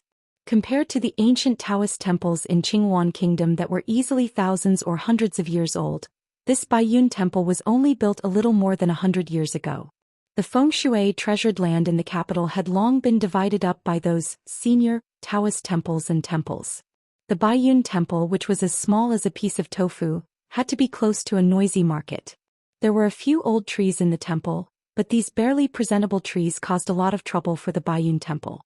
The children in the nearby market liked to fly kites and often hung them on the big trees in the temple. Therefore, every now and then, there would be women and men leading their crying children to curse outside the Baiyun temple. After they finished cursing outside the temple, they would rush into the temple and reprimand those cowering little Taoists. They would ask them to climb up the trees and retrieve the broken kites. After retrieving the kites, the children would stop crying and laugh.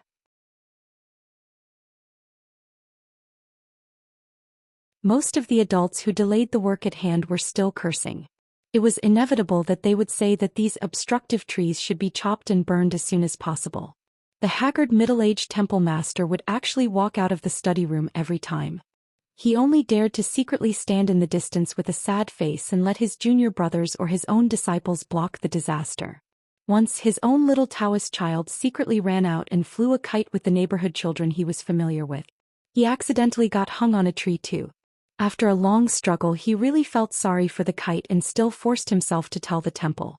In the end, he was finally caught by his master and the temple master to vent his anger.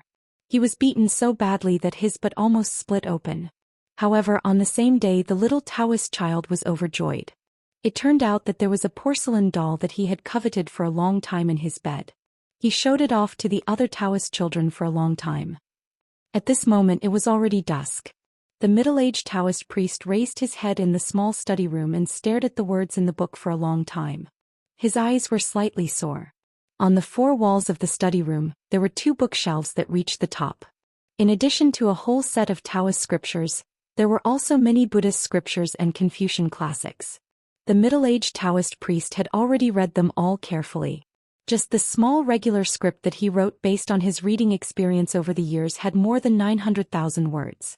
Other people cultivated for the sake of achieving immortality and breaking free from the prison of heaven and earth. However, the temple master of this small Taoist temple wanted to live for a few more years so that he could read more books. He wanted to read all the books of the sages of the 3 religions and hundreds of schools. Although Qin Pingon and his group were currently living under the roof of the Great Swamp sect, Zhu Xian had never once visited Qin Pingon to get close to him. It was only on the morning of the ceremony that he called Qin Pingon to climb the mountain together and go to the golden osmanthus temple at the peak of the mountain. On the way up the mountain, Zhu Xian and Qin walked side by side. The things they talked about were only the local customs of Qingyuan country. When they arrived at the entrance of the golden osmanthus temple, Su Borui welcomed them with a smile. He arranged for Zhu Xian and Qin Pingon's group to sit in the front row adjacent to the entrance of the temple. In the end, the temple master, old Immortal Zhonggua, accepted 9 disciples.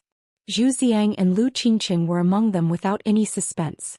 As for the other 7, 2 of them were siblings from the streets. The remaining 5 were the descendants of the wealthy families of Qingyuan, Qingshan, and Yunshao country.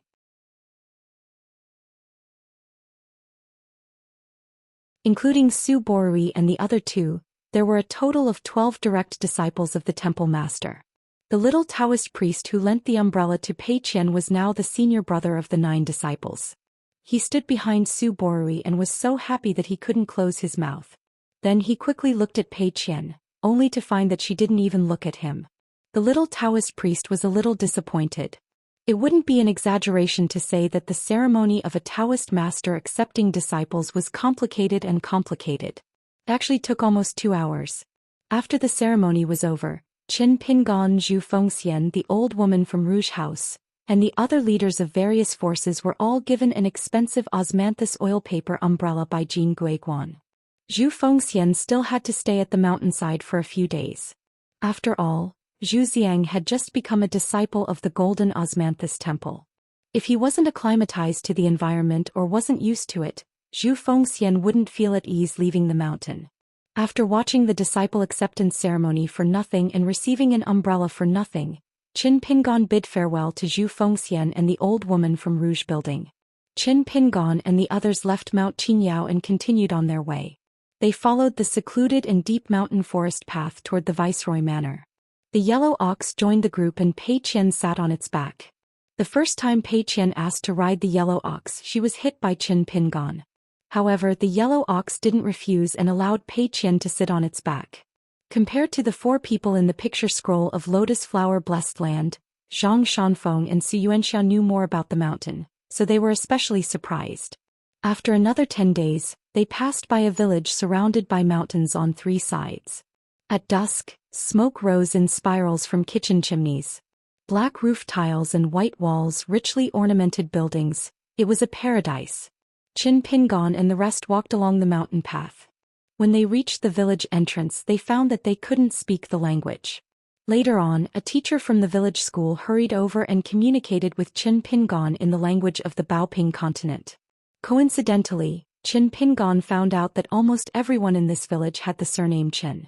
They had been practicing martial arts for generations, but according to the ancestral rules, no matter how poor the family, their children had to finish 4 years of schooling before they could leave school and become farmers. The patriarch was an old man in his 70s. He was hale and hearty and he walked as if he was flying. He wore a gray robe and cloth shoes. According to the teacher, the old patriarch was highly respected and had profound martial arts skills within a radius of several hundred miles. Because of his heroic feat of stopping a horse to save a child in a busy city, he had the good reputation of Qin Pai Fong. When the old man heard that Qin Pingan also had the surname Qin, he was extremely happy and invited them to his home as guests. They had already finished dinner, so the old man directly asked his family to prepare a sumptuous meal. The old man himself picked up a pot of homemade wine and pulled Qin Pingan to drink. Although the old man loved to drink, he didn't like to persuade people to drink at the table. As a result, Qin Pingan drank a little too much. In the end, he didn't know how he got to the house. When he woke up in the middle of the night, he found himself lying on an unfamiliar antique bed. He lifted the quilt, put on his boots, pushed open the door and looked up. The arch was exquisite. Back in the Lotus Flower Blessed Land, Qin Pingan had asked the imperial tutor Zhong Qiu for many books on bridge construction from the Ministry of Works. Among them, there was a book called Construction Methods. Qin Pingan read it the most.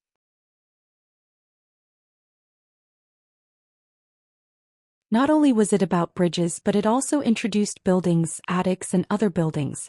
Qin Pingan was also entranced by it. Most of the houses in the village were connected together, so the corridors were often very long. After the brothers separated, they were still adjacent.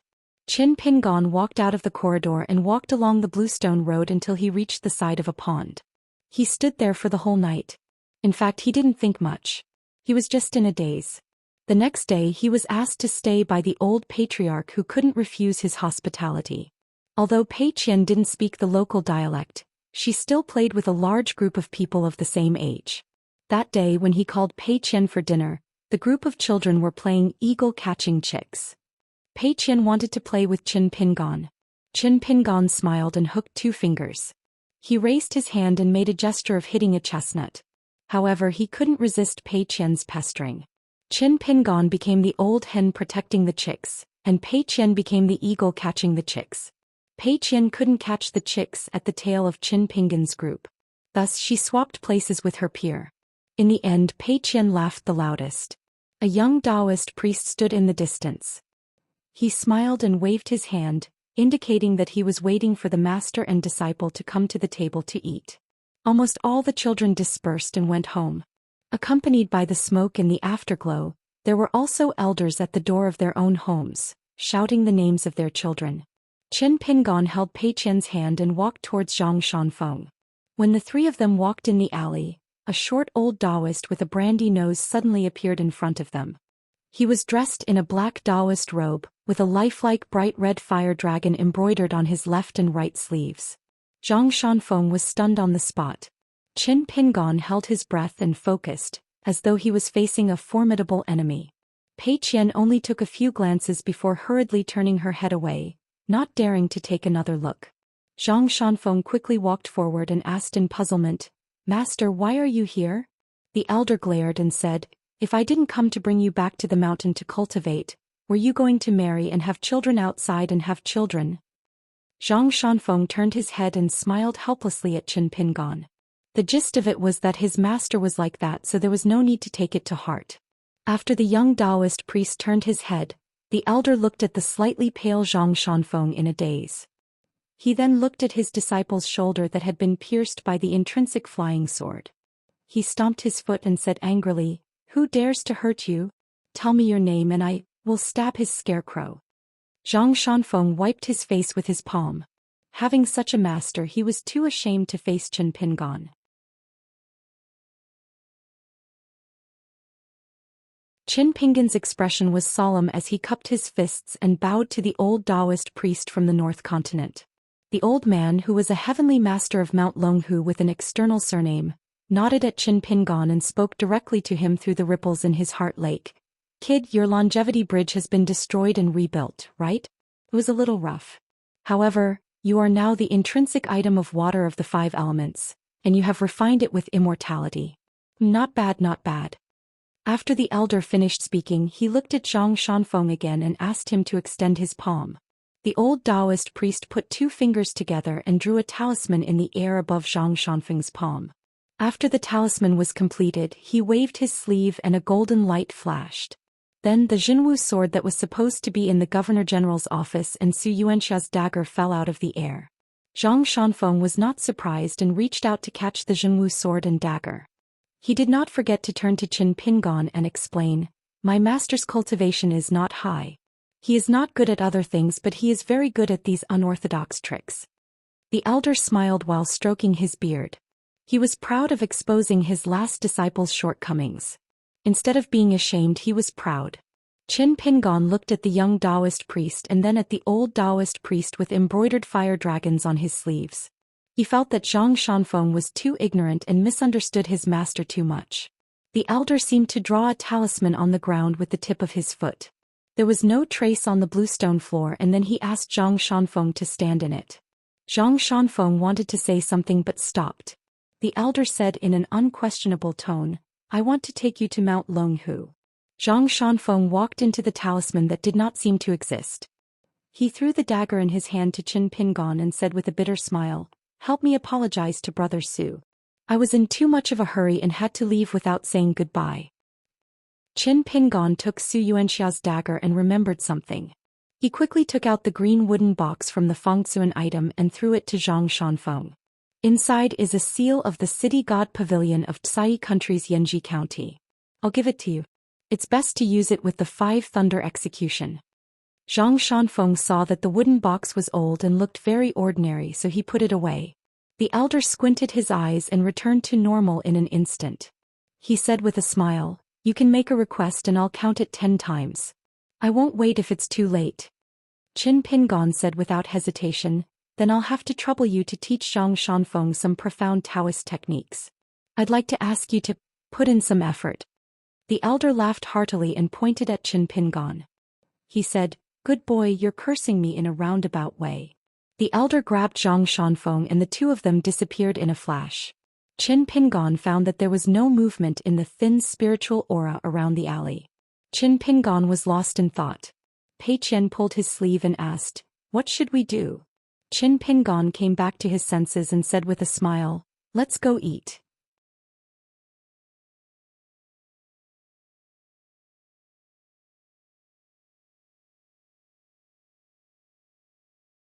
(380) Qin Pingon went to the table of the patriarch of the Qin family and sat in Zhang Shanfeng's seat. He briefly told Su Yuanxiao that Zhang Shanfeng was taken away by his master. The bearded man was not sad at all. Since he was born in the battlefield, he was used to life and death. Qin Pingon drank a few cups with Su Yuanxiao. Before entering the room and sitting at the table, Qin Pingon took 2 pots of osmanthus wine. He gave one to the old man in the long gown and drank the other with Su Yuanxiao. The old man had been drinking his own sorghum wine all his life. His impression of wine was that it was hot to the throat and intestines. Since he was a straightforward man, he asked his teacher and Qin Pingon to tell him that the wine should be very expensive. However, the wine tasted soft and not strong enough. It was just right for the women in the village to drink it. Qin Pingon could do nothing about it. Su Yuanxiao knew that the osmanthus wine was very precious. It was really the immortal wine that could really prolong the life of a mortal teacher. This small pot of wine was not enough to buy even all the sorghum wine in the whole village. However, the old man in the long gown said that the wine was unbearable. The bearded man almost choked to death. After the meal, Qin Pingon and Su Yuanxiao took a stroll around the quiet village. Su Yuanxiao put away the dagger after Qin Pingon gave her some descriptions of Zhang Shanfeng's master. He was very surprised. The Qi refinement warrior's shrinking ground to inches was originally derived from the Daoist's astral steps. Zhang Shanfeng is a Daoist with a different surname from Mount Longhu, so it's not strange that his master is proficient in this technique. At the end of the day, it's still a family's martial arts. The key is how far one can travel with one's divine ability. The difference is naturally the difference between a few hundred feet and dozens of miles. Su Yuanxiao continued, that's not all. But what kind of skill can Zhang Shanfeng use to draw the Zhenwu sword and the short knife from thousands of miles away? Qin Pingon sighed, I don't know. Su Yuanxiao smiled and said, no matter what, it's a good thing. Zhang Shanfeng has a master with great magical powers, but this kid is not honest. He kept hiding things from me and made me think that he was an outer sect disciple of a sect in a remote mountain in the North Continent. After all, the so-called celestial masters of Mount Longhu went down the mountain to slay demons and devils. Along the way I was very worried. I tried to ask him a few times, trying to make sure that he hadn't joined a sect that cheated people of their money. If he had really become a disciple of a swindler, he would have turned back and decided not to return to the North Continent. Fortunately, I wasn't there at the time. Otherwise, my eyeballs would have popped out. Qin Pingon laughed gloatingly. Su Yuanxiao hesitated. The two walked slowly along the bluestone path of the pond. Qin Pingon said, Brother Su, if you have something to say, we don't have to be polite. Su Yuanxiao said, on this trip to the Qinghuan Kingdom, Zhang Shanfeng accompanied me to deliver the urn of ashes. Later, I accompanied him to watch the water and land spiritual assembly and the heavenly grand ritual. Now that Zhang Shanfeng's master has gone to the celestial master's residence in the central divine continent, I'm a little homesick. Qin Pingon smiled and said, then go back early. Su Yuanxiao stopped and reached out her hand to stroke her beard. After wandering outside for so many years, I don't know what has happened to my hometown except for the soldiers' pay and the letters sent back regularly. Qin Pingon asked softly, I'll go with you? If you think that Wei Xian and the others are not suitable, I'll only bring Pei Qian back with you. Let Wei Xian and the others go to the capital of the Qinghuan Kingdom first.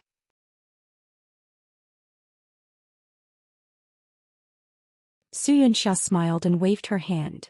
You're not a beautiful girl. Why would I want you to go back with me? Just follow the plan route. You don't have to mess up my plan. Qin Pingon smiled and said, I don't have a plan. What's wrong? Is there something shameful in your hometown? Are you afraid that I'll see through you? Su Yuanxiao sighed and squatted by the pond.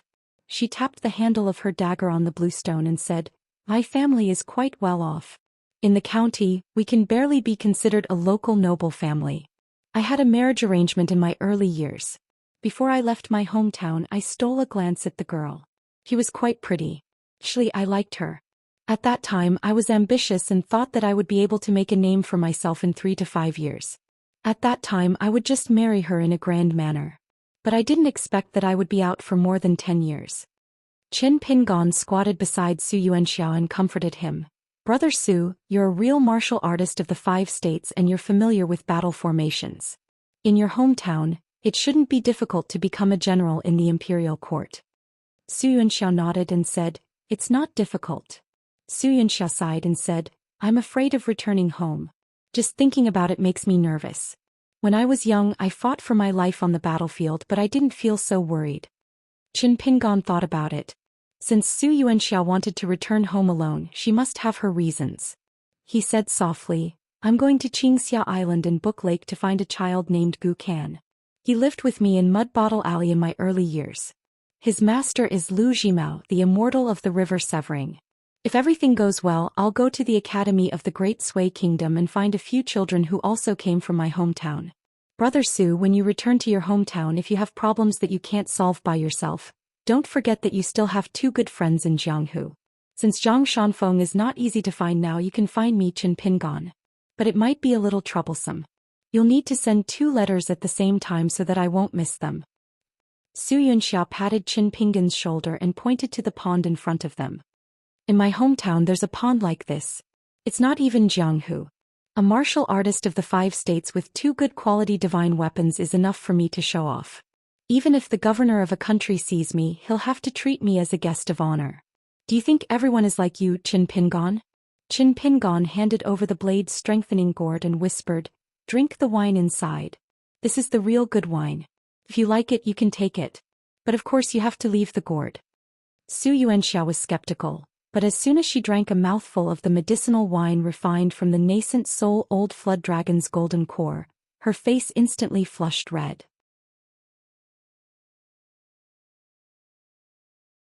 A mouthful of pure true qi inside her body surged up and down, rushing through her qi mansion aperture and acupoints along the way like a huge wave slapping against a stone cliff. Su Yuanxia hurriedly circulated her qi to regulate her breathing. With great difficulty she finally digested that surge of energy. She burped and spat out a mouthful of turbid air that had been accumulating for a long time, which she had been unable to purify. She wiped her mouth, her eyes shining. Qin Pingan was not in a hurry to take back the blade's strengthening gourd. He crossed his arms and said with a smile, do you think everyone is like Su Yuanxia? Can you drink the small refined wine in this gourd? The bearded man laughed and did not stand on ceremony with Qin Pingan. He drank another mouthful of the medicinal wine to help cleanse the turbid qi in his pure genuine qi. In the end he was not satisfied and drank a 3rd mouthful. He sat cross-legged for a long time like an old monk. When he opened his eyes he handed the gourd back to Qin Pingan. Okay, you can't do it more than 3 times. I finally have some hope in my life. I hope to be a martial artist of the 6th realm. 3 mouthfuls are enough. If I drink more it will be too much. The foundation of a martial artist is not good enough. I can't bear this kind of good wine. But let's make it clear in advance.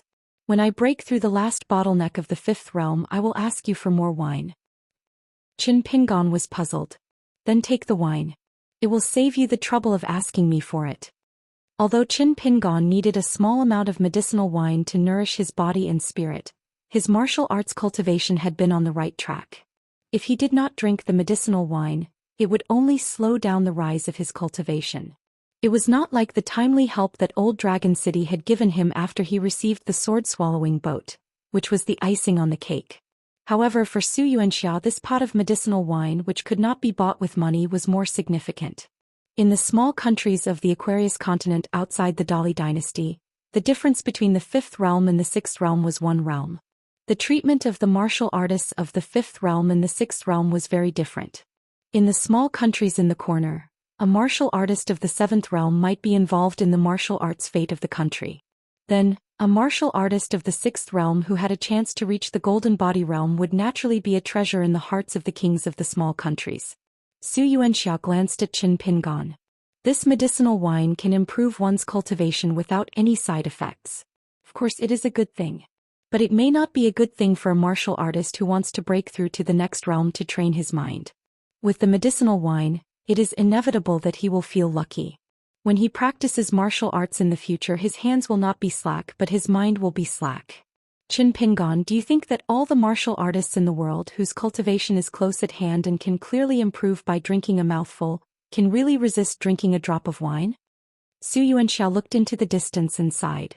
Even if I know that it will eventually hinder the opportunity to break through to the next realm, I, Su Yuanxia, admit that I usually cannot resist. Besides, I am a drunkard. When my addiction to wine reaches my head I don't care about the bottleneck. I will drink first. In terms of the determination of the mind on the path of cultivation, Xianxia admitted that she was not as good as Zhang Shanfeng, and even worse than Qin Pingan. Qin Pingan nodded. Then when Brother Su ascends to the 6th realm, I will give you more wine as a celebratory drink.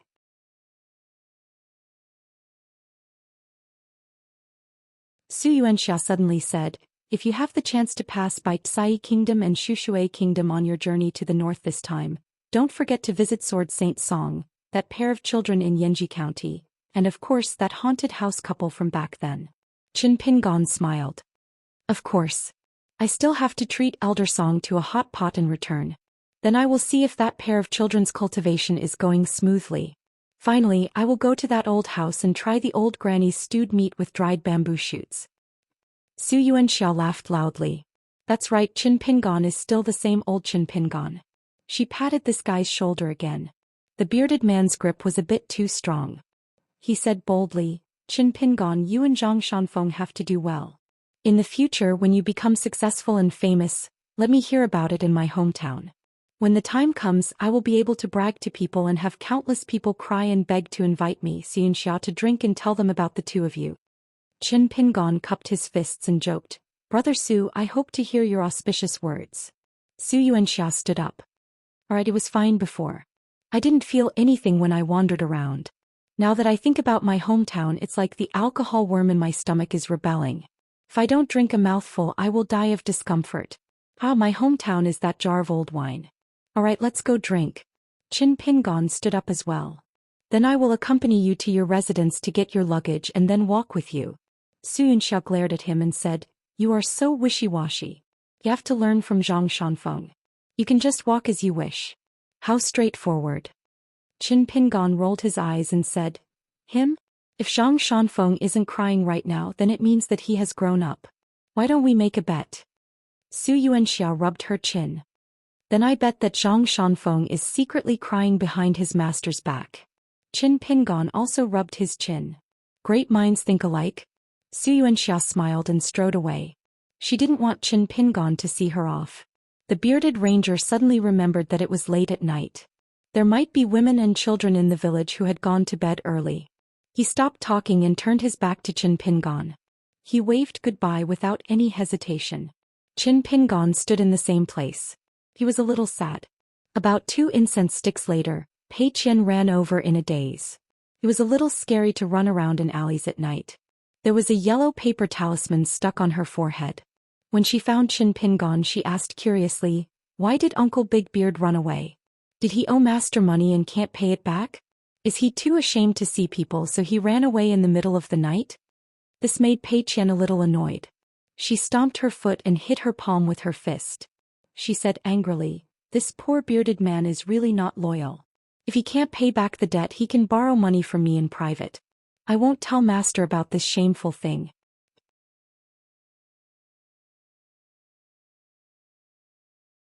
Although Pei Qian didn't know the reason, she always felt that after Qin Pingan met the young Taoist priest who wasn't very capable and the loud bearded man, he was very happy. It seemed that he was happier than making a lot of money. But in fact, since they met the yellow ox in the call, her master had been losing money. Didn't he give Zhang Shanfeng a green wooden box that seemed to have some kind of seal on it? Moreover, from Old Dragon City to Beetail Fairy, how could her master be willing to take out osmanthus wine and Immortal wine every day? It was like making friends in Jianghu. It was not interesting at all. From the beginning to the end she had been losing money. Qin Pingan smiled and shook his head. Your bearded uncle is just homesick. In the future we can go find him. When you wander Jianghu by yourself you can also find him. At that time you should be able to drink. Remember to bring some good wine. Pei Qian shook her head and said, Jianghu is dangerous. Wine is too expensive. I have decided not to wander Jianghu. Qin Pingan twisted her ear. You're so young and you're telling me that Jianghu is dangerous? Pei Qian stood on tiptoe and begged for mercy. Old Wei and Uncle Big Beard both said so. I just feel like I'm a hero of Jianghu. I just said it casually. Qin Pingan let go of his hand and smiled. 6 steps, go back and sleep. Pei Qian's walking stance was now very good.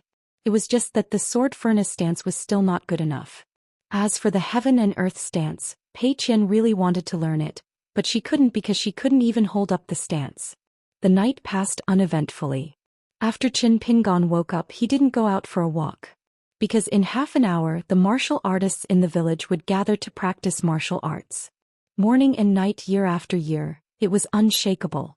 As long as it was a man, no matter if it was a young man or a young man, it was the same. Even if it was a woman who wanted to participate, there was no taboo. After all, if one didn't have solid martial arts skills, they wouldn't be able to earn a golden signboard. According to what the teacher said, the Qin family's disciples who walked the Jianghu relied on the family head's nickname, Qin Paifeng. In Qingyuan country, this region, they still had a lot of prestige. Yesterday, when Qin Pingon passed by the Qin family's practice field, he didn't watch the practice like he did in Lotus Flower Blessed Land. Instead, he directly left. Not only that, he also told the 4 people in the picture scroll, especially Lu Baixiang and Sui Yu, not to bring weapons around the village. When in Rome, do as the Romans do. This morning, the group gathered together to eat breakfast. After eating, they were about to leave the village. Qin Pingon planned to go to the capital of Qingyuan country and see the debate between Buddhism and Taoism that the emperor of the Tang family held before leaving. In Qingyuan country, other than the Bee-tail ferry that bordered the 3 countries, there was also an immortal ferry in the east. It was said that it was slightly bigger than the Bee-tail ferry. Previously at the Bee-tail ferry, they learned that the central region of the Aquarius continent was in chaos.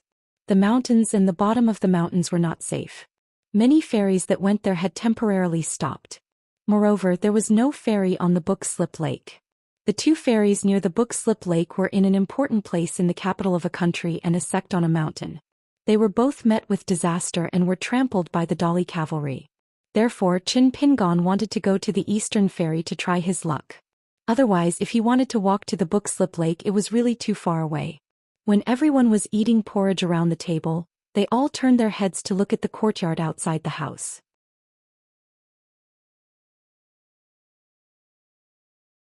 A snow-white figure floated out from the shadows of the corridor. After standing still, that person had a bright smile on his face. It was a young immortal dressed in white. Compared to Qin Pingon, he had more of an immortal aura. Pei Qian looked at the uninvited guest in a daze. He did not know why, but he took out the demon-suppressing pagoda talisman and hurriedly stuck it on his forehead. Qin Pingon put down his chopsticks and sighed. The 4 people in the picture scroll all looked a little puzzled. Apart from his appearance and clothes, they could not see the depth of this person's cultivation level. They could not even tell whether he was an immortal from the mountain or a pure martial artist.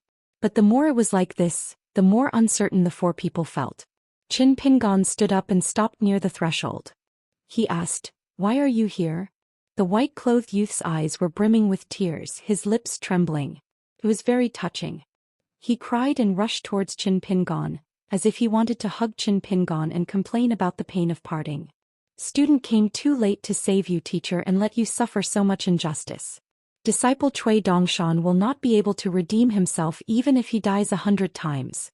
Qin Pingon directly kicked that disgusting disciple back. Pei Qian stared with his eyes wide open. Where did this guy come from? Did he want to snatch teacher from him?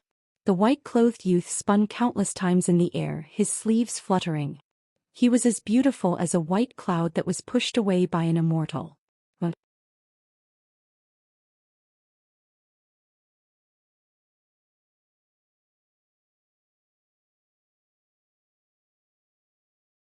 381. After Cui Dongshan stood still, he wiped his tears and jogged over. Teacher, you've traveled more than 1,000,000 miles. You've worked hard, it's been too hard. I can't accompany you and ease your worries. Damn it. Lu Baixiang understood.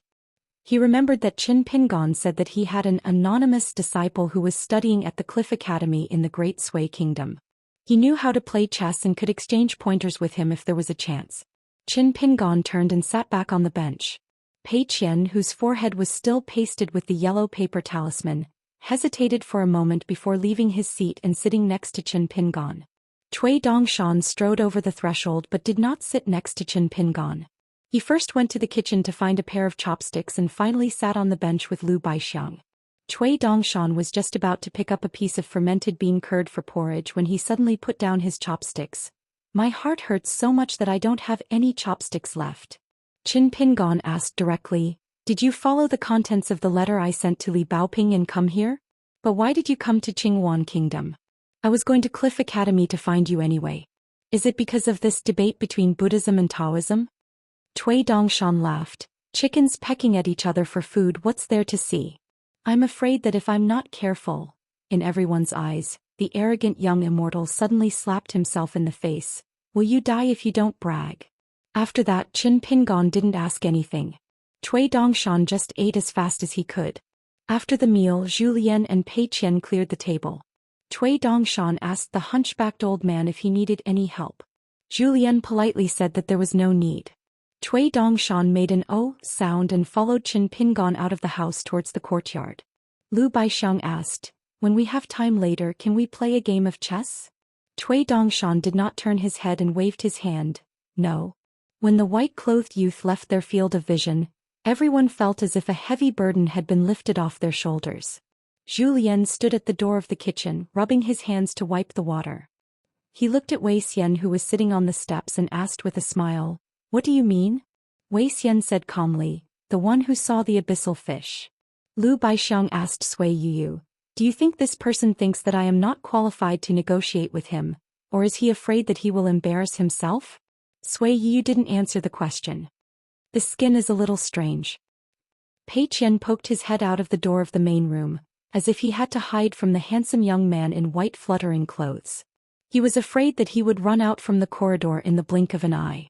It seemed that he was really afraid of this person. Pei Qian regarded Cui Dongshan as a scourge after just one meal. Qin Pingon took Cui Dongshan for a stroll in the alleys of the village. The ground was made of bluestone slabs that were as smooth as a mirror. Cui Dongshan followed behind Qin Pingon obediently. In the dim alleys between two towering walls and the bluestone ground, the teacher and student looked like two white sparrows.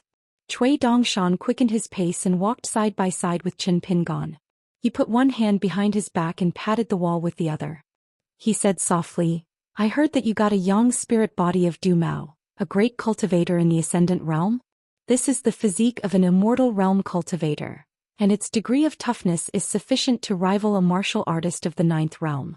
Not to mention this immortal's shed skin. It has long been constructed and managed by Du Mao to the point that it's similar to a small paradise. Whoever is able to occupy it will obtain a smooth path towards the great Tao that will surely ascend to the 5 realms.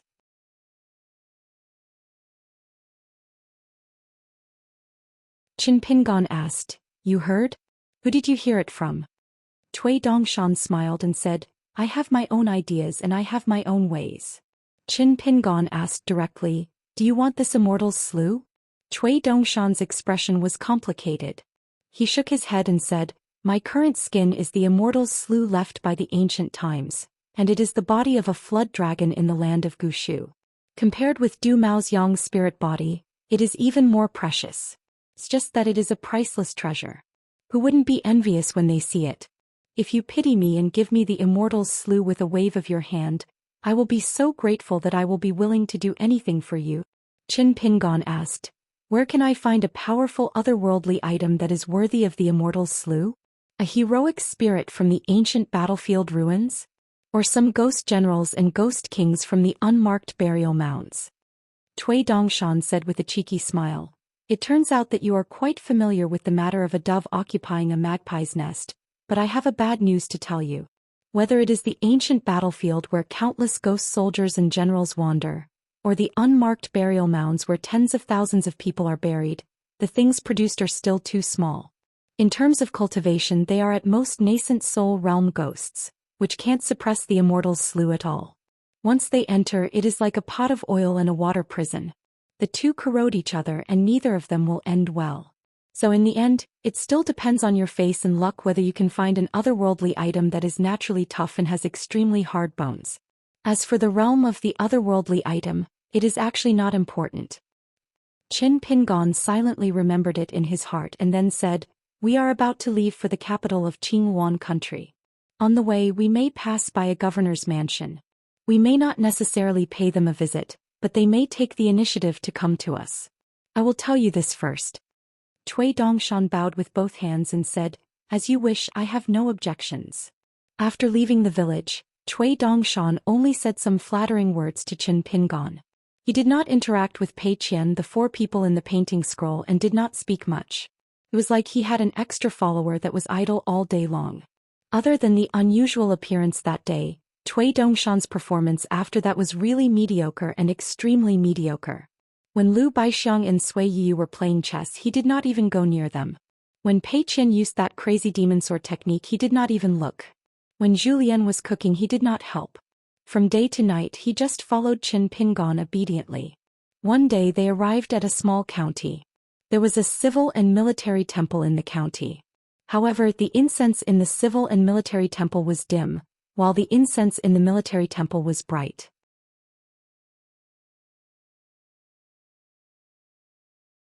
It was said that the incense could bless people and make them rich, which was very effective.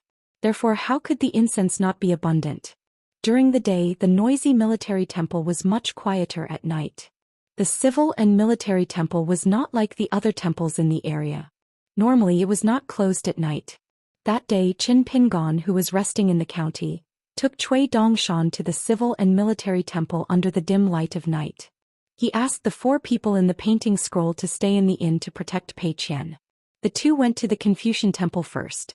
In the history of the Qingyuan kingdom, a civil official with the posthumous title of Duke Wenzhen was worshipped there. He was once an official in the local county and did good deeds. Therefore all the Confucian temples in the area were worshipped there.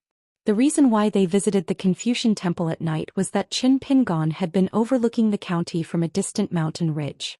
If he looked into the distance, he could vaguely see that two places in the county were covered with dark clouds. Evil qi rose and slowly spread around the county. After Qin Pingon noticed the abnormality, Cui Dongshan casually revealed the heavenly secret. The civil and military temple has been harmed. It has been used as a bridge for cultivators to steal someone's fortune and fortune. If people in the county were born with some talent for cultivation, they might see the statue of the civil and military saint shedding tears when they went to burn incense there recently. Otherwise, they might have been warned by the two local gods in their dreams. However, after Qin Pingon and the others went to the Confucian temple, the gods did not show up except for the strong yin qi. It was just a clay statue with few incense sticks. When they left, Cui Dongshan explained with a smile, "After all, we are outsiders. We have never burned incense in the Confucian temple. The local gods have weak spirituality and are dying. It is difficult for them to show up and talk to us. Moreover, they are suspicious of us. We might as well hide and wait for death. It is better than leaving the golden body and being caught by the qi trainers with evil intentions. We will be bound by the soul arresting and god arresting techniques. We will end up in a worse situation than our golden body being destroyed." When he arrived at the Guanlin temple, Qin Ping's heart tightened. Although there were no more incense sticks lit by the commoners in the temple, Qin Ping could still see the flourishing sight of incense sticks curling up in spirals. However, there was a chilling aura in the seemingly flourishing sight. Adding oil to a raging fire was not a long-term solution. Not only that, Qin Ping went to the large incense burner to take a look at the remaining incense sticks. He pinched out a piece of it and it quickly turned into ashes at his fingertips, releasing a faint stench. Cui Dongshan had already stepped into the main hall. He put his hands behind his back and stared at the 10 feet tall statue carefully. After all, it was a martial temple in a small county. There were not so many gold leaves to decorate the temple. Therefore the clay statue would not be too tall. At this moment the god who was deep in the mud was in a deep sleep. He was either talking to the local people, parents and officials in their dreams, or dealing with the contamination of the incense sticks with evil origins. After Qin Pingon walked into the main hall, Cui Dongshan waved his sleeves and smiled. "Mister, you can take this opportunity to see the manifestation of the martial arts fate in this world." As soon as he finished speaking, Qin Pingon heard a ding-dong sound in the lake in his heart. Looking up, a golden drop of water fell from above and finally fell into the incense burner at the foot of the statue. There were ripples.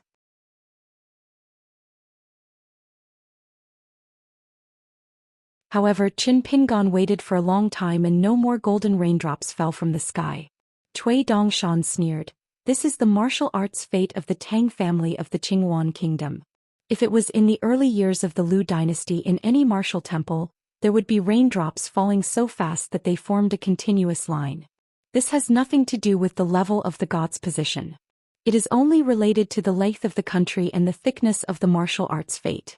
Moreover, for ordinary chi cultivators, even if you are an earth immortal, you still can't see it from the side. I only know some ancient secret techniques and learned some skills about the incense sticks from the old god in the medicine shop. That's why I can make it manifest. As for the Combe country and the Tsai kingdom that you have traveled to before, they are not as good as the Qinghuan kingdom, where 1 drop of incense sticks golden liquid can be condensed in about half an hour. Maybe 1 drop can only be condensed in 2 or 3 hours. As expected, after Qin Pingon waited for half an hour, there were more golden raindrops that symbolized the martial arts fate.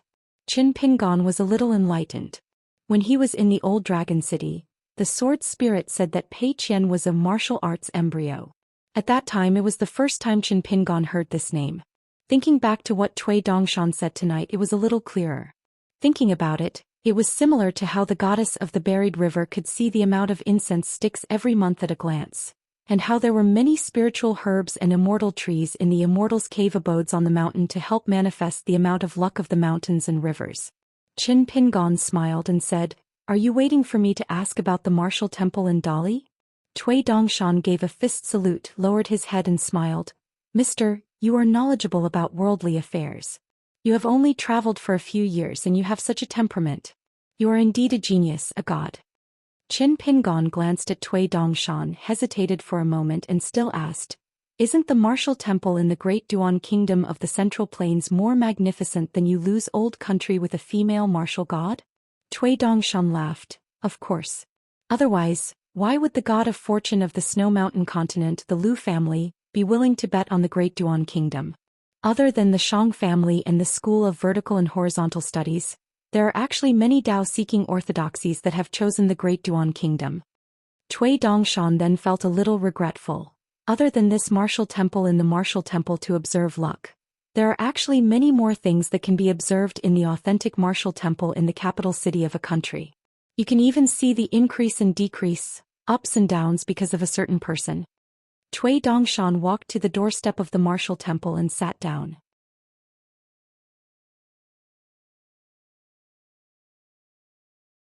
He raised his head and looked at the general statue that was in a bad situation and had a dim luster.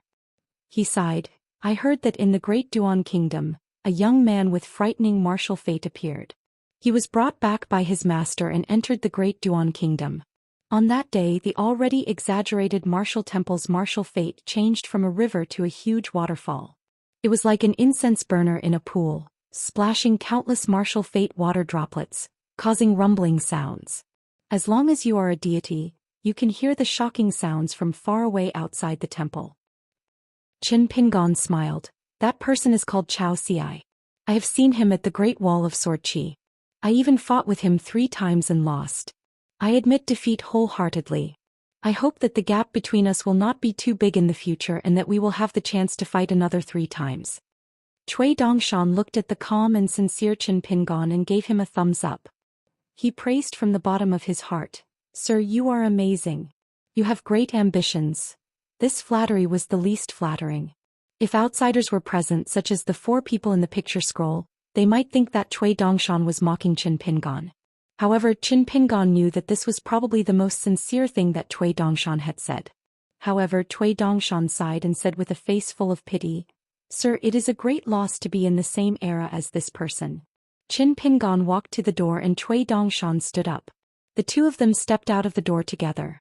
Qin Pingon suddenly said, "It was the imperial tutor Cui Dong who noticed the change in martial arts fate in the martial temple of Dali. Therefore he asked you to be the mediator. Is it because he is afraid that I will take Wei Xian and the other 3 people to another country such as the Great Sui Kingdom?" Cui Dongshan did not flatter him this time. He just nodded and said, "The old imperial tutor received the news that you are about to start cultivating and need to refine your natal item. Our old imperial tutor proposed a deal. As long as you let Wei Xian and the other 3 people join Dali, the Dali dynasty will tell you the final location of the 5 mountains of the Aquarius continent. Now we can reserve the 5-colored soil for you. The soil from the roots of the 5 mountains can be provided with 5 caddies per mountain. It is enough for you to refine your natal item twice. Without waiting for Qin Pingon to refuse or agree, Cui Dongshan explained, "Mr. Refining the second natal item is an urgent matter. However, there is no need to worry. Among the 5 sacred mountains apart from Wei Bian's northern sacred mountain, the southern sacred mountain Fanjuanmao's southern sacred mountain is just the beginning. As for the other 3 sacred mountains, although the great Li Song family has long had intentions, they may not be able to successfully confer titles in the next 10 or 20 years. Mr. You don't have to worry about this. In fact, it is a good thing that the difficulty of refining will be reduced. Moreover, Mr. You have just started cultivating, so you don't need a natal item of too high a grade. When the 5 sacred mountains are all recognized by the Great Li's imperial court and a certain Confucian school of the Central Earth, they will be implicated in the stability of the continent." The 2 of them walked out of the martial temple. Qin Pingon walked on the dark street and asked, "This is the imperial tutor Cui Dong who wants to make a deal with me. What do you think?" Cui Dongshan stopped in his tracks. "Mister, do you trust me?" Qin Pingon shook his head. "I don't trust you, but I also want to hear a lie." Cui Dongshan laughed involuntarily and thought for a moment. "Then Mister, listen to my lie for the time being. In my opinion, those 4 people entering Dali is a matter of benefit and no harm to Mister.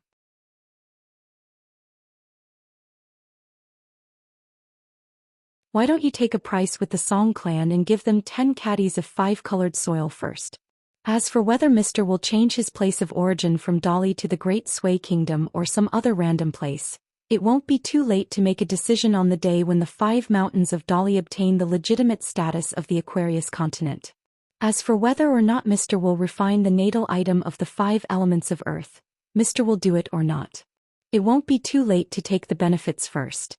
Qin Pingon remained silent and continued to move forward. After taking a few steps, he found that Cui Dongshan was still standing in the same place. Qin Pingon looked back. Cui Dongshan laughed and said, "Tonight this student will deal with the changes in the Wenwu temple. If there are evil cultivators causing trouble, this student will do justice for the heavens and earn a small merit for Mister. If there are mountains and rivers that are not good at teaching, and the local people bring it upon themselves, I hope that Mister will allow this student to stand by and watch, and let the incense here perish on its own." Qin Pingon nodded, "Sure." Qin Pingon turned and left, planning to return to the inn. Cui Dongshan suddenly shouted, "Mister!" Qin Pingon turned his head. "What's the matter?" Cui Dongshan said with righteous indignation, "Those 4 ant-like pure martial artists as Mister's retainers, they were so disrespectful. This student has been abiding by the duties of master and disciple these days, and can only watch from the side without saying anything. It is painful to watch, and I beg Mister to allow this student to teach them how to be human starting tomorrow." Qin Pingon asked with a smile, "How do you plan on teaching them?" Cui Dongshan stood at the foot of the steps at the entrance of the Guanlin temple, and said righteously, "Naturally, I will follow Mister's teachings and convince people with reason and virtue." Qin Pingon no longer paid any attention to Cui Dongshan, and directly rushed back to the inn. On the way back he pondered over why Cui Dongshan had come, and why he had suddenly left the Cliff Academy of the Great Sui Kingdom. The matter of Du Mao's coveted immortals remains, the matter of the old imperial tutor Cui Dong bringing up the sale of the birthplace, as well as the debate between Buddhism and Taoism in the capital of the Qingyuan Kingdom. Qin Pingon felt that these were all the purposes of Cui Dongshan's trip, but they were still not the most important. In the distance behind him, Cui Dongshan turned around and walked up the steps, yawning, and returned to the Guanlin temple.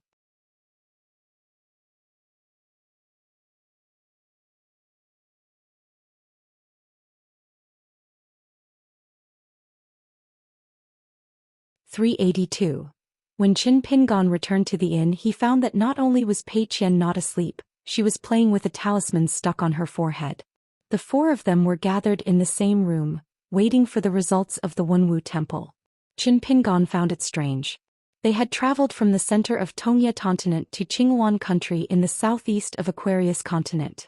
They had experienced so many life and death battles.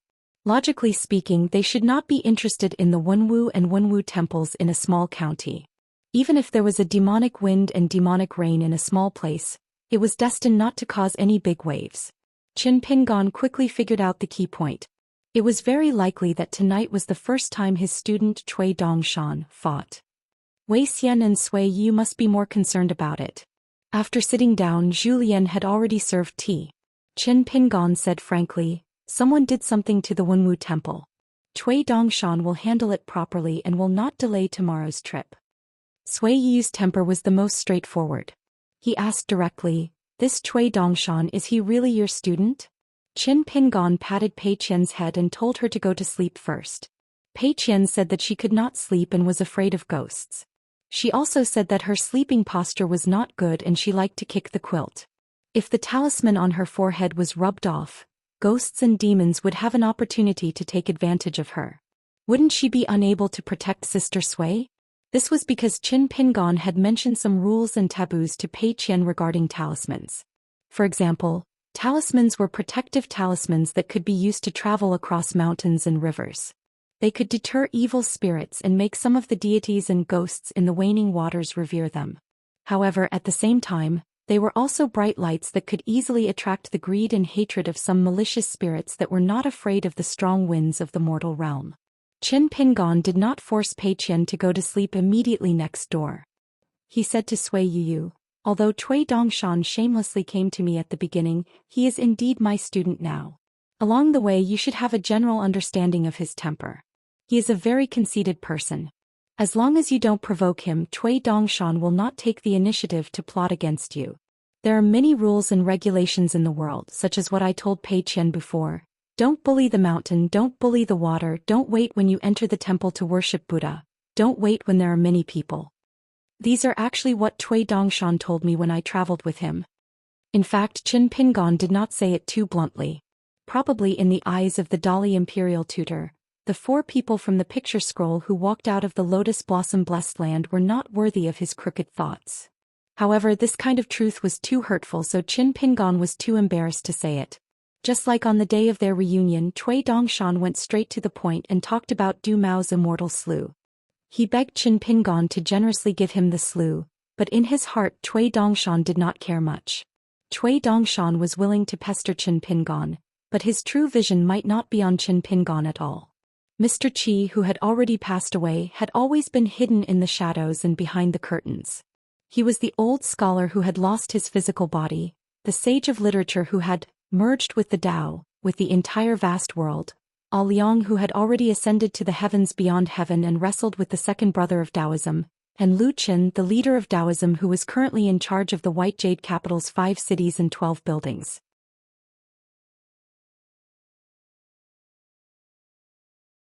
For Dali to be able to build the sword tower that was a replica of the Bekokekyung building, there was already the shadow of the school of Yinyang and the school of Mo.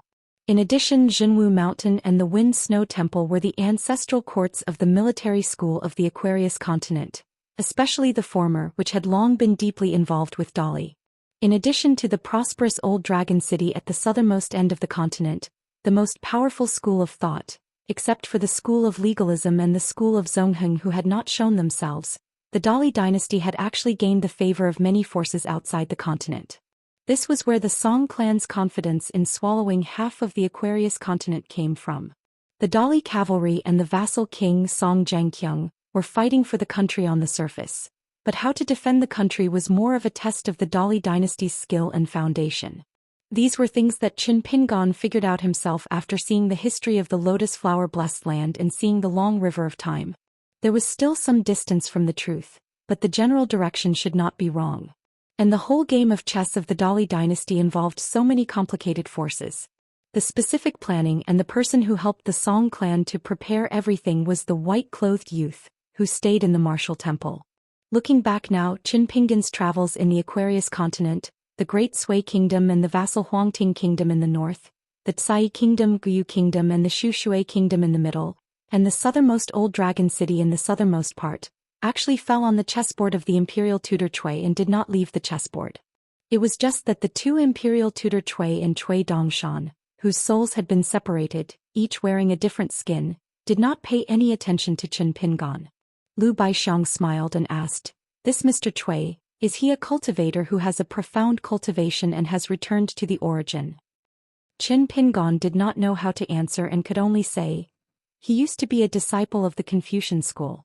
His hometown was in the Aquarius continent. Later on he went to the Central Plains to study. In the past his cultivation realm was relatively high, but later on he dropped. I can't tell which realm he is in now, so I didn't ask him.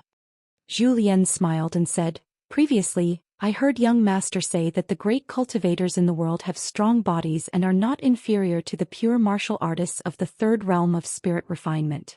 I wonder how is the fist technique of this young immortal on the mountain? If he has a magic weapon, I wonder if he can break Wei Xian's sweet dew armor. Qin Pingan smiled and said, let's put it bluntly first.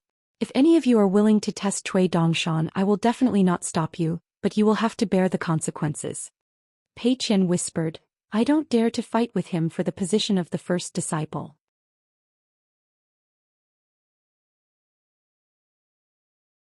In the future I will just call him senior brother. Cui Dongshan pushed the door and entered. He said angrily, little girl, why are you scolding me behind my back? Who is your senior brother? You are the senior brother. Speak properly. Cui Dongshan questioned her out of nowhere. Pei Qian was so scared that her face turned pale. Qin Pingan asked, what about the martial temple? Cui Dongshan poured a cup of tea for himself and drank it in one gulp. He smiled and said, it has been settled. I have met the culprit of the martial temple and the culprit. Both sides can be considered to be amicable. As a student, I have laid out the facts and reason with them. If I didn't rush back to inform you, perhaps the masters of the martial temple and the martial temple would have dragged the local lord along and brought some jars of aged wine buried deep in the ground to chat with me till dawn. Qin Pingan was puzzled and asked, who is the culprit? Cui Dongshan smiled and said, it was a local rich man who cherished his life and wanted to live for another 20 to 30 years. Coincidentally, he had a descendant who cultivated in a celestial sect in Qingwan country. He didn't learn the good stuff but learned the bad stuff. After learning some crooked ways, he wanted to change his fate without permission. At the cost of harming the fate energy of the land, he wanted to increase his lifespan and improve the geomancy of the Yin house. Naturally, he had a dispute with the local civil and martial temples. Since the cultivator had learned the celestial arts, the young so-called gods' favored children in the small sects naturally had bad tempers. They went all out and that young cultivator almost wanted to seize the golden body as well. It is said that the mountains and rivers of the Qingwan kingdom and the Qingshan kingdom have been slaughtered by the imperial courts in the entire southeast region of the Aquarius continent. However, the golden body fragments are still in short supply.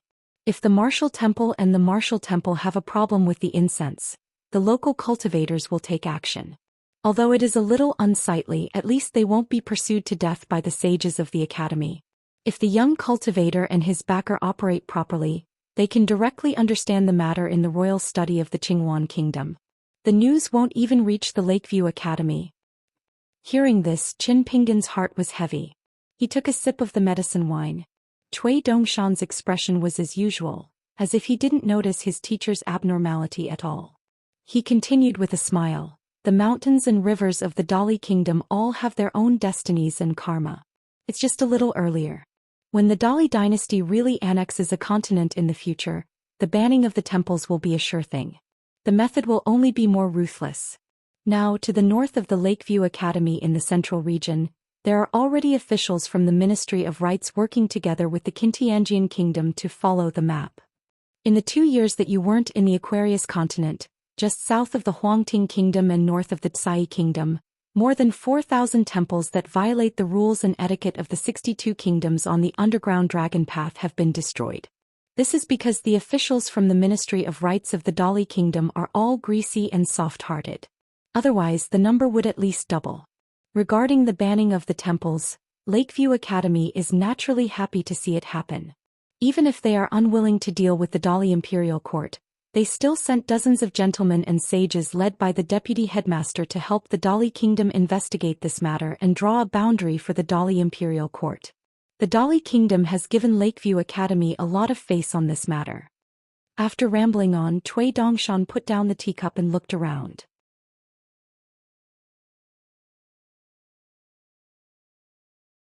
He smiled and said, why?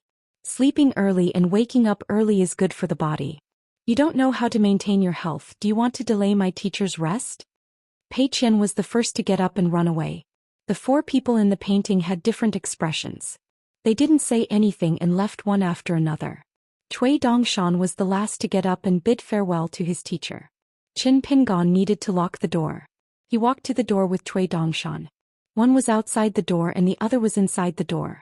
Qin Pingon asked, "If you are secretly involved in the debate between Buddhism and Taoism in the Qinghuan kingdom behind my back, you'd better tell me clearly in advance.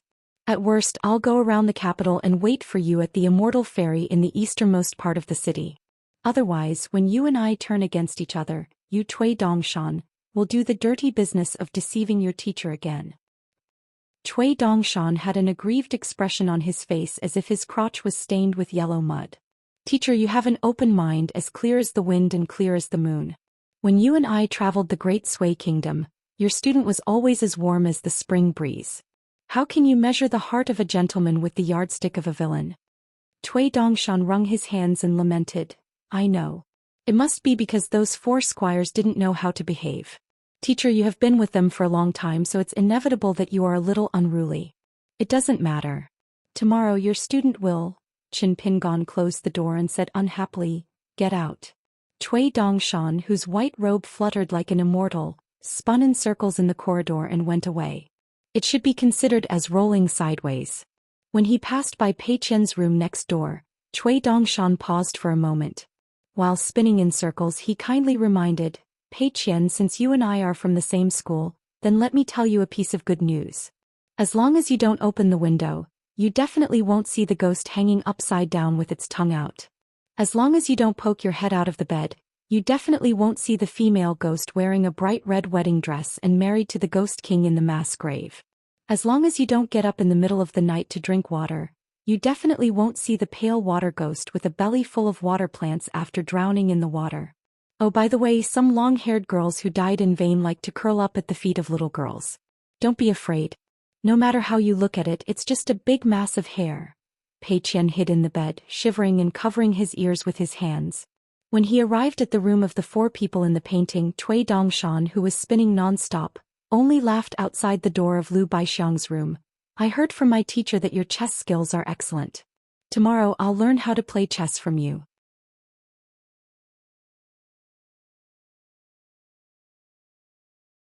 Lu Baixiang, who was playing chess with the light in the room, smiled and said, "If Mr. Cui is willing, how about we play a game before resting?"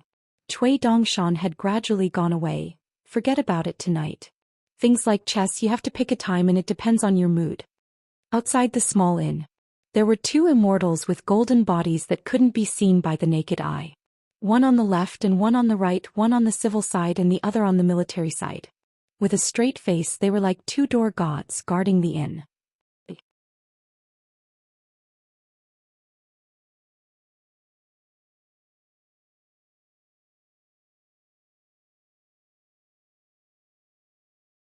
(383) At dawn, Qin Pingon had just finished practicing the heaven-earth stance when Pei Qian knocked on the door with sleepy eyes. When he opened the door, Qin Pingon saw a dispirited girl. It seemed that Cui Dongshan's kind reminder last night scared Pei Qian. Qin Pingon asked her to take a nap in his room. Pei Qian felt relieved and fell asleep immediately. After covering Pei Qian with the quilt, Qin Pingon sat at the table and read the alchemy book given by Lu Yong, the Earth Immortal from the Cyan Tiger Palace. Although it described the path of alchemy, it was a secret book exclusive to nascent soul cultivators after all. It contained a lot of exquisite insights about the Great Tao. Qin Pingon learned a lot every time he read it calmly. The inn was simple and crude. For 2 or 3 meals a day the guest had to go out and settle it themselves. From the innkeeper to the waiters, they all had a bad temper. When Qin Pingon and his group checked in, they saw the innkeeper and a group of traveling merchants were cursing and scolding each other. However, Qin Pingon's group had Cui Dongshan, Lu Baixiang and Sui Yu. The innkeeper looked at the dishes and was a lot friendlier. He took the initiative to recommend some local delicacies. Qin Pingon took Pei Qian, who had just finished her nap, out for breakfast. He didn't go back to the room. At the entrance of the inn, he told Pei Qian to take the food to Cui Dongshan and the others and also told her to tell them that he would stay in the county for 2 days. He wanted to walk around alone. Pei Qian was happy to rest for 2 days. She didn't have to travel, which meant that she didn't have to do the boring 6-step stance. While Qin Pingan was walking around the county town by himself, Cui Dongshan picture scroll, and the others received the breakfast that Pei Qian had brought back and met up to eat. Cui Dongshan's face was full of gratitude, saying that this teacher was helping the students to fill in the gaps. He had put in a lot of effort and thought that where else could he find such a considerate teacher? Pei Qian didn't dare to talk back. She only dared to criticize him in her heart. What do you mean by finding out what they missed? It's obvious that he doesn't trust you. After breakfast, Cui Dongshan was in a good mood. He smiled at Pei Qian and said, "Do you know how to play 5 pieces in a row? Let's make a small bet for fun. If you win, you'll get a copper coin. How about that?" Pei Qian had played 5-piece chess before. It was a little trick that Lu Baixiang had taught her. The rules were simple. Pei Qian often pulled Wei Xian and borrowed Lu Baixiang's chess pieces to play chess. The two played back and forth. Compared to Lu Baixiang and Sui Yu's game was dull and boring, Pei Qian and Wei Xian's game was very lively. Every time a chess piece was placed, it was louder than the previous one. It was full of momentum and it was as if they wanted to smash a hole in the chessboard. When playing chess with Wei Xian, Pei Qian won more than he lost. Once he gained the upper hand he would get carried away, but once he lost the upper hand he would regret his moves. Fortunately, Wei Xian didn't care much about winning, losing or playing chess. Now that she heard Cui Dongshan say that he wanted to gamble, Pei Qian shook her head vigorously. She wasn't stupid. Even if Cui Dongshan said that he wanted to learn chess from Lu Baixiang, 5 pieces in a row was an unorthodox game. Pei Qian didn't have the confidence to win money. After all, it was rare to find a blockhead like Wei Xian in this world. Cui Dongshan laughed and said, "Let's play chess. As teacher's disciples, you and I can't hurt each other. Whoever loses wins money." Pei Qian's eyes lit up. Losing a game of chess and winning a copper coin? How could there be such a wonderful thing in the world? Therefore, in Pei Qian's room, Lu Baixiang took out the chess set.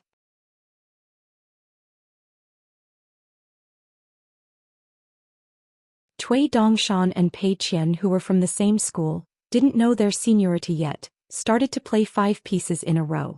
The 4 people in the picture scroll were watching the game from the side. Pei Qian placed her chess pieces randomly. Between 2 chess pieces, there was a distance of 108,000 li between them. Cui Dongshan also didn't play in a systematic way.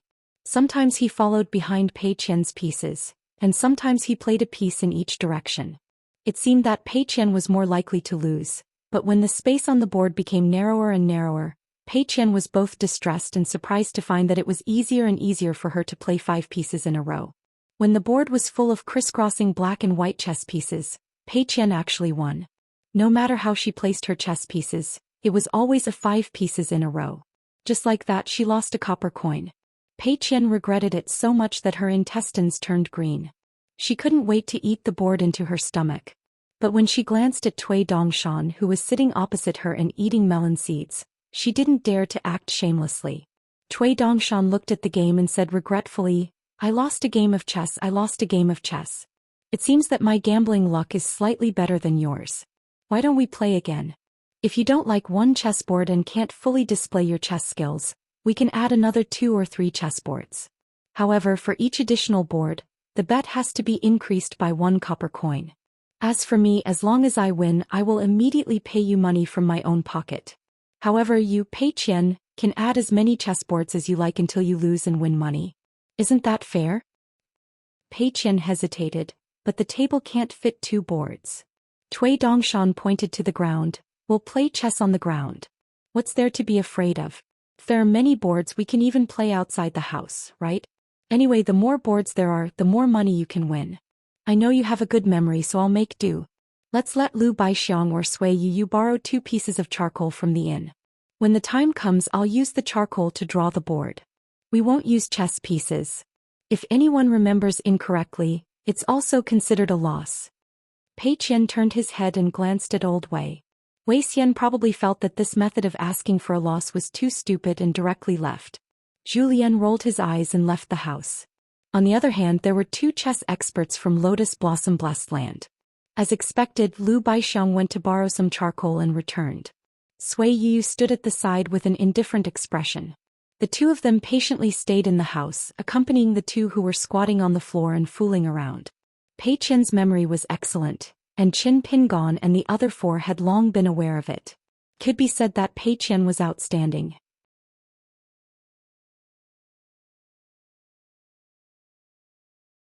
This kind of innate talent, whether it was Qin Pingon or Lu Baixiang, who had outstanding chess skills and was familiar with the game, they were all ashamed of their inferiority.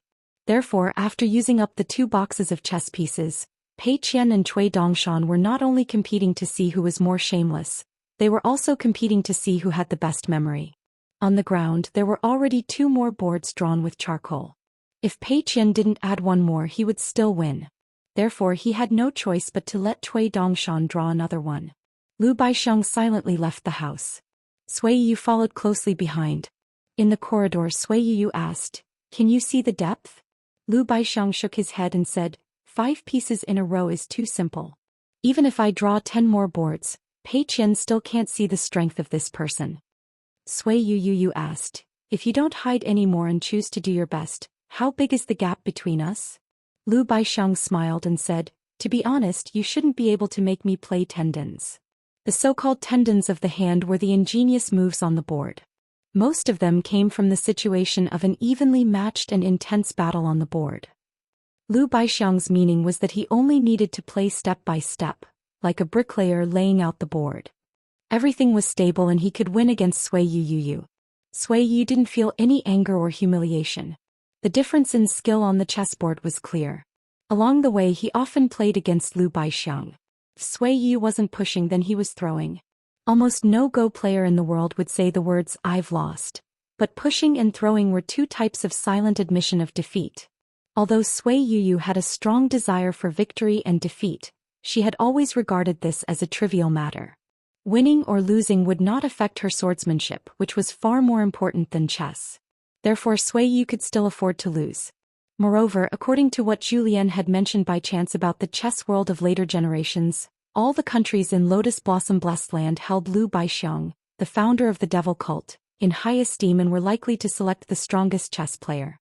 The chess masters of each dynasty, each generation and each school would have different opinions. However, if the top 3 chess masters in the history of Lotus Blossom Blessed Land were to be selected, Lu Baixiang would definitely have a place. It was clear that Lu Baixiang's reputation on the chessboard was very high.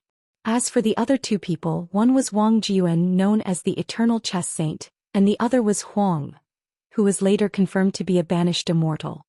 He was also the ancestor of the resurgence of the Lake Mountain sect in Songlai country and Eugeni's grandmaster.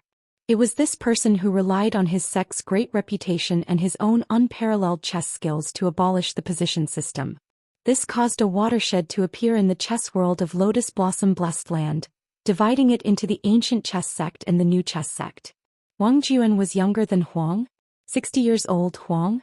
No one knew where he went in his 70s, so the two never had the chance to play a game. As for which of the 3 people's chess skills was better in different eras, the later generations of chess grandmasters argued bitterly. Lu Baixiang was undoubtedly the pinnacle of the ancient chess sect, while Wang Jiuan was the pinnacle of the new chess sect. He was also the master of all kinds of sets and throwing knives. Therefore some people believed that if Wang Jiuan had the chance to play against Lu Baixiang he would definitely lose 2 pieces.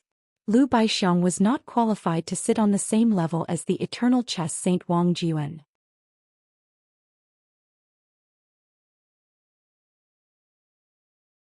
However, the chess masters who studied ancient chess manuals said that as long as Lu Baixiang familiarized himself with the new chess sect for 2 or 3 months before playing against Wang Jiuan, it would be nothing more than an additional disciple of the chess saint. In short, there were different opinions. Since there were no more national players who had roughly the same chess skills as the 3 people, and no one gave a fair evaluation that was enough to convince the public, the chess skills of the 3 people were destined to become an unresolved case. Sui Yu suddenly said, "Don't lose to that person." Lu Baixiang smiled slightly and said, "Let's wait and see." In Pei Qian's room, Cui Dongshan was squatting on the ground and eating melon seeds. Pei Qian's face was wrinkled and she was about to cry. She was about to lose 6 copper coins. Cui Dongshan comforted her. "We still have enough charcoal.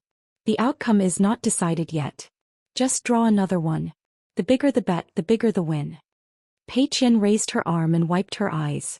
She took out the sachet that Aunt Gui gave her as a money bag from her sleeve and took out 7 copper coins. These were her hard-earned money. She clenched the copper coins tightly and stood up hesitantly. She gently placed them on the table and looked at the guy surnamed Cui with a pitiful expression, hoping that he would show the demeanor of an immortal and walk away. She never thought that Cui Dongshan would walk to the table with a smile and wipe the copper coins away. Only then did Cui Dongshan walk to the door. He didn't forget to remind her with a smile. Remember to return the chess set to Lu Baixiang and wipe the traces on the ground. Otherwise, if Qin Pingon knows that we gambled, he will scold me and make you copy books until you break your arm. As for the money, if you lose, Qin Pingon won't help you get it back. Cui Dongshan held the back of his head with both hands and swaggered away. Today is really a good day. I earned money and went out to buy candied haws. Pei Qian stood by the table and cried miserably. Cui Dongshan suddenly walked backward and leaned back. He stuck out his head and smiled. Pei Qian, I want to learn how to play chess from Lu Baixiang. I want to get a good omen. From now on, every time you call me Chess Immortal, I will give you a copper coin. Pei Qian's eyes lit up and ran out of the door. She followed behind Cui Dongshan and eagerly called him Chess Immortal. In less than 2 hours, Pei Qian had already lost her voice after returning the chess set to Lu Baixiang and calling him Chess Immortal. The two of them returned to her room. Pei Qian was babbling, but she couldn't say a word. She smiled brightly and stretched out her hand to ask for the money. Seeing that Cui Dongshan didn't respond, she quickly wrote a number on the table. Cui Dongshan smiled. I'm just playing with you. Do you really believe it? Pei Qian collapsed and couldn't say a word. She could only bare her fangs and brandish her claws.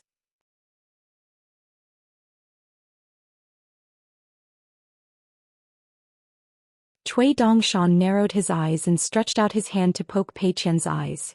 If you keep talking, not only will you temporarily become a little mute, but you will also become blind. No matter how angry Qin Pingon is, he can't beat a student like me to death. But you will be miserable. You will become a little blind person. What hope do you have in this life? Isn't that right? Cui Dongshan stood up and pretended to be blind. He stretched out his hand and randomly touched her. Pei Qian's face darkened. She pursed her lips, but she didn't dare to pick up the mountain staff and beat this bastard to death. The more she thought about it, the more desperate she became. She sat on the edge of the bed with a dull expression. Her heart was dead and her tears fell like rain. Cui Dongshan suddenly took out something that looked like a silver ingot from his sleeve and gently threw it to Pei Qian. Since you are tactful, I'll lend it to you to play for a few days. If I learn chess well, maybe I will give it to you when I am in a good mood. But when I play chess with Lu Baixiang, remember to return it to me first. Pei Qian held the heavy silver ingot in her hands and suddenly smiled through her tears. Cui Dongshan left again. Pei Qian placed the large silver ingot on the table and looked at it from left to right. She never got tired of looking at it. Just as she was thinking about how to keep the silver ingot in her hand, her eyes suddenly widened. The silver ingot began to wriggle and then turned into a snow-white grasshopper. It hopped toward the window and disappeared in an instant. Pei Qian came to her senses and immediately climbed up the window. She jumped down and began to search for the silver ingot in the backyard. She searched the weeds, the wall, and the crevices of the stones for an hour. In the end, she even dug the ground with her hands.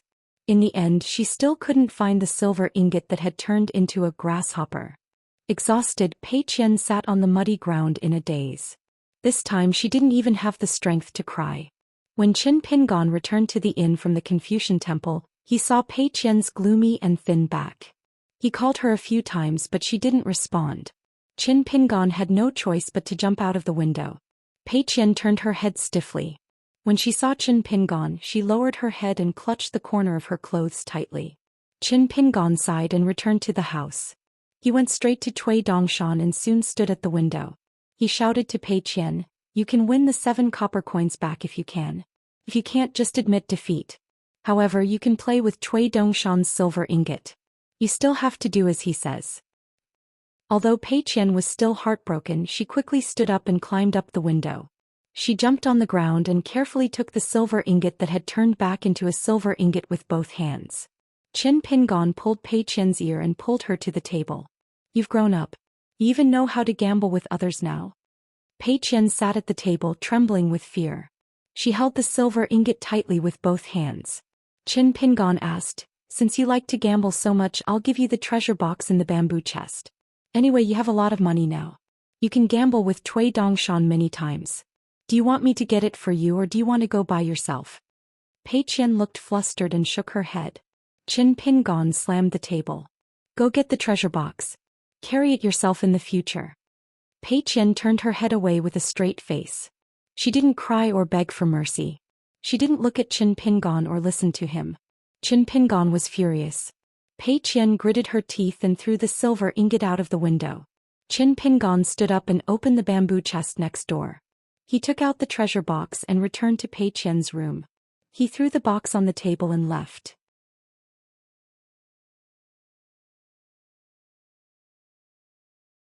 Qin Pingon had just taken a sip of the medicinal wine in the room when Pei Qian rushed in with the treasure box in his hand.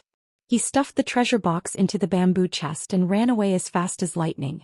Qin Pingon took out the treasure box again and went next door. Unexpectedly, Pei Qian had locked the door. Qin Pingon was furious. He wanted to kick the door open and throw this guy and the treasure box out of the inn. Qin Pingon stood outside the door for a moment. Inside the door, Pei Qian, who had locked the door, pressed her back against the door. She raised her two slender arms and used the back of her hands to cover her charcoal-like face. On the roof of the inn, the main culprit, the white-clothed youth, was lying on his back with his head on his arms. He had a faint smile on his face. Lu Baixiang was concentrating on playing chess in the room. It was the extremely famous Rosy Clouds manual in the vast world. The Rosy Clouds 10 games were derived from various chess manuals. Some people specialized in cutting the Rosy Clouds 10 games, while others only delved into the intricacies of the Rosy Clouds 10 games. It was said that this manual had nurtured countless wild chess masters in Jianghu. In terms of chess, Lu Baixiang was invincible in Lotus Blossom Paradise. When he first came to Vast World, he thought highly of himself in the art of chess. It was only when he inadvertently obtained this Rosy Clouds manual that he understood what it meant to say that there was always someone better. The more he studied it, the more he realized the depth of the chess skills of both sides. Not to mention the city lord of White Emperor City, who had the qualifications to play against this demonic powerhouse in Rosy Clouds. Even though he had lost a lot without looking at the backups of White Emperor City, just looking at this expert's arrangements alone, every move was brilliant. It was practically enough to teach all future players of the game how to play chess. Lu Baixiang only felt the sound of wind and thunder penetrating through the paper and hitting them in the face, suffocating them. So much so that Lu Baixiang painstakingly searched and collected most of this expert's chess games. In the end, he came to the conclusion that this person's chess skills could be said to be flawless. Vast World's chess grandmasters all had an extremely high evaluation of this person. There were roughly 3 points. The first was that he was able to damage the local situation and seek the big picture, breaking the established conclusion of the golden-horned, silver-edged grass belly. The second was that although this person occasionally showed his sharpness and bloodthirstiness in his moves, overall, this person was worthy of the praise of diluting the essence, reaching the highest level in the world. The third was that this person had created many wonderful ideas such as the Great Avalanche Inward Turn style and the world's #1 small point.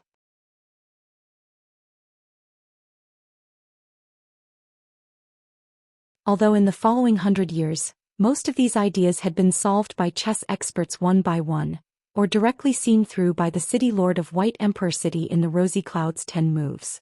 But through the Rosy Clouds manual, all the spectators of the game could not help but be shocked and amazed by this person's fantastic ideas. It gave them the feeling that this person was completely different from all the other chess players in the world.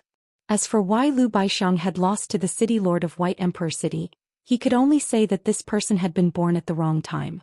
He had just so happened to meet such a monster that no one had ever seen before, and no one would be able to surpass him in the future. Lu Baixiang flipped through this Rosy Clouds manual. After thinking it over, he could probably only use the phrase, "no mistakes, no muddle-headed moves" to describe this Confucian expert whose reputation was in tatters. Lu Baixiang had once joked with Qin Pingon that his greatest wish in this life was to be able to travel to White Emperor City.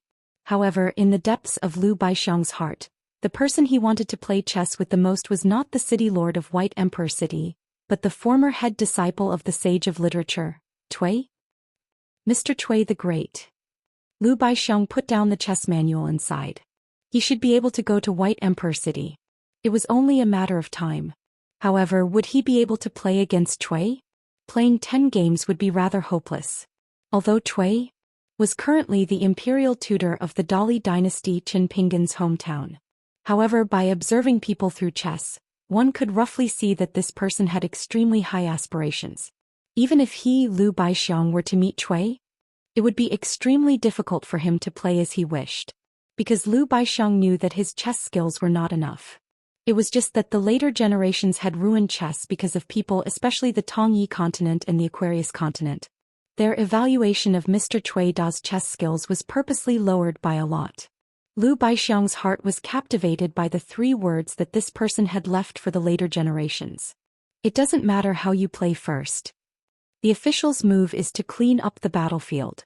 Whoever says that the official is invincible will just be a joke. The black pieces will learn from that Ma Duan, the white pieces will learn from my Cui. Let Ziqi learn from the city lord of White Emperor City.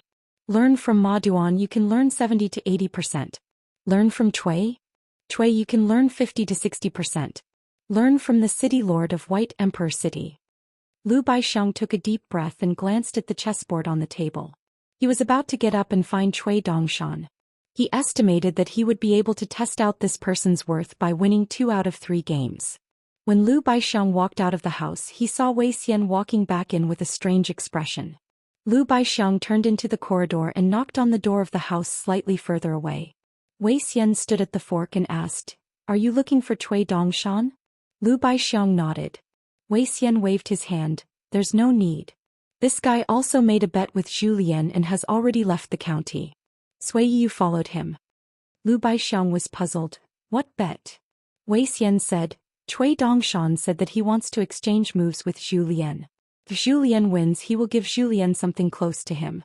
If Zhou Lian loses, he will make supper for Cui Dongshan every day." Lu Baixiang smiled. Zhou Lian actually agreed? Wei Xian hesitated and scratched his head. Of course Zhou Lian didn't agree at first. After all, Pei Qian was tricked so badly. Zhou Lian was also afraid of following in his footsteps. However, Cui Dongshan said that he could stand still. Zhou Lian still didn't agree.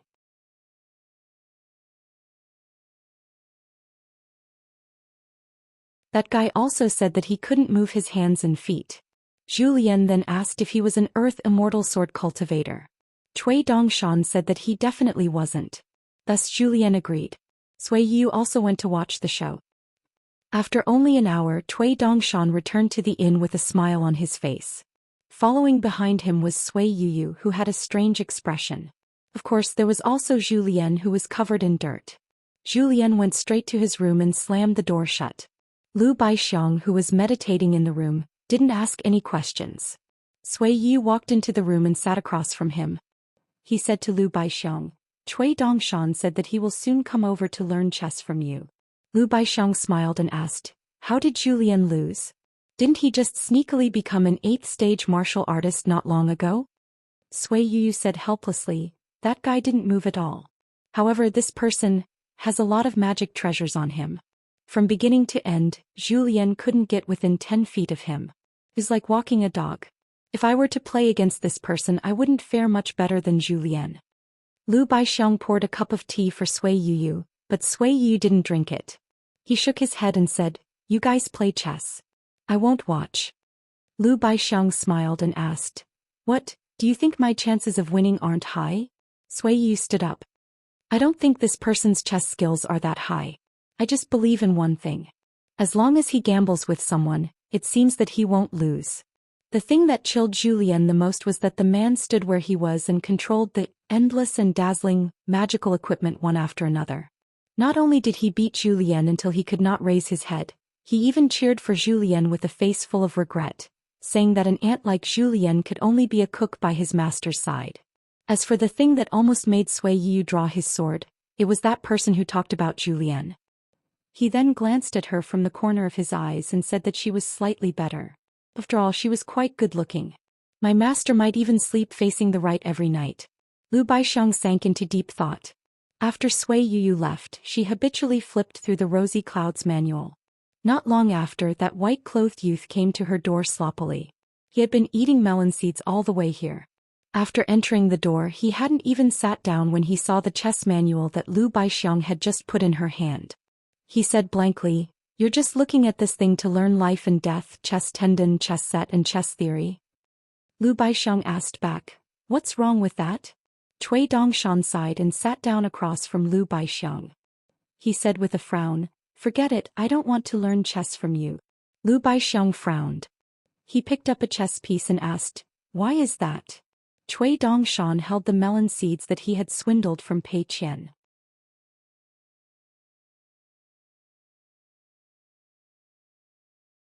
He stretched out his free hand and pointed at Lu Baixiang with his index finger. Then he raised his thumb and pointed at himself. "You'd better learn chess from me. See."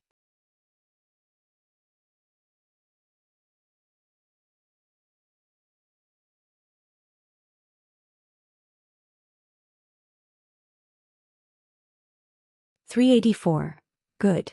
Lu Baixiang stood up and smiled at the handsome youth with a red mole between his eyebrows. He gestured for Cui Dongshan to take a seat.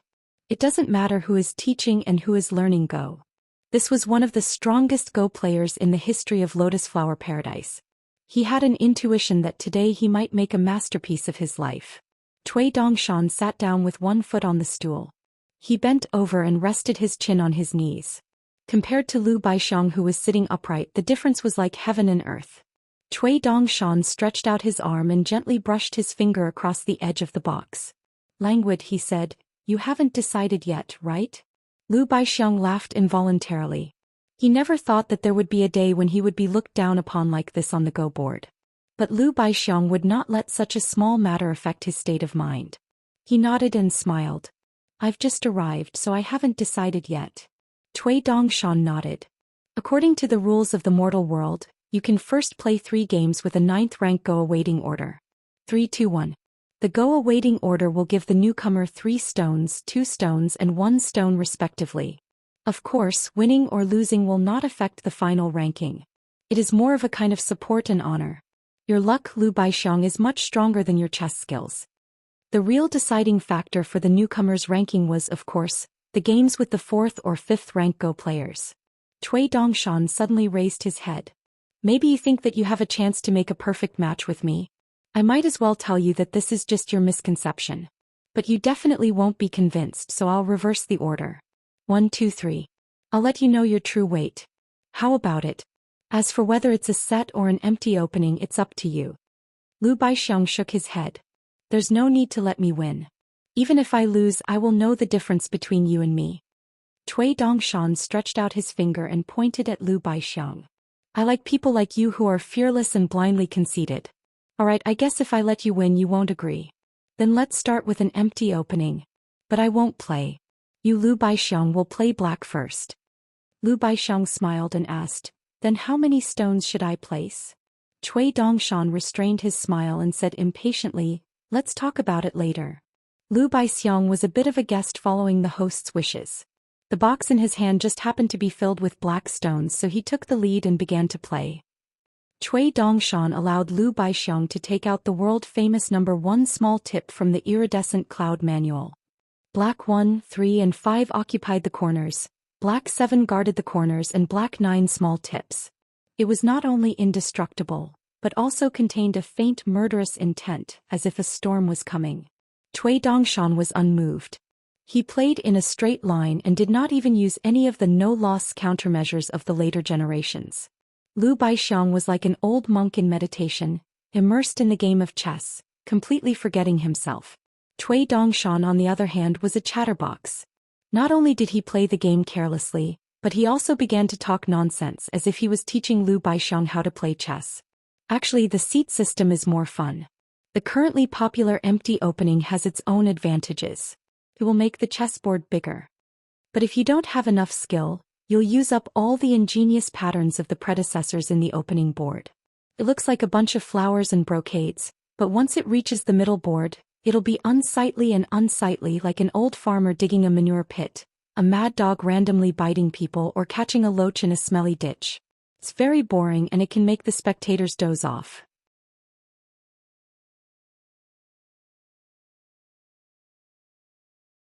Modern people tend to belittle the opening board when commenting on the ancient seat system. They only admit that the middle board is very exciting, but in fact it's not quite right. Lu Baixiang, your intuition about chess is not bad, but it's only not bad. As for the theory of chess, it's like Sway's underwear on the right. You haven't even seen it before, let alone touched it. The game was about to enter the middle board.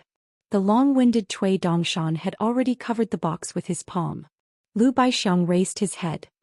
Mr. Cui, what are you doing? Cui Dongshan was startled. Can't you see that you've already lost? It'll take at most 30 moves. Cui Dongshan lifted his hand. Then let's continue. Lu Baixiang frowned and continued to place his pieces. It couldn't be denied that when Lu Baixiang played chess, his style was extraordinary. Whether it was reaching out his hand to pick up a piece, bending down to place a piece, or examining the board, everything about him was outstanding. Unfortunately, Cui Dongshan didn't care about these things at all. He didn't even care too much about the game. His pieces flew down as if they were flying. After each white piece took root on the board, he began to wait for Lu Baixiang in boredom. This was probably the reason why he had been nagging so much. Waiting was far too boring. Cui Dongshan casually said, "Seat chess and empty board chess can't be said to be better or worse. Today's chess players fight over this and that, but in the end, it's because their view of the game isn't deep enough or broad enough. In fact, besides the 10 games of Rainbow Cloud, there should have been an 11th game. As for the board, it's not just 19 horizontal lines. It's too small." Lu Baixiang's heart tightened. He paused for a long time, silently staring at the game that wasn't actually that complicated. His opponent didn't have any powerful killing moves, no clever exchanges, and no so-called demon blade great slant. It was as if he had just played half a game of chess with Lu Baixiang, patiently waiting for Lu Baixiang to admit defeat. Lu Baixiang's heart was heavy. He placed 2 pieces on the bottom right corner of the board. He threw in a piece and admitted defeat. Cui Dongshan yawned. "Isn't that right? I told you not to think about the goal. Next I'll give you a handicap." Lu Baixiang said in a low voice. "Mr. Cui, how about you give me a handicap of 2 pieces?" Cui Dongshan laughed. "A wise man submits to circumstances. Not bad, not bad. I didn't teach you this game in vain." Lu Baixiang smiled wryly and didn't say anything. After stabilizing his mind, he began to tidy up the board. Finally, he took a deep breath and began the second game. Cui Dongshan still didn't seem to be going all out.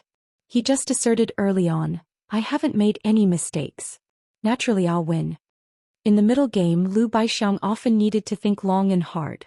Cui Dongshan didn't rush him at all. He just frequently looked around, not taking his moves seriously.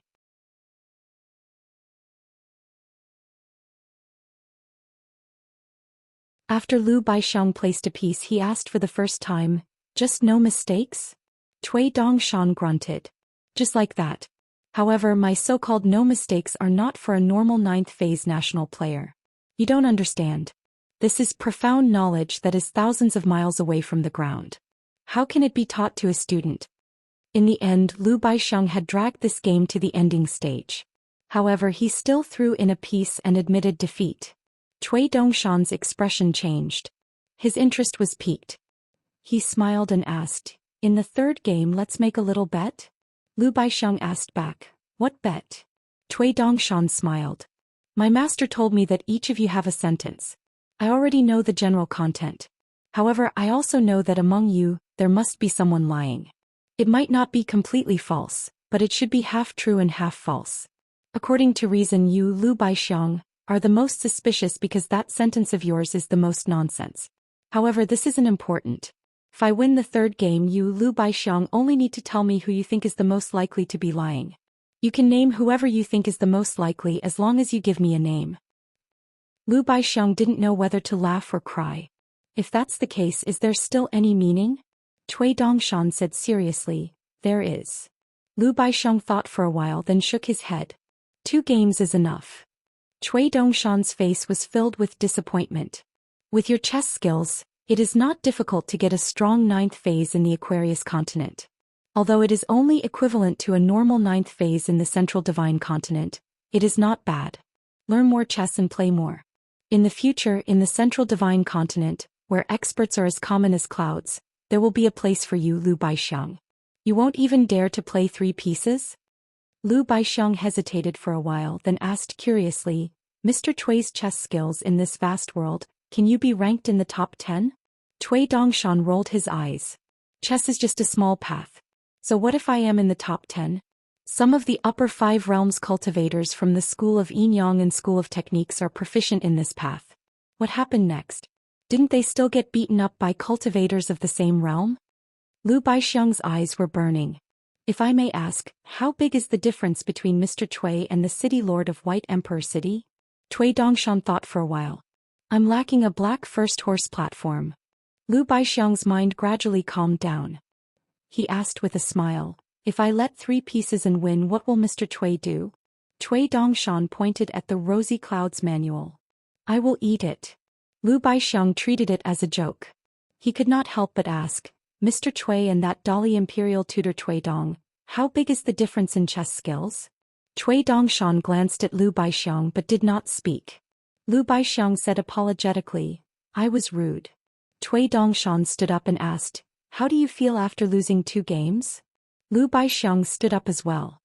He said sincerely, I benefited greatly. Although I lost, it was an honorable loss. Cui Dongshan shook his head. He said disapprovingly, you don't have the qualifications to say the last 4 words. He looked at Cui Dongshan's back. Lu Baixiang returned to his seat and began to review the game alone. Cui Dongshan walked in the corridor and muttered, Wei Xian, it is a bit dangerous. Then he mocked himself, what's the big deal? He suddenly smiled and knocked on the door to Sui's right. Sister Sui, are you there? I've already finished learning chess from Lu Baixiang. Can I learn swordsmanship from you? After Qin Pingon put the treasure box back into the bamboo box, he left the inn alone and took a tour of the local customs. In a small county, even though it was small, it had everything.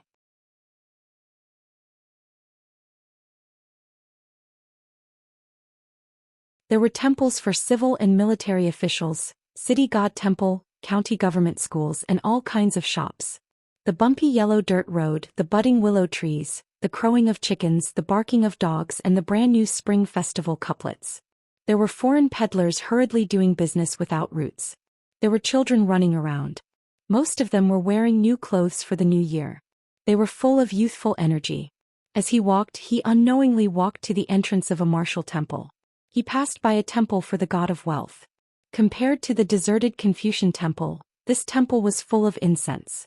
Qin Pingon had already walked through millions of miles of mountains and rivers. He discovered something interesting.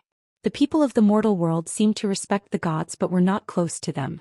They were closer to the temples for the god of wealth, the god of earth, and the various temples for the goddess of wealth. For example, in Qinghuan country, where there were many temples, the main god in the main hall would be worshipped by the people after they had offered incense. They would not stay for long. However, when they reached the feet of the god in charge of something, they would pray and make a wish after they had sincerely kowtowed. Qin Pingon walked into the martial temple. There were only a few worshippers. The god's statue was in the shape of a general. It was painted with clay and hugged an iron mace. It was ferocious and looked very majestic. The temple attendant did not show himself. Qin Pingon was now at the 5th level of martial arts. It was just that his injuries had not healed. There were pros and cons. There was a glimmer of hope for him to fight for the illusory title of the strongest. Of course, the prerequisite was that the genius Chao Ci of the Great Duan dynasty had reached the 6th level of martial arts. The key to the 6th level was to find a hero's courage. It was similar to the Qi refinement warriors forming the Golden Core. Generally speaking, there were 2 shortcuts. One was to enter the martial temple and try his luck. He wanted to see if he could be favored and be gifted with martial arts fate. The other was to go to the ancient battlefield ruins and fight with the heroic spirits of the battlefield. However, it was very dangerous. There were very few heroic spirits wandering alone in the ancient battlefield ruins. Those heroic spirits and generals who had not lost their intelligence had varying numbers of nether soldiers and generals under their command. They were very difficult to deal with. The Immortal book that he bought from the inverted mountain recorded that there was a huge ruin in the central plains. The heroic spirit had a cultivation equivalent to the 12th level of Qi refinement warrior. In addition, he was equivalent to a military saint overseeing the battlefield. He was no different from a legendary ascendant realm. He had hundreds of thousands of nether soldiers and generals under his command.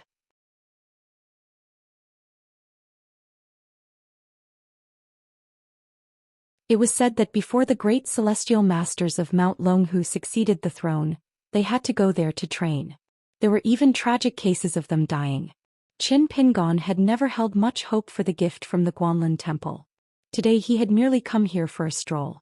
Most of it was because he yearned for the ancient battlefield ruins that would go down in history. He wanted to rely on his own two fists to reach the sixth realm. Qin Pingon stood alone in the hall of the martial temple. The martial temple in the county was too small. There was no place to burn incense. The commoners brought their own incense. Qin Pingon felt that it was not appropriate to put his palms together.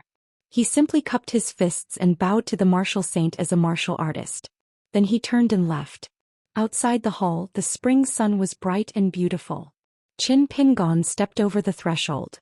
Now that the longevity bridge had been rebuilt and he had successfully refined his first natal item, Qin Pingon was equivalent to having one foot in the door of becoming a chi refinement warrior. However, this was definitely not a great blessing. It was rare to have both a bear's paw and a shark's fin in the world. This was especially so for the identity of a chi refinement warrior and a pure martial artist. They were on opposite paths. Although there were people who cultivated both, there were very few in the world. Some sword cultivators at the Great Wall of Sword Chi Daoist priests from the Saber Division, and a few freaks that Cui Dong had unintentionally mentioned before belonged to this category. The reason why this was seen as a stupid thing by the orthodox was that it was easier to make fatal mistakes in the future. It was not easy for a chi refinement warrior to form the golden core. It was even more difficult for a nascent soul to break through the bottleneck and destroy one's mental demons. The Buddhists cultivated an invincible golden body and the Daoists pursued a flawless glazed body. In fact, they were all tirelessly pursuing the word flawless. Once one chose to open up two paths at the same time, it was equivalent to asking for trouble. It was easy to not rely on both sides and in the end one's achievements would be limited. Just as Qin Pingon's right foot was about to step out of the door, a wave of spiritual energy rippled behind him. A mellow voice sounded, "Immortal Master, please wait." Qin Pingon turned around and walked back into the main hall. The painted statue rippled with a layer of golden light. Then a middle-aged general in golden armor walked out from the statue and landed in the main hall. The martial saint of Qinghuan country clasped his fist and smiled. "This matter is all thanks to the help of Immortal Master's disciple. Only then did our two temples escape this disaster. I wonder if Immortal Master can give us a chance to repay him? If Immortal Master needs anything, just say the word. As long as it is within our capabilities, we will not refuse." Qin Pingon smiled. "This time it was my disciple's idea. It has nothing to do with me. Martial Saint, you don't have to thank me. I just happened to pass by this time. Sorry for disturbing you." The Martial Saint said helplessly, "I would like to disturb you more." Qin Pingon was speechless. The incense of the divine path was the most mysterious.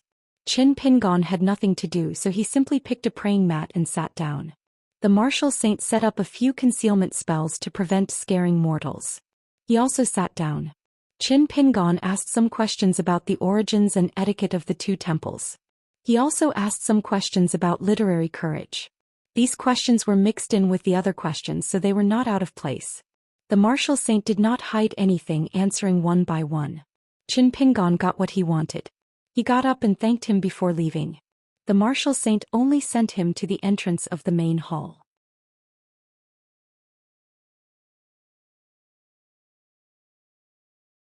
After the young immortal master walked further and further away, the golden body returned to rest in the clay statue. A young man in white walked on the street. He walked past the lush green trees, the yellow dog lying on the ground and the laughing children.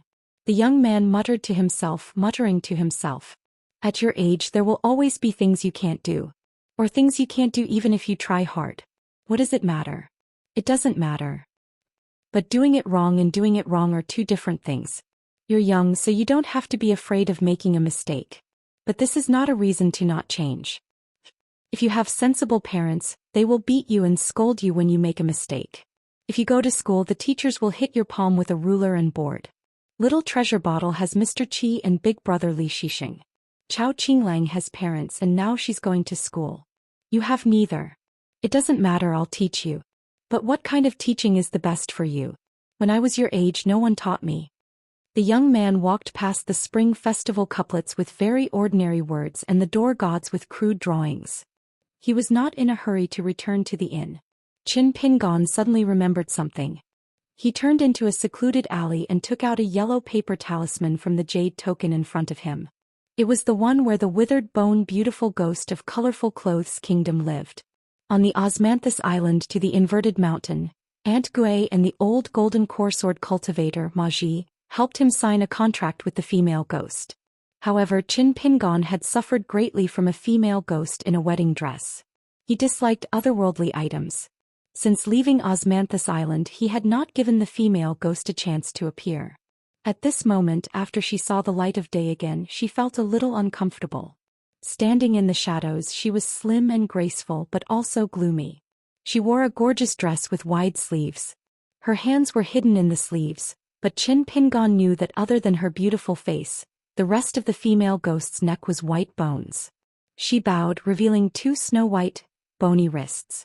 She said in a delicate manner, "Greetings, master." Qin Pingon found it difficult to speak, so he was hesitant. When signing the contract, Qin Pingon learned that the female ghost's real name was Ro. Qin Pingon paid attention to whether there was anyone passing by, while he was thinking about what to say. She smiled and said, "Master, do you need me to do some dirty things?" "Master, you don't need to hesitate. This is your servant's duty." Qin Pingon sighed and shook his head. "I don't want you to do those dirty things. You are a woman, so I want to ask you something you are good at." The withered bone ghost narrowed her eyes. "Oh? May I ask, master, is it a matter between a man and a woman?" She laughed, and a bony arm stretched out of her sleeve.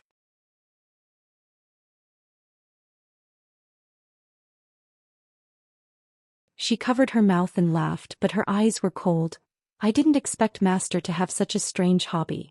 It is my good fortune." Qin Pingon did not care about the sarcasm in her words and said helplessly, "I want to ask you, when you were alive, did you marry a husband and raise children? Do you know how to set rules for the children and juniors in the family?" He was confused. It was obvious that Qin Pingon's idea was beyond her expectations. In her early years, her soul was trapped in the picture scroll, and she was used to the evil deeds of the old immortal master. She went against her heart and vomited, but it was better than watching the souls of her sisters disappear. Some of the souls of the pitiful sisters were lit by the old immortal master's extremely ruthless candle-sitting technique. Their souls were used as the wick of the oil lamp, and they melted little by little. It was extremely miserable. Other than her, who would dare to disobey? Now that she had a new master, why did she change so much? She sighed in relief and shook her head. "I was never married before, so I don't know what master is talking about." Qin Pingon nodded. Then he took her back into the talisman without saying anything, and put her back into an object that was close to him. In the netherworld of the talisman's cage, the female ghost's body was floating, and her face was full of astonishment. That was it. He was a little resentful. If she knew it would be like this, she would have fooled him. How long had it been since she saw the scenery of the outside world? Even if she had to endure the pain of the strong wind blowing against her body, or the pain of the spring thunder scraping her bones, she was willing. Qin Pingon walked out of the alley and finally sat on the steps outside of a closed door. He hugged his knees and was lost in thought. He walked past a family of 3 who were dressed simply. The child was innocent and carefree, and the woman's eyes were red as if she had been wronged.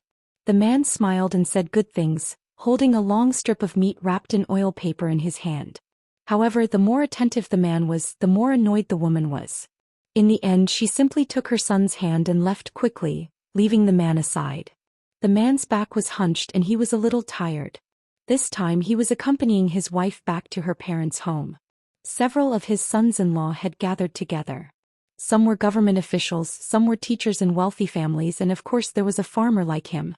His father-in-law had given him a gift in return, and the other 2 sons-in-law had received pork legs. He was the only one who could only get a strip of meat. Naturally he was angry, but his wife was angry with him. As a man, how could he quarrel in front of the child? In the end, wasn't it because he was useless? The man sighed and suddenly found an unfamiliar young man squatting at the door not far away. The man subconsciously straightened his back, smiled at Qin Pingon, and then ran to his wife and son who were farther and farther away. Qin Pingon looked at this scene. Although he didn't know how to speak, he was originally born in a poor place like Mud Bottle Alley. He was familiar with the bumps and bumps at the bottom of the city, and he knew about the trivial things that slowly ate away at people's hearts. Therefore, Qin Pingon roughly guessed that when the child was a little older he would most likely learn about his parents' respective hardships. Perhaps he would study harder in school, perhaps he would smile less often, perhaps he would feel that his indomitable father was actually a little cowardly and would despise him like his mother. However, there was also a possibility that on the way home today he would help his father carry that strip of meat. Then his parents would reconcile and feel that they could live on together. It was all possible.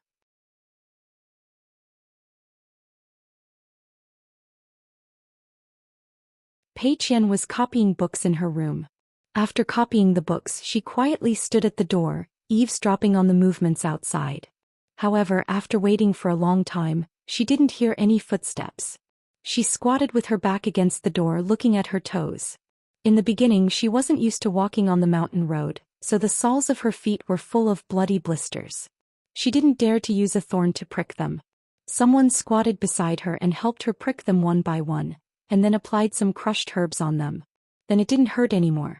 While Pei Qian was in a daze, a familiar voice came from outside the door asking, "Have you copied books today?" Pei Qian immediately jumped up and shouted, "I've finished." The footsteps gradually faded away, and then there was the soft sound of the door next door closing.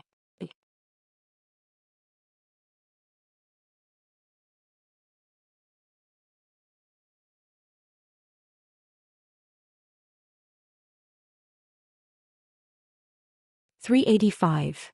Sui Yu didn't open the door for Cui Dongshan.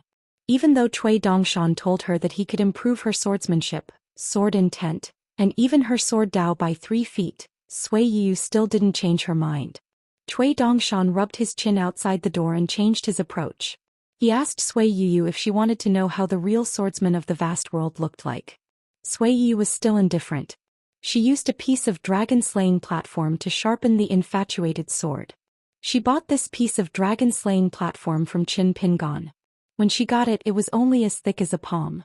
It was the leftover from the 1st and 15th days of the flying sword.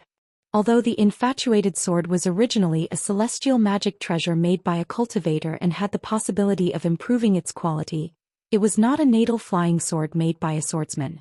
It was still a non-living object.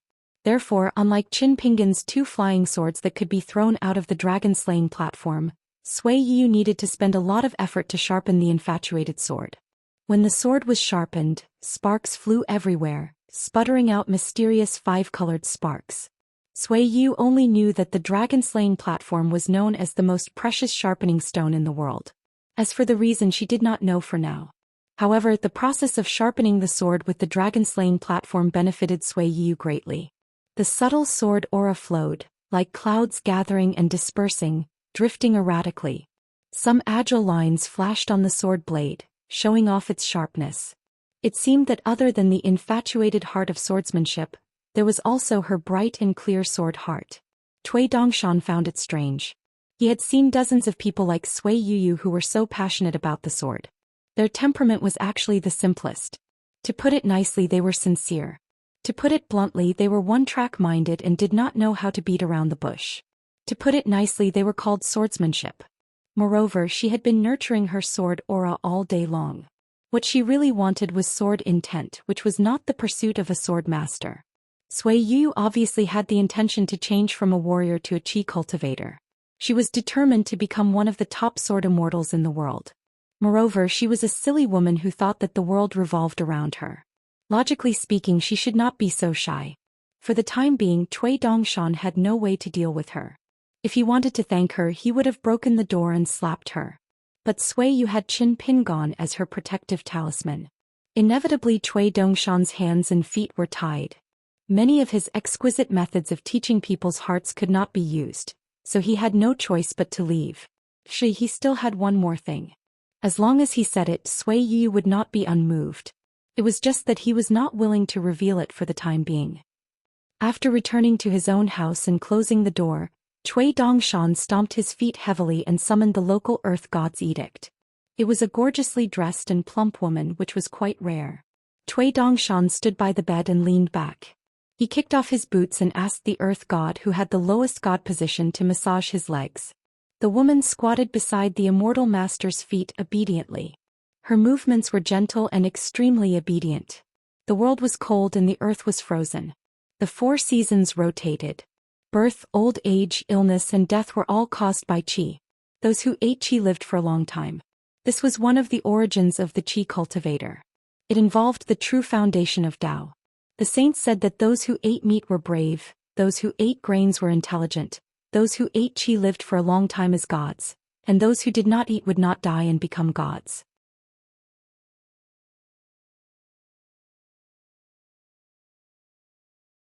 The first 3 were easy to understand, but the last sentence was not complete. It was not only that Tao cannot be spoken, but also that there was too much taboo in it. It was not only the path of a pure warrior, but also the saints from all sides did not want the future generations to trace the origin of the Tao of gods. However, Cui Dongshan knew the 3 stages of the 10 realms of martial arts: vigorous, pure and divine. Now Song Jianqiang, the king of Dali, should only be vigorous. Li Er, who became a warrior later, had already entered the pure state. This made Cui Dongshan very surprised when he first heard the news. He even went to teach Yu Lu, who accompanied Zhou Xian, the prince of the Great Sui Kingdom, a lesson. Yu Lu, whose face was bruised and swollen, did not dare to fight back. He probably still did not understand why he was beaten up. Yu Lu also did not understand Cui Dongshan's words. Be careful that you have toilet paper in your hand in the future, but there is no toilet for you to take a dump in. Cui Dongshan was worried for his little servant. There were different levels of martial arts in a country, but how could there be no difference in a continent? The Aquarius continent was the smallest continent in the world. However, Song Jianqiang reached the peak state at a young age, and then Li Er went to the North continent. Soon he caught up with Song Jianqiang and became a cultivator of the level 10 of the returning realm. Besides, there was also that old man. It was said that the old man's temperament had changed, and he became a hermit in the bamboo house of the Luopa mountain. Therefore, if it wasn't for the fact that the 9th realm martial artist Jing Dafeng suffered a huge setback at Old Dragon City, from a person who had a high chance of reaching the peak realm to a cripple, it was estimated that in the next 100 years, the path of the martial artists in the Aquarius continent would not be the 10th realm, but the 9th realm. Adding Chen Pingon and the 4 retainers that appeared out of nowhere in the Aquarius continent, Yu Lu and Xianxia as a pair of servants under me, Cui Dongshan, can't you be a bit more careful and quickly go and squat in the latrine of the 10th level martial artists? If not, you will not even have a place to poop in the future. Yu Lu, as the crown prince of the Lu dynasty, what else could he be if he wasn't the Lu dynasty's descendant? Yu Lu's cultivation level kept rising, and the most important thing was that every step he took was stable. Other than his talent in martial arts, it was more because the Lu dynasty's emperor had lost his mind and transferred half of the country's martial arts luck to Yu Lu. A martial artist was like a rock in the toilet in the eyes of the saints. Smelly, hard, and unpresentable. Cui Dongshan was sad. There were too many idiots in the world who didn't understand his vision. In the past it was Xianxia, Yu Lu and the other kids.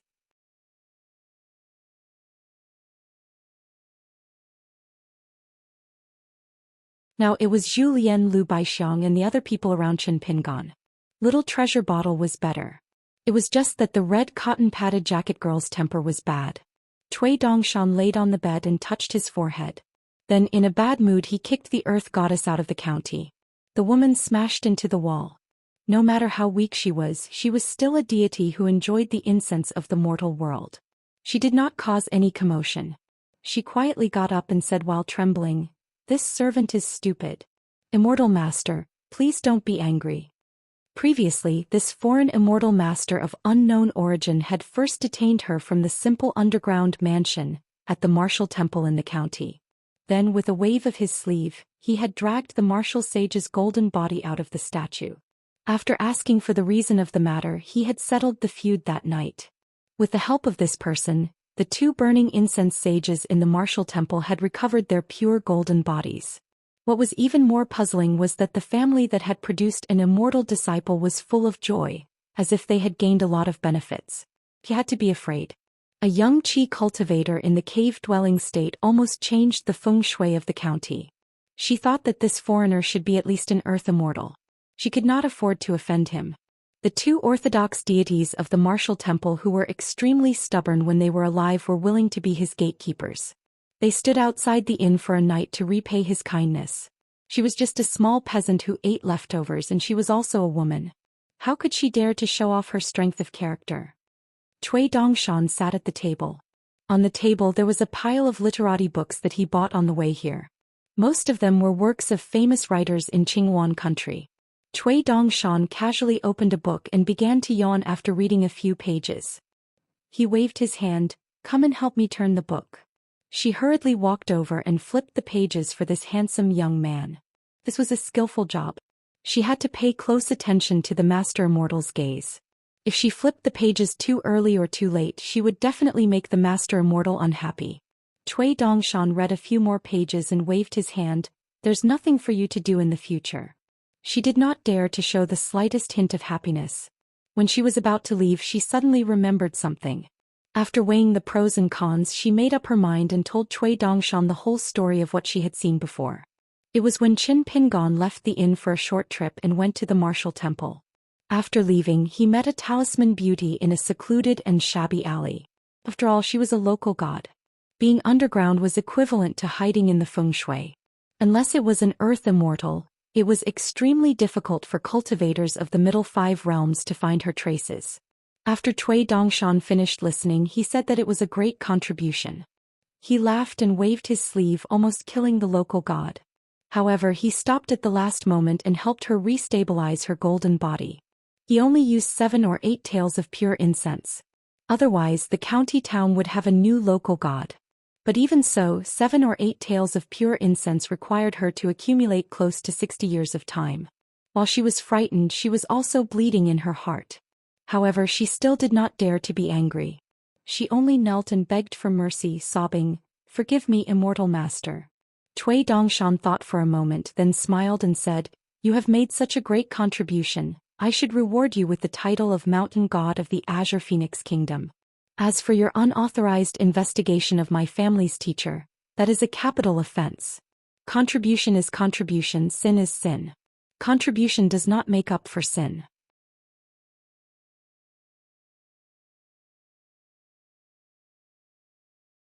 Rewards and punishments are clear. Originally you were already dead. Even if I wanted to help you raise your position, it would not fall on your head. As for now, just stay at home and wait for the good news. As for why he let her go at the last moment, Cui Dongshan did not say. The local god returned to the underground in surprise. The accident in Sai country was originally one of his, or their many chess pieces. However, the old lecherous cultivator who liked to collect beauties and wild ghosts was not an important chess piece. Cui Dongshan did not spend much effort on him back then. However, through the numerous secret letters of spies that poured into Dali's capital like snowflakes, Cui Dongshan paid attention to a record. The number of words was not many, only 20 or so words. It was a rough content. Perhaps the Dali spy who reported this did not pay much attention to it. In the past, this kind of interesting thing that the imperial tutor of Dali used to pass the time was like those secret letters that piled up into a mountain in Dali's secret vault. It was thus covered in dust year after year. With nothing to do, Cui Shi started to unravel the secrets of the Aquarius continent. Thus, he dared to say that compared to the previous owner of the female ghost, he knew more about her background. Searching for clues, following the vine to find the melon. The imperial tutor and Cui Dong were masters of both. Cui Dongshan got up and left the room, knocking on Qin Pingon's door. After Qin Pingon opened the door, he asked, "What's the matter?" Cui Dongshan nodded vigorously. "Student wants to talk to teacher about an important matter." Qin Pingon glanced at him. Cui Dongshan smiled and said, "It's just that whether it works or not, it depends on whether your luck is good or not." Qin Pingon closed the door, but Cui Dongshan's eyes were sharp and his hands were fast. He quickly stretched out his hands and held on to the 2 wooden doors, begging bitterly, "Teacher, please allow me to speak slowly. If it is as I expected but teacher is not willing to listen, then it will really be a waste. Furthermore, it will be 2 good things being wasted together.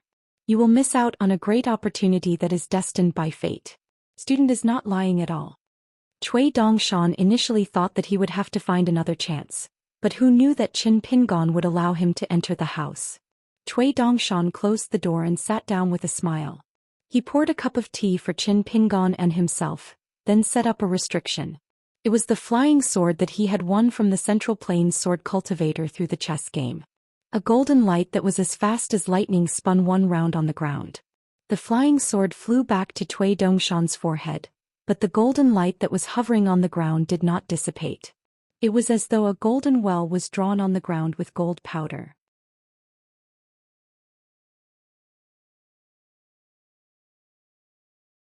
Cui Dongshan laughed and asked, "The earth goddess here is too daring and does not know life from death. She dared to follow teacher's journey to the martial temple, and saw some things that she should not have seen. What's even worse is that she actually dares to claim credit in front of me. Does she not know that heaven, earth, ruler, parents and teacher?" Qin Pingon directly asked, "So you killed the earth goddess?"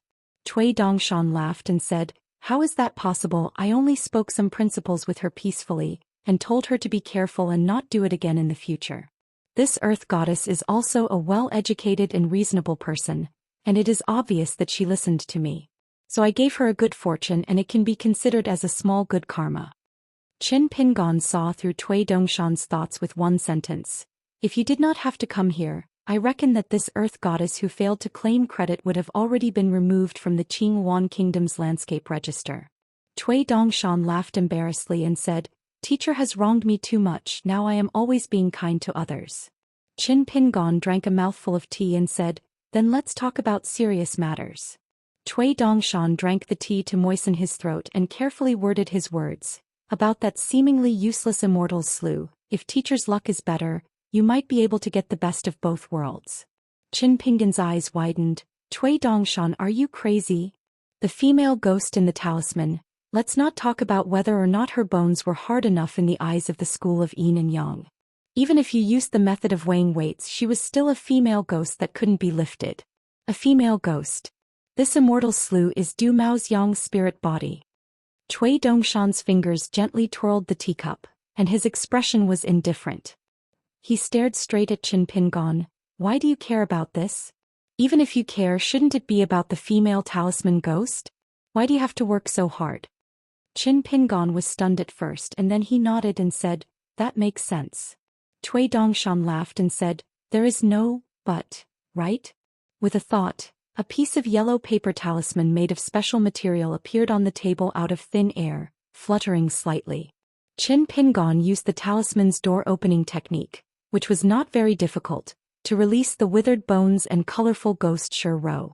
The talisman was both a house and a cage. Shuro hovered on the table, her colorful clothes dragging on the table. Cui Dongshan raised his head. Shuro looked down and saw a handsome young man with a red mole between his eyebrows. Although the young man did not speak, his eyes clearly told her 4 words. "Do you want to die?" Although Shuro didn't know the identity of this person and couldn't even see the depth of his cultivation, an instinctive fear surged from the depths of her heart. She immediately floated to the ground and turned around, not daring to meet the eyes of the youth. Facing Qin Pingon, even so, she still felt as if there was a blade at her back. She lowered her eyebrows and, for the first time, revealed a more sincere and delicate expression as she said to Qin Pingon, "This servant greets master." Cui Dongshan stood up, rubbing his hands and smiling, eager to try. Qin Pingon nodded at him. Cui Dongshan stretched out his hand and pressed on the shoulder of the female ghost in colorful clothes.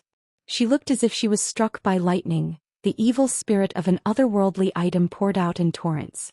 Her face was distorted and her hair fluttered crazily. Cui Dongshan turned a blind eye to this and just gently lifted her up slowly. When she was about a foot away from the ground, he increased the strength of his fingers and lifted the ferocious withered bones and colorful ghost up another foot. Cui Dongshan did not stop and lifted her up for the 3rd time.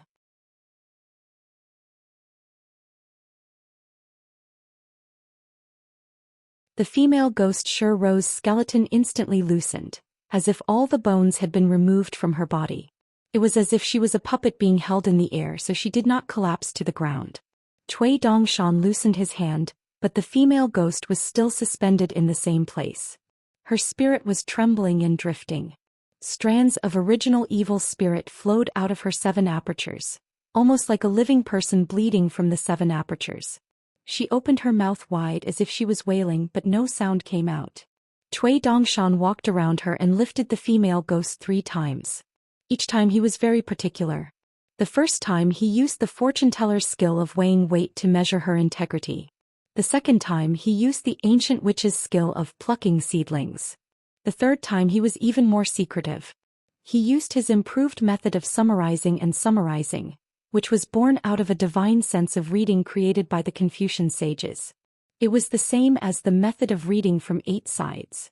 They were all methods that only the master of the Academy of Confucian could use. In addition to having many magic treasures, Cui Dongshan was good at many occult arts. Looking at the whole world, he was also an outstanding figure. Cui Dongshan glanced at Qin Pingon and found that the latter's expression was normal. After all, he was not the young man with straw sandals anymore. Cui Dongshan collected his thoughts and shot a small coin at the female ghost's glabella. The latter fell to the ground with her hands on the ground. Her shoulders trembled and she could not even lift her head. Obviously she suffered a lot. Fortunately, the small coin melted into pure spiritual qi in midair, and the pain in the depths of the female ghost spirit was slightly relieved.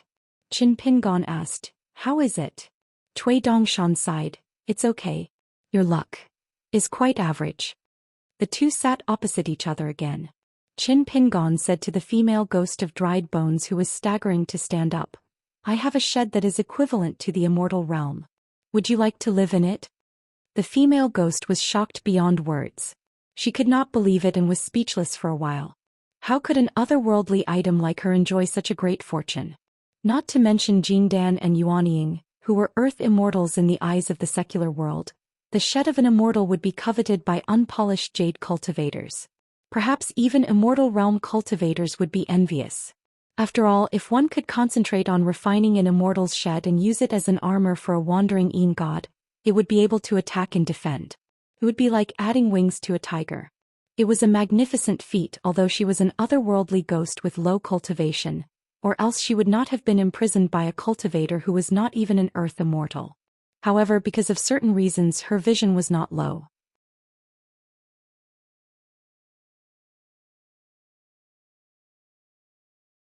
The female ghost, Shuro, suddenly floated to the door, knelt down and began to kowtow. She probably also begged Qin Pingon and Cui Dongshan. She cried, "Please have mercy. Let this servant have a body and be able to walk in the world of the living openly. I am willing to be a cow or a horse for all my life." Cui Dongshan flew into a rage and slapped the female ghost of dried bones. Her head tilted and she only kowtowed to Qin Pingon. "Why are you kowtowing to a little ghost like me? Don't you know the rules? When you enter a temple you have to pray to Bodhisattva and true God. Would a living person, after entering the Wen and Wu temple, kneel down and kowtow to the temple attendant? I think you, Shuro, after being a ghost for 600 years, your brain has rotted away." The female ghost kowtowed even more frequently. She repeatedly said the same thing, begging for mercy and for the shed.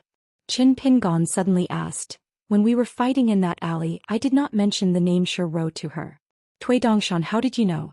Was the disaster in Tsai country's Yanji County a secret plot between you and Dolly?" Cui Dongshan's face stiffened. He had been too complacent this time. He had actually made such a damned mistake. Alas, playing chess with a bad chess player like Liu Baixiang would cause his chess skills to plummet. Cui Dongshan hurriedly stood up and clasped his hands in front of his chest. He tried to defend himself. "This is the work of State Preceptor Cui Shi. Mr. is wise and observant. This has absolutely nothing to do with student Cui Dongshan. It has nothing to do with even half a copper coin." Qin Pingon actually couldn't find any fault with this kind of shameless words. Qin Pingon was silent for a moment and said helplessly, "Get up." Cui Dongshan pretended to touch his forehead that was not sweaty. However, he found that Qin Pingon was looking at the female ghost. Cui Dongshan could only bow again. The female ghost was still unwilling to get up and kept kowtowing. There was no need for words to express her sincerity. Qin Pingon turned to Cui Dongshan and said, "Then I'll leave her to you. If you can help her open the mountain and enter the immortal shed. If you can't, don't force it." Cui Dongshan patted his chest and promised, "Teacher, don't worry. Even if it doesn't work in the end, I guarantee that it will be a profitable business. Qin Pingon smiled and said, if it works, how much do I have to pay you? Cui Dongshan was surprised and said, it is my duty to respect my teacher and solve your problems. What kind of payment do I need? Qin Pingon sneered and said, do you believe it yourself? Cui Dongshan smiled shyly. Teacher, not only are you knowledgeable, you are also experienced in human relations. If I follow you and seek the Tao, this student. Qin Pingon couldn't help but interrupt Cui Dongshan's nauseating flattery. Stop, let's get to the point. Cui Dongshan thought for a moment and sat back on the bench. He took a sip of tea and asked tentatively, if this student says that teacher must take out all the gold and copper coins and the more the better, will teacher agree? Qin Pingon nodded. Daming Strangelove record, Cui Dongshan asked, teacher, are you not afraid that fortune and misfortune come together? Under my guidance, this female ghost successfully took over the immortal shed and refined it. However, I did something to her and she would no longer be loyal to you. Teacher, are you willing to trust me on such a big matter? Qin Pingon shook his head and said, I don't trust you, Cui Dongshan, but I trust the teacher who gave you another chance. Cui Dongshan was silent. The female ghost, Shi Ro, was confused. She had no idea what the teacher and student were talking about. Cui Dongshan stretched out 2 fingers and picked up the yellow paper talisman.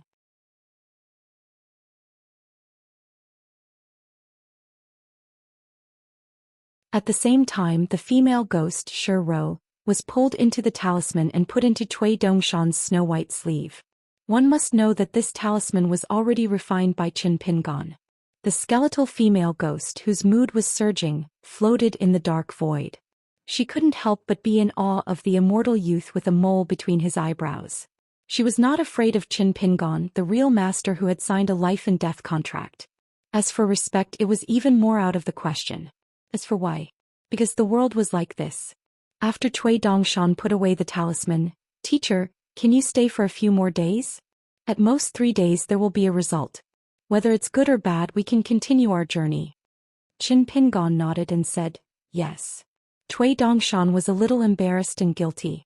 He stretched out a hand to Qin Pingon.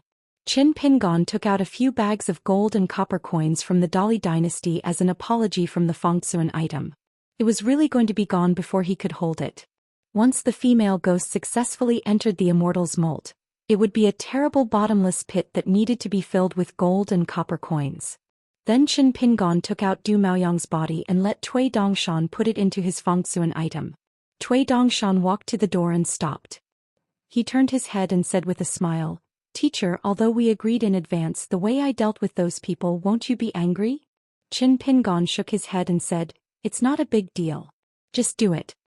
Cui Dongshan asked again, then what about Pei Qian? Qin Pingon sighed. I can only tell myself that it's better to make a mistake earlier than later when she makes a big mistake and then be busy trying to make up for it. Cui Dongshan wanted to say something but stopped. He was not playing hard to get. In the end, he learned from Qin Pingon and sighed, teacher, you might as well read more books from the legalist sages. After all, it's too complicated and tiring to use Confucian etiquette and morals as a yardstick to measure one's actions on the mountain. For example, the legalists advocated that high and low follow the law.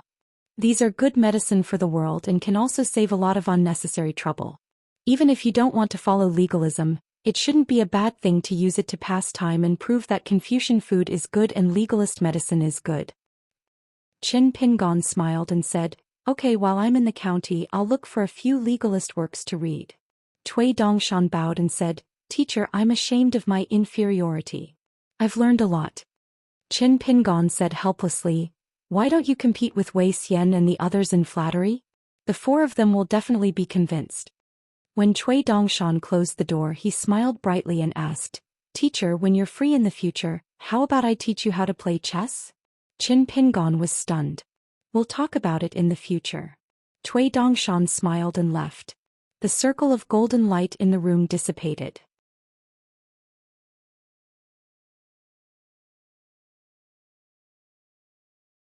Cui Dongshan returned to his room and sat down with his eyes closed. Finally, he took out a painting scroll solemnly. It was actually made of the same material as the gold essence copper coin. After Cui Dongshan opened it, the painting scroll on the table flowed like the long river of time.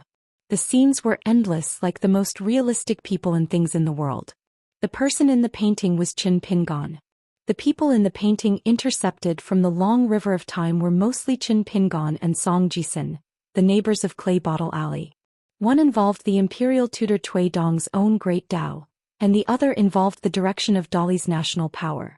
This kind of magical painting scroll that used the flowing water of time as the rice paper was called the horse painting by the Immortals on the mountain and was extremely precious. Only the Ascendant Realm cultivators or the Immortal Realm cultivators who were proficient in some ancient secret techniques could have this kind of supernatural power. The Immortal Mountain with the character Zhong, which had a deep foundation and did not lack financial resources, secretly protected the reincarnations of the ancestors of the Mountain Gate. Many of them had this kind of thing and carefully treasured it. The flowing water painting scroll and the horse painting were not small things that could be used for pleasure.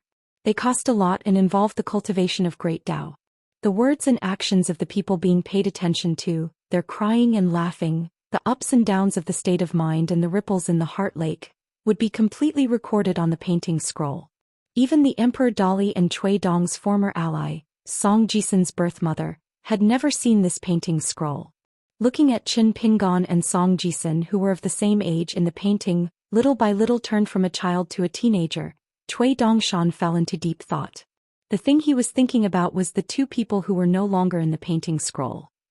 During the period when he stayed in the small town with this appearance, after Qi Jingchun had died, Cui Dongshan found that the flowing water of time in Liju Grotto Heaven was thinned by a great supernatural power. It was extremely hidden. Not to mention the ordinary people in the small town and the Earth Immortal cultivator, even the Qi cultivators in the Immortal realm might not be able to detect it. This meant that someone should have enough flowing water painting to support a longer timeline in their hands. It was hard to say who would do something so heaven-defying. It could be one of the three Taoist sect leaders, Lu Qin for one of his eldest senior brothers, Li Shixing, or for Long Mei who was the descendant of the heavenly lord Xiexia, or for Wan Chong who was the saint after Qi Jingchun, or for his daughter Wan Xiu, or for Old Yang who was in the medicine shop, or for Ma Kushuan who was extremely lucky, or for some young person who had secretly placed a bet. Cui Dongshan put away the painting scroll and carefully hid it in the objects close to him. Then he drew a circle with his flying sword and isolated a small world. Only then did he take out the yellow paper talisman, a few bags of gold and copper coins, and the priceless Immortal's cadaver. Cui Dongshan rubbed the space between his eyebrows. Compared to the porcelain fragmenting teenager he had pieced together in Liju Grotto Heaven, this was much harder. Cui Dongshan sighed. It's only right for a student to share his teacher's burdens and help him generously. Damn it, I've been apprenticed twice and both times I've been in such a miserable situation of being someone's money bag. Cui Dongshan and Cui Dong are indeed the same person. Qin Pingan really went to a few bookstores in the county and bought 2 books on legalism. He read them under the light at night.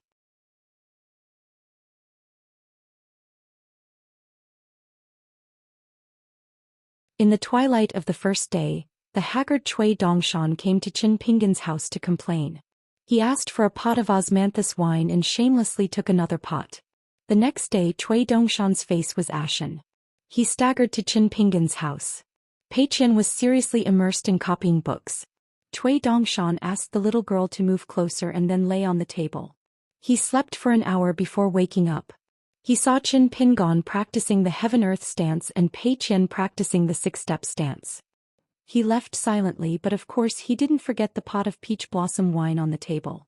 On the 3rd day Cui Dongshan said that he would set off the day after tomorrow. He was in high spirits. When he visited he even brought Lu Baixiang's chess set, saying that he wanted to relieve his boredom and teach his teacher how to play chess. With his teacher's talent he would definitely surpass Lu Baixiang in 2 or 3 days. It would be easy for him to beat Cui Dongshan in 5 or 6 days. Before the game officially began, Cui Dongshan looked at Qin Pingan who was sitting across the table with a serious face. He was in a trance for a moment. Cui Dongshan taught him the small point on the colorful cloud chart. No matter how brilliant this juziki was and how it was praised by later generations as unprecedented and unparalleled, it was still just a juziki in the end. However, Qin Pingan stubbornly clung to this stereotype. As a result, he spent a whole 2 hours explaining the essence of this pattern and the many changes after it. If Liu Baixiang or any other dolly was so stupid, they would have scolded the other party. However, probably because of Qin Pinggan's identity as a teacher, Cui Dongshan didn't have the slightest impatience, which was very rare. It was also possible that Qin Pinggan, who made Cui Dongshan suffer a lot, never asked him for advice like this. In short, Cui Dongshan taught chess and Qin Pinggan learned chess. The crisp sound of chess pieces as well as the question and answer rose and fell one after another leisurely. Late at night on the fourth day, when Qin Pinggan opened the door, he suddenly felt his hair stand on end, and then he had goosebumps all over his body. He saw Du Mao standing beside Cui Dongshan with a shy smile. She said timidly, "This servant greets the master." Du.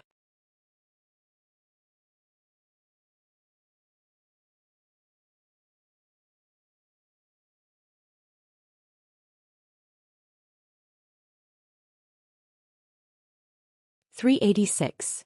Qin Pinggan struggled for a while before he finally let Cui Dongshan and Shi Rose Yang's spirit body into the room. Cui Dongshan still drew a big circle with the golden flying sword. Qin Pinggan could not help but ask what kind of magic it was. Cui Dongshan laughed and said it was the method of the ancient deities. It could be used as a shelter, but it could also be used to imprison others. Therefore it was called the Thunder Pool. Later generations improved and evolved the magic of the Immortals. There were as many as 10 kinds of magic, but most of them deviated from the right path and were not worth mentioning. After they sat down, Cui Dongshan talked about Shi Rou with joy. He praised Shi Rou's root bone very much. He said that the opening of the mountain, except for the 2 bags of gold and copper coins, was smooth sailing.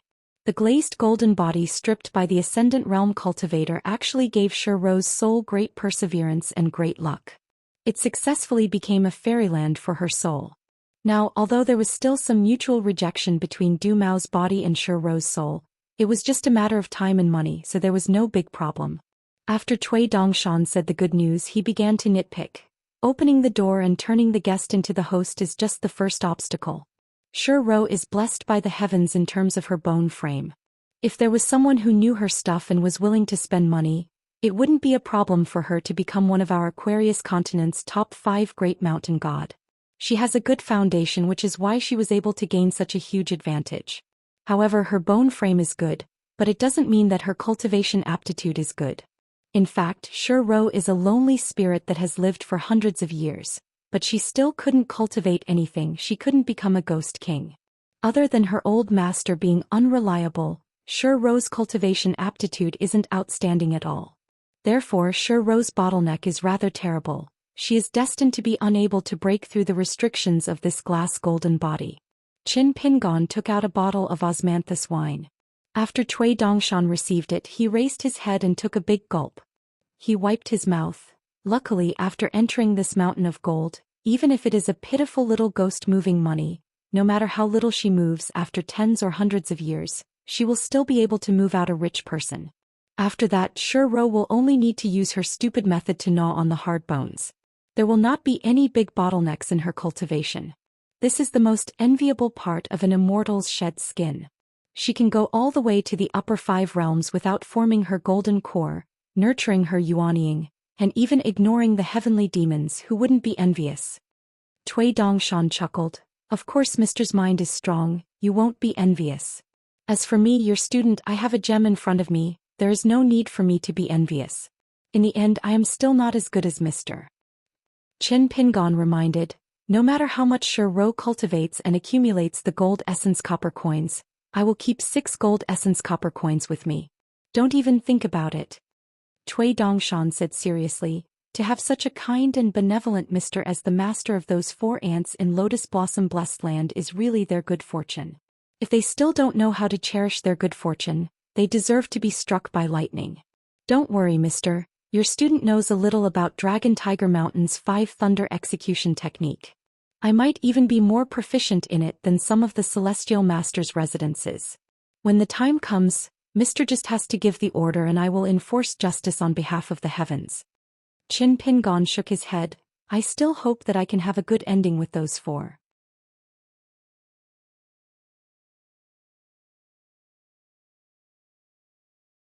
Cui Dongshan said softly, Mister, why don't you ask me how I will firmly control Shuro after 60 years? Qin Pingon laughed. If I don't ask, you won't tell me?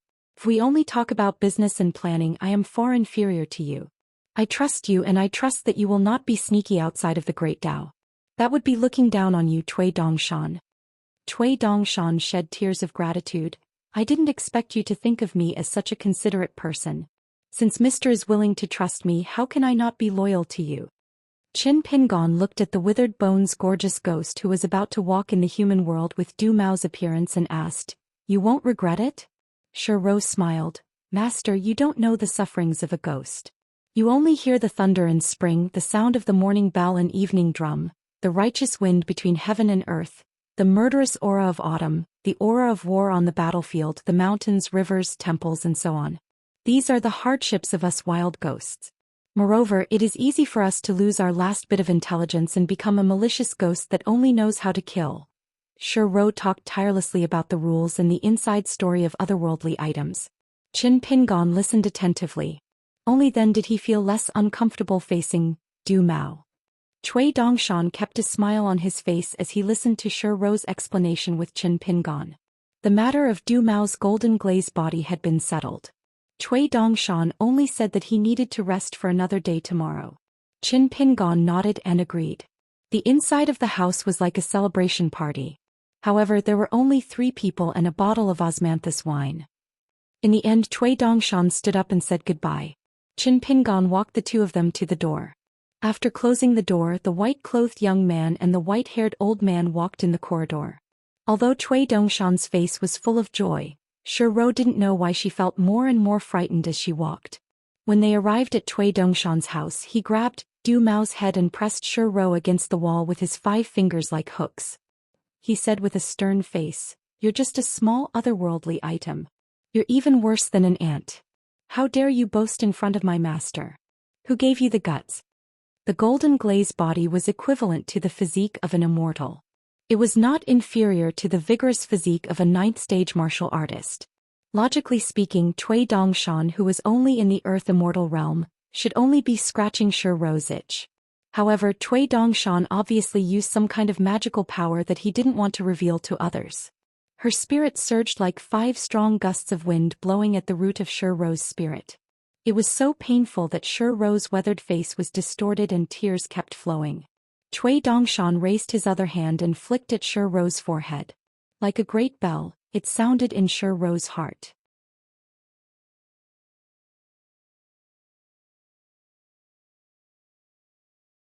After loosening his 5 fingers, Shuro collapsed to the ground, trembling and sweating profusely. Cui Dongshan stepped on her forehead, making the back of Shuro's head suddenly hit the wall. Cui Dongshan bent down, looked down at her and sneered, You don't deserve virtue, and virtue doesn't deserve position. You have both. Believe it or not, I will pull your spirit out of the shell and let it be baptized by the wind and bathed in the rain day and night. Or I will simply use the shell as a lantern and use your spirit as the wick. But you won't notice it and suddenly die after 60 years.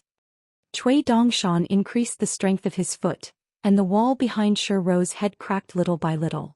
Cui Dongshan's eyes were cold. What? Just because there is an extra bird in your pants you forget yourself? Shuro's expression suddenly changed. Her eyes were indifferent. Even if she was suffering great humiliation and spirit pain, she still raised her head and looked at the white-robed immortal master for the first time. Cui Dongshan felt that it was very interesting. He smiled and said, You are a remnant of a country that perished 600 years ago, the ashes of a branch of the Daoist sect. After suffering for so many years, you have accumulated such little endurance? You even dare to compete with me in chess? Dao-seeking people answer with a song, body like a skeleton, heart like dead ashes. How about it, have I caught your foot? Otherwise, as a Dao-seeking person, I will use the unique secret technique of your ancestor to completely erase the little bit of light left in your Dao veins. Shuro's face was filled with disbelief. Finally, she revealed great fear, a fear that was greater than life and death. She had once hummed a poem that Qin Pingon mistakenly thought was an ancient folk song on the stone tablet in the city god temple of the beautiful clothes country.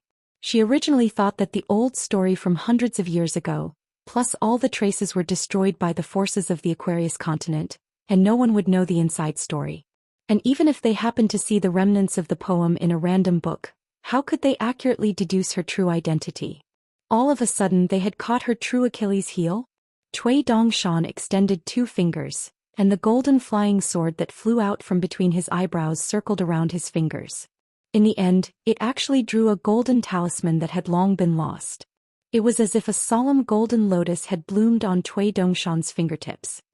Ro wanted to beg for mercy, but she found that no matter how she struggled, she could not make a sound. She could only watch as the person's fingers approached her forehead. Ro closed her eyes, her lips moved slightly, using her heart to silently sing the opening song of the branch of her Dao veins. Ro, who was about to die, slowly opened her eyes. She found that the person had already retracted his hand, and was looking at her with a pitiful gaze. Cui Dongshan straightened his back, the soles of his shoes rubbed against Du Mao's face. It was like stepping in mud and dirtying the soles of his shoes. He glanced at Ro, who had just survived. Don't do it again. Ro nodded lightly. Cui Dongshan had just walked a few steps when he suddenly turned around and kicked heavily on Ro's head. Half of her head was kicked into the wall. He said angrily, "Don't you know how to thank me for not killing you?" Ro pulled her head out of the wall and silently kowtowed 3 times to Cui Dongshan. Cui Dongshan sat at the table and said unhappily, "I won't accompany you all the way. After I leave, remember not to waste this body that is most resistant to beatings. If you don't do your best and my master is injured, no matter how big or small, I will pluck out your Dao seed from the depths of your soul and plant it in a monk's body." Ro slowly raised her head.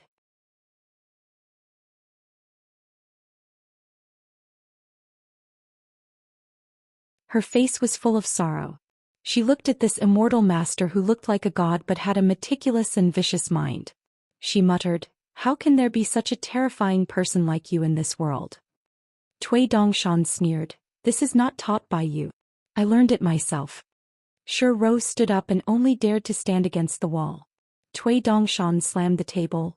"Why aren't you scramming back to your room? Are you looking for death by standing here? Do you believe that I will chop off that thing in your pants and make you eat it?" The grief-stricken Ro lowered her head and quickly left this room that was like purgatory in the human world. Cui Dongshan flipped open the books on the table written by the scholars of Azure Phoenix. The more he read, the angrier he got. He heavily closed the book and cursed, "Bullshit. Not reading for 3 days and I feel that language is tasteless and disgusting. Looking at these things, it's like my face has been smeared with a large amount of shit and it's fucking shit from diarrhea." Cui Dongshan couldn't sleep and was bored to death. He quietly left the inn and went outside to stroll around the county. He inadvertently saw a poor cultivator of the lower 5 realms. He was using the little ghost money stealing technique to control a dozen or so little ghosts to steal the savings of a common family. Like ants moving house, they worked together to move copper coins and broken silver. The cultivator squatted at the foot of the wall, weighing 2 or 3 of the most valuable pieces of silver. He was grinning from ear to ear. Many a little makes a mickle, it's never too little. In the end, when he turned his head, he saw a white-clothed youth squatting beside him. Was this accompanying him to admire the moon? The cultivator was so scared that he trembled. Cui Dongshan said with a smile, "You can even do this? Why don't you steal the gold and silver of the rich families?" The cultivator swallowed his saliva and said with fear and trepidation, "It's really because the door gods of those rich families are too hard to deal with. They killed the little ghosts that I painstakingly raised for nothing. It's a loss." Cui Dongshan nodded. "That's true." The cultivator's eyes turned quickly. He wanted to run away and kill the strange youth in front of him to silence him. Was it worth it for a few taels of silver? Moreover, who knows who would be the one killing who? Cui Dongshan stretched out 2 fingers and picked up a little money-stealing ghost that was as tall as a thumb. Then he placed it on his palm, put his palms together and casually kneaded it. Seeing this, the insignificant cultivator from the mountains and lakes trembled. While one of his generals had died in battle. How could he withstand being kneaded and squashed like this? These money-stealing ghosts that he raised were of extremely low quality. Otherwise, they would not have been unable to pass the hurdle of the door god of the Xianxia family.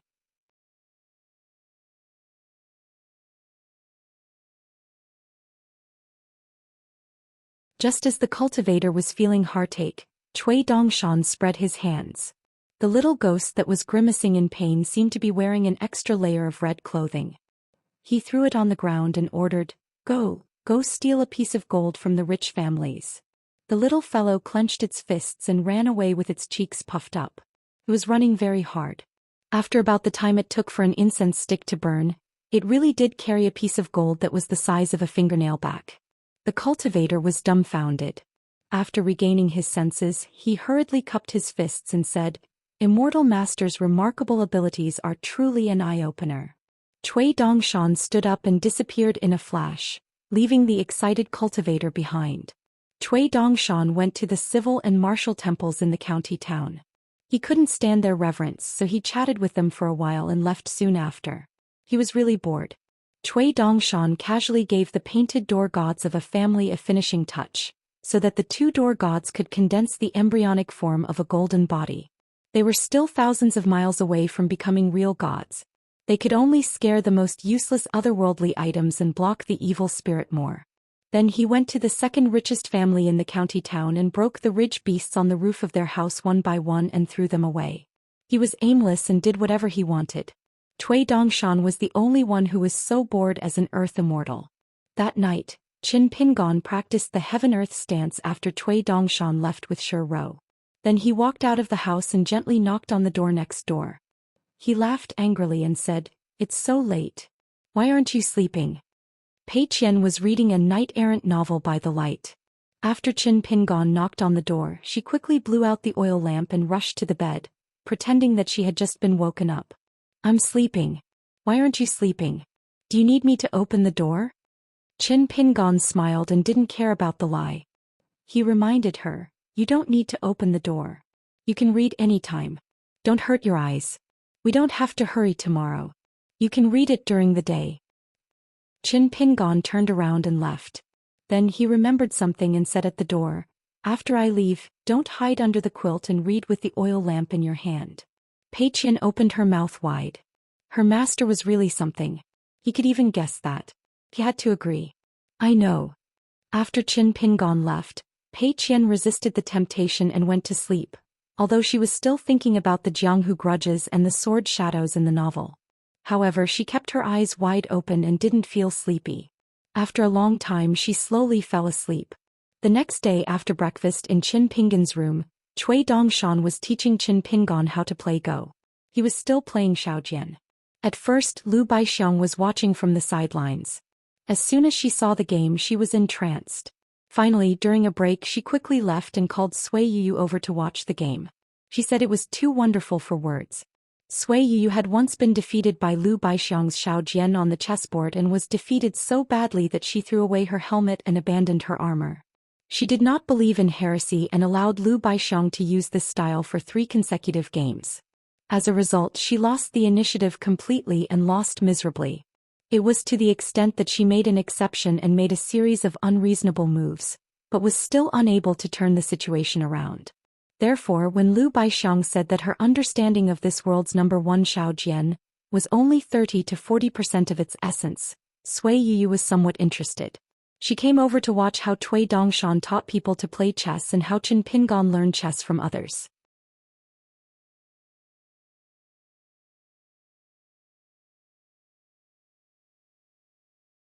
Soon Zhou Xian also came over to join in the fun. Wei Xian was the last to enter the room. However, Sui Yu soon lost interest in watching the game. Qin Pingon's talent in Go was too mediocre. No matter how good Cui Dongshan's teaching was, he still couldn't understand Qin Pingon. It was inevitable that Sui Yu, who was already proficient in Go, would feel anxious and bored.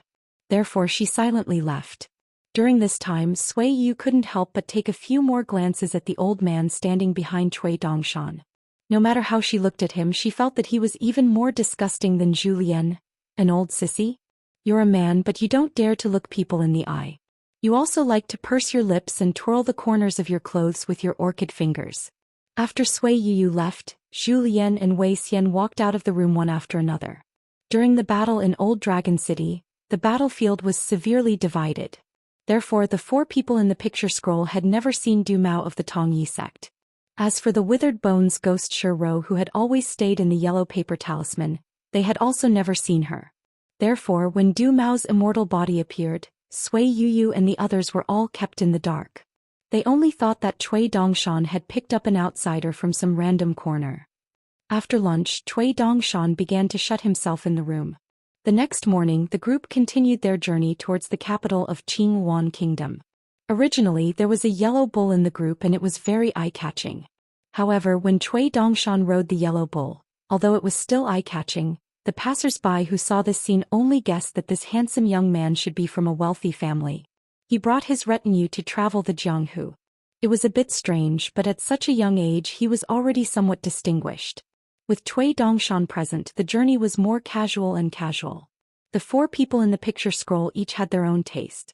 If it was said that when Qin Pingan met his 2 friends, Zhang Shanfeng and Xianxia, his entire state was lively and upbeat, no longer old.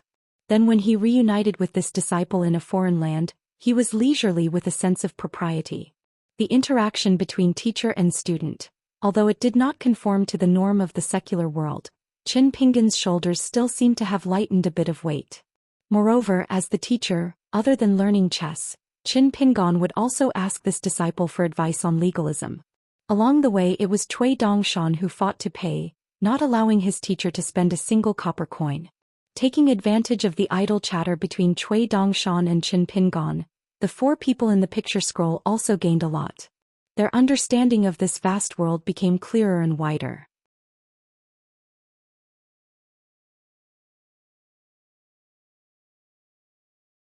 For example, Lu Baixiang learned that in this world where there were all kinds of strange things, in addition to attaining the peak of Taoism and the limit of martial arts, in fact, there were also scholars who really worked hard on learning and cultivating the mind. There were also many Qi trainers from the 100 schools of thought who were regarded as immortals who cultivated Taoism.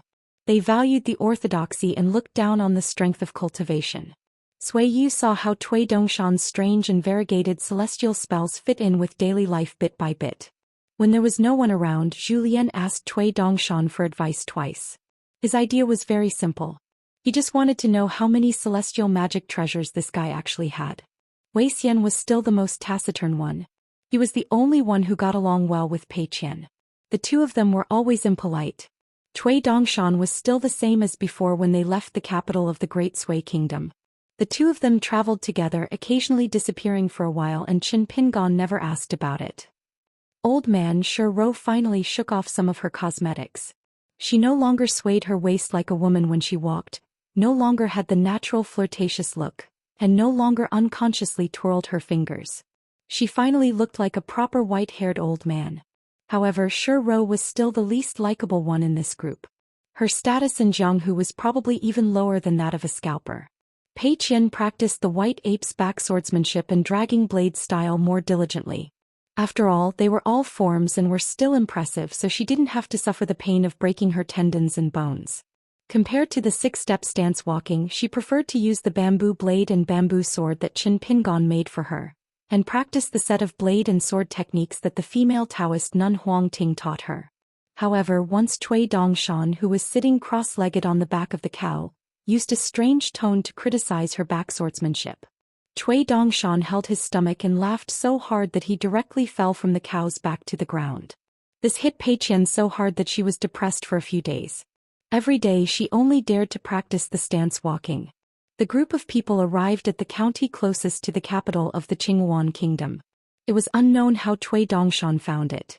The group settled down in an Immortal inn that was quiet amidst the chaos. Qin Pingan indeed didn't have much talent in playing chess. However, he didn't throw it aside and didn't waste time on it. He also didn't neglect his fist and sword techniques. Every day he would spend about 2 hours learning chess from Cui Dongshan. When they arrived at this Immortal inn called 100 Flowers Park, it was said that the shopkeeper was a middle-aged sea-viewing cultivator. However, he didn't show his face in front of Qin Pingan and the rest. The inn occupied a large area and planted many exotic flowers and herbs that refreshed the mind. As the debate between Buddhism and Taoism was about to be held in the capital not far away, there weren't many rooms left in this Immortal inn. Pei Qian once again slept in a room with Sui Yu. Lu Baixiang, Zhou Xian and Wei Xian squeezed into another room. Cui Dongshan, Shi Rou and Qin Pingon were the only ones who occupied a room to themselves. It was very expensive to stay here, but it was worth it. There were many benefits that couldn't be bought with money. For example, some anecdotes about the debate between Buddhism and Taoism were given to the guests by the inn's staff every day in the form of an official bulletin. In addition, there were a few small spiritual artifacts in each room. Although they had the title of spiritual artifacts of immortals, most of them were made of scraps and scraps.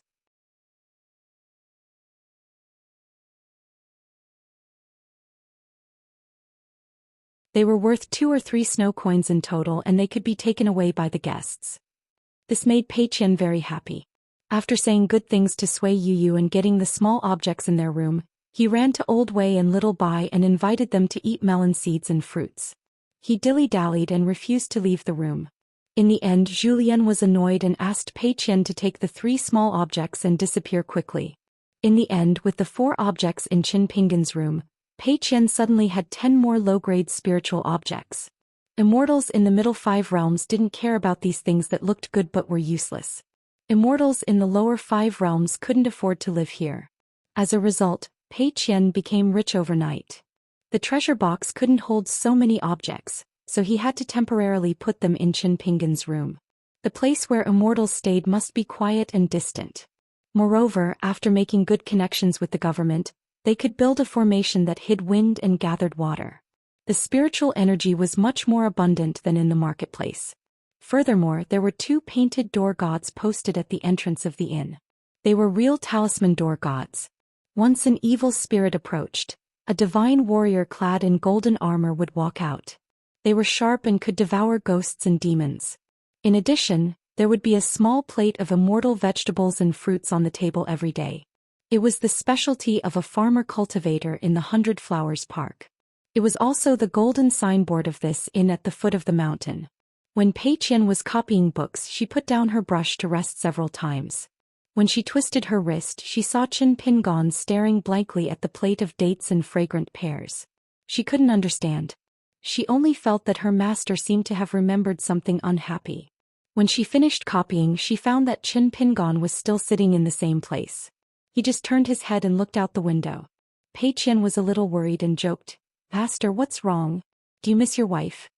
Qin Pingon came back to his senses and smiled. "You want to copy another 500 words?" Pei Qian's face was bitter.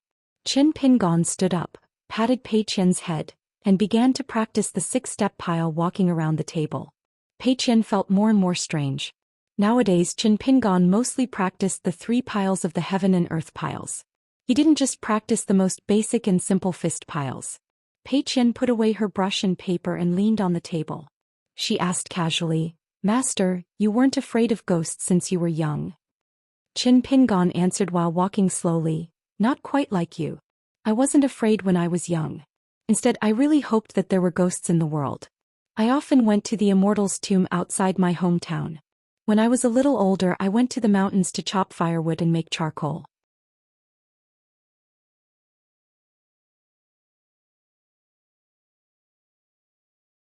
I also went alone to find suitable soil for making porcelain. I was never afraid." Pei Qian exclaimed, "Master, you're really talented." Qin Pingon laughed it off and didn't explain the reason. At noon that day, the waiter of the inn delivered another Immortal's Palace bulletin. The content was varied, and there was a matter recorded on it that interested Qin Pingon the most. After learning chess from Cui Dongshan, he asked Cui Dongshan for his opinion. The governor of Qinghuan Kingdom, Wei Liang, was on his way up north. He passed by a provincial city. Because of a small matter, he caught 2 officials who were derelict in their duties.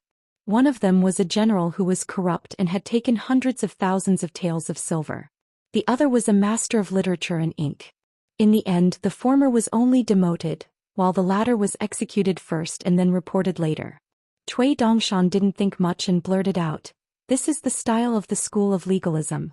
Towards the latter, normal people would see it as a lighter crime than the former, but the school of legalism just had to add to the crime. Cui Dongshan smiled and asked, "Mister, have you figured out where the key points are?" Qin Pingon thought deeply and sighed, "Truly amazing." Cui Dongshan said casually, The 100 schools of thought outside of the 3 schools of thought have been able to stand for 1,000 years without falling. They all have their own foundations and unique points. That's why there's a guy who said a long time ago, "My life also has a limit and my knowledge is also limitless." Ordinary people like the first half of the sentence, but people who practice the Tao will find the second half wonderful.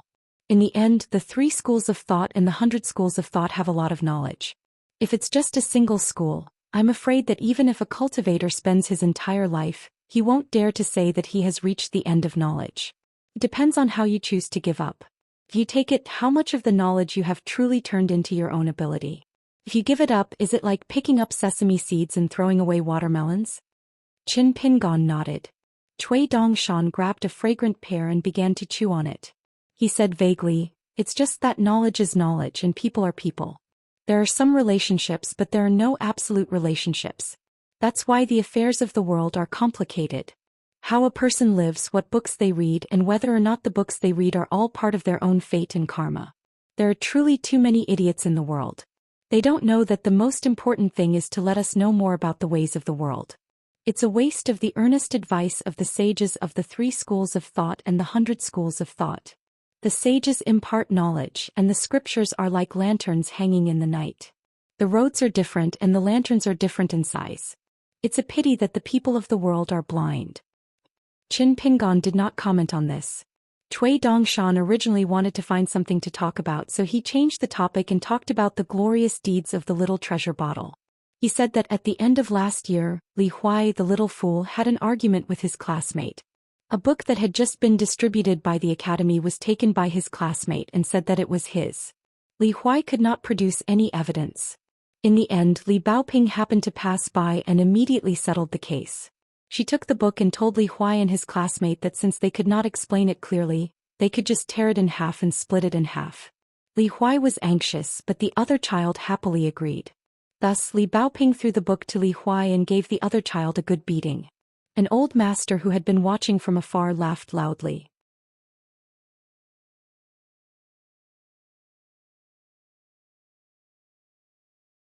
He did not know what went wrong with the child, so he cried and complained to the old master.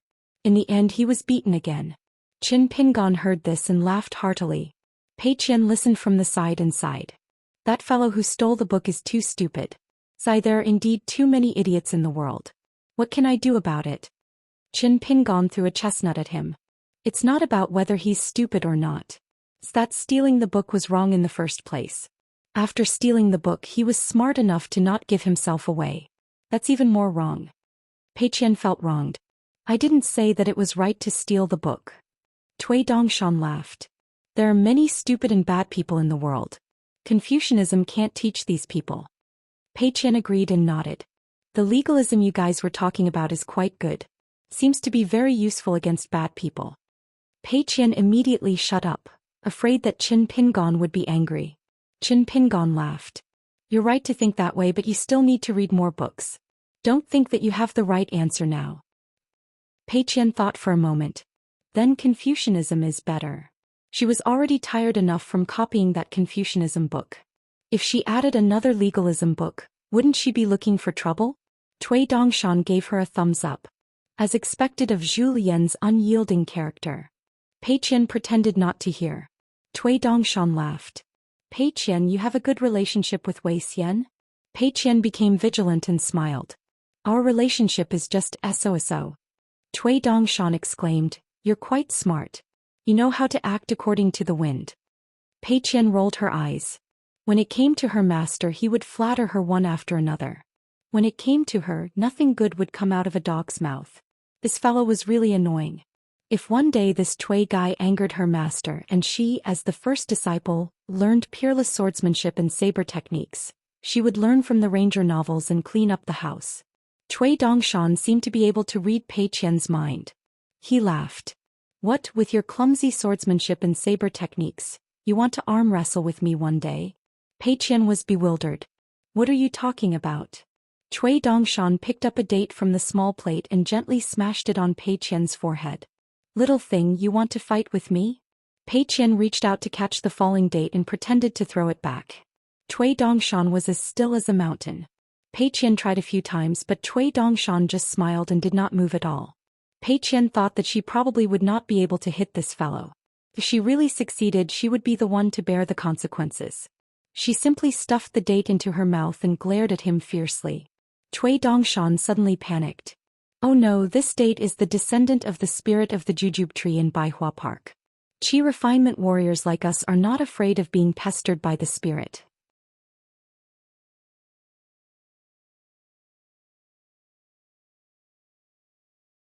Pei Qian, you're just a little thing. That fellow will definitely think that you're a pushover.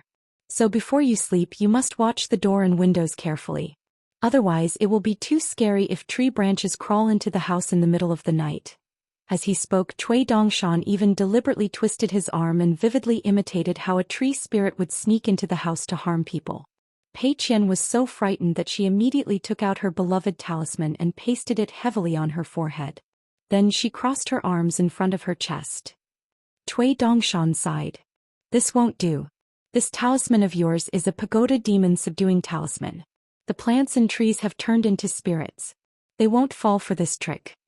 Pei Qian took out the Yang Energy lighting talisman that Qin Pingon had given her a long time ago and pasted it on her forehead again. Cui Dongshan hit his palm with his fist and said worriedly, Don't. This talisman is a guiding talisman. Can't fend off ghosts and spirits. Perhaps it will attract the attention of the other tree spirits instead. They will feel that you are provoking them. By then the flowers and plants will follow the jujube tree spirit to your house. By then they will be by your bedside and under your bed. Pei Qian pursed her lips and scrunched up her charcoal face. Tears started to well up in her eyes. Qin Pingon slapped Cui Dongshan's head and scolded jokingly, Don't scare Pei Qian. Cui Dongshan made no sound. Then he held his stomach with one hand and pointed at Pei Qian, who suddenly realized something. Haha, you little fool. Pei Qian flew into a rage out of humiliation. He wanted to go to the next room to take out the mountain walking stick.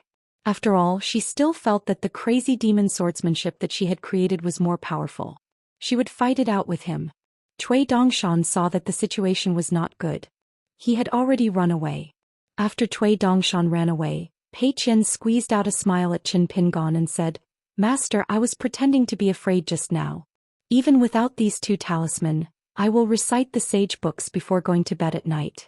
I will definitely be invulnerable to evil and ghosts will not come near, right? Qin Pingon looked at the little girl who still had two talisman pasted on her forehead. He held back his laughter and nodded. Maybe. Pei Qian was a little flustered. Just maybe? Qin Pingon smiled. This is the Immortal Inn. How could there be spirits that dare to harm the guests? Pei Qian said pitifully, What if there is? Qin Pingon was stunned. He patted her head. Don't worry. I'm right next door. What are you afraid of? Pei Qian's eyes lit up. She quickly took off the talisman and put it in her sleeve. She ran to the window and stood on her tiptoes. She looked at the garden and murmured something. It was nothing more than her master being Qin Pingon and they should mind their own business. Elsewhere in the inn, Sui Yu took the initiative to find Cui Dongshan. He asked, Do you have a secret method to nurture a natal flying sword? Cui Dongshan smiled and did not speak. Sui Yu asked directly, What do you want me to pay? Cui Dongshan sat at the table and looked at the girl standing at the door. He smiled. Very simple. Do not forget your roots. Sui Yu frowned. What do you mean? Cui Dongshan's face was full of disdain. He waved his hand to drive him away. If you can't even understand this, how can you, a pure martial artist, hope to nurture the embryo of a natal flying sword early? Sui Yu's face was as cold as ice. He turned and left. Cui Dongshan did not think much of it. He thought for a moment and went to Wei Xian's residence. Zhou Xian was walking around the 100 Flowers Park and happened to not be in the room. The door was not locked, so Cui Dongshan pushed the door open and entered.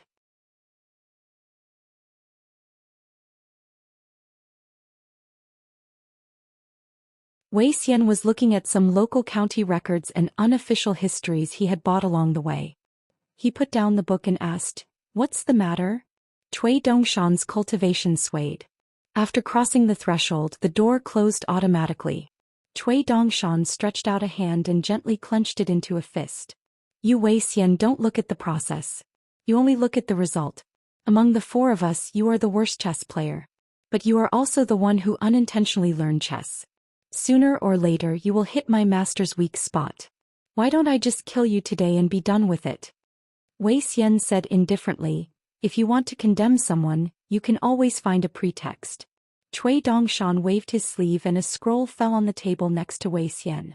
There were also 3 golden copper coins. Cui Dongshan strode forward. With one hand behind his back and the other clenched into a fist, he said, if I kill you by mistake, then so be it. I'll kill you until your realm falls to the point where it can't fall any further. Once my master recovers from his injuries and breaks through the bottleneck of the 5th realm, it will be too late for you to make a move then. Wei Xian sneered, I want to see if my loss is greater, or if you lose your master-disciple status. Do you really think I don't know that this scroll is a smokescreen for you, Cui Dongshan? You and I both know what kind of person Chen Pingon is. Cui Dongshan was slightly surprised. He slowed down his steps. I underestimated you, the founding emperor of the Nanyuan kingdom. Speak. We both know that you are the true hidden danger. But why haven't you made a move yet? I'm very curious. Is it because of Pei Qian? Wei Xian was expressionless. He didn't say a word. Cui Dongshan smiled and sat down. When I was playing chess with my master, I helped him review the game. I asked him about everything. I asked him about the lotus flower blessed land. As for the background of the 4 people in the scroll, as long as he knew about it, I knew about it. If he didn't pay attention to it, I would pay attention to it. Cui Dongshan pointed at a mediocre unofficial history book on the table. For example, according to the unofficial history of the Nanyuan kingdom, their iron-fisted founding emperor doted on the little princess who died young the most. For her sake he sent all the palace alchemists to search for immortals. Then in your eyes, how similar is Pei Qian to your daughter? If you kill Chen Pingon, will you be able to revive her in the lotus flower blessed land? Or will you simply attach yourself to Pei Qian's body and reunite with your daughter in this vast world? Yes, perhaps you will still die, but at least she will be able to live one more life. As for whether or not she will be in her homeland, the Nanyuan kingdom, it doesn't matter. After all, her family is already dead. Perhaps she will have greater achievements in this vast world. So Wei Xian, you choose to wait silently, hoping to pave the way for her.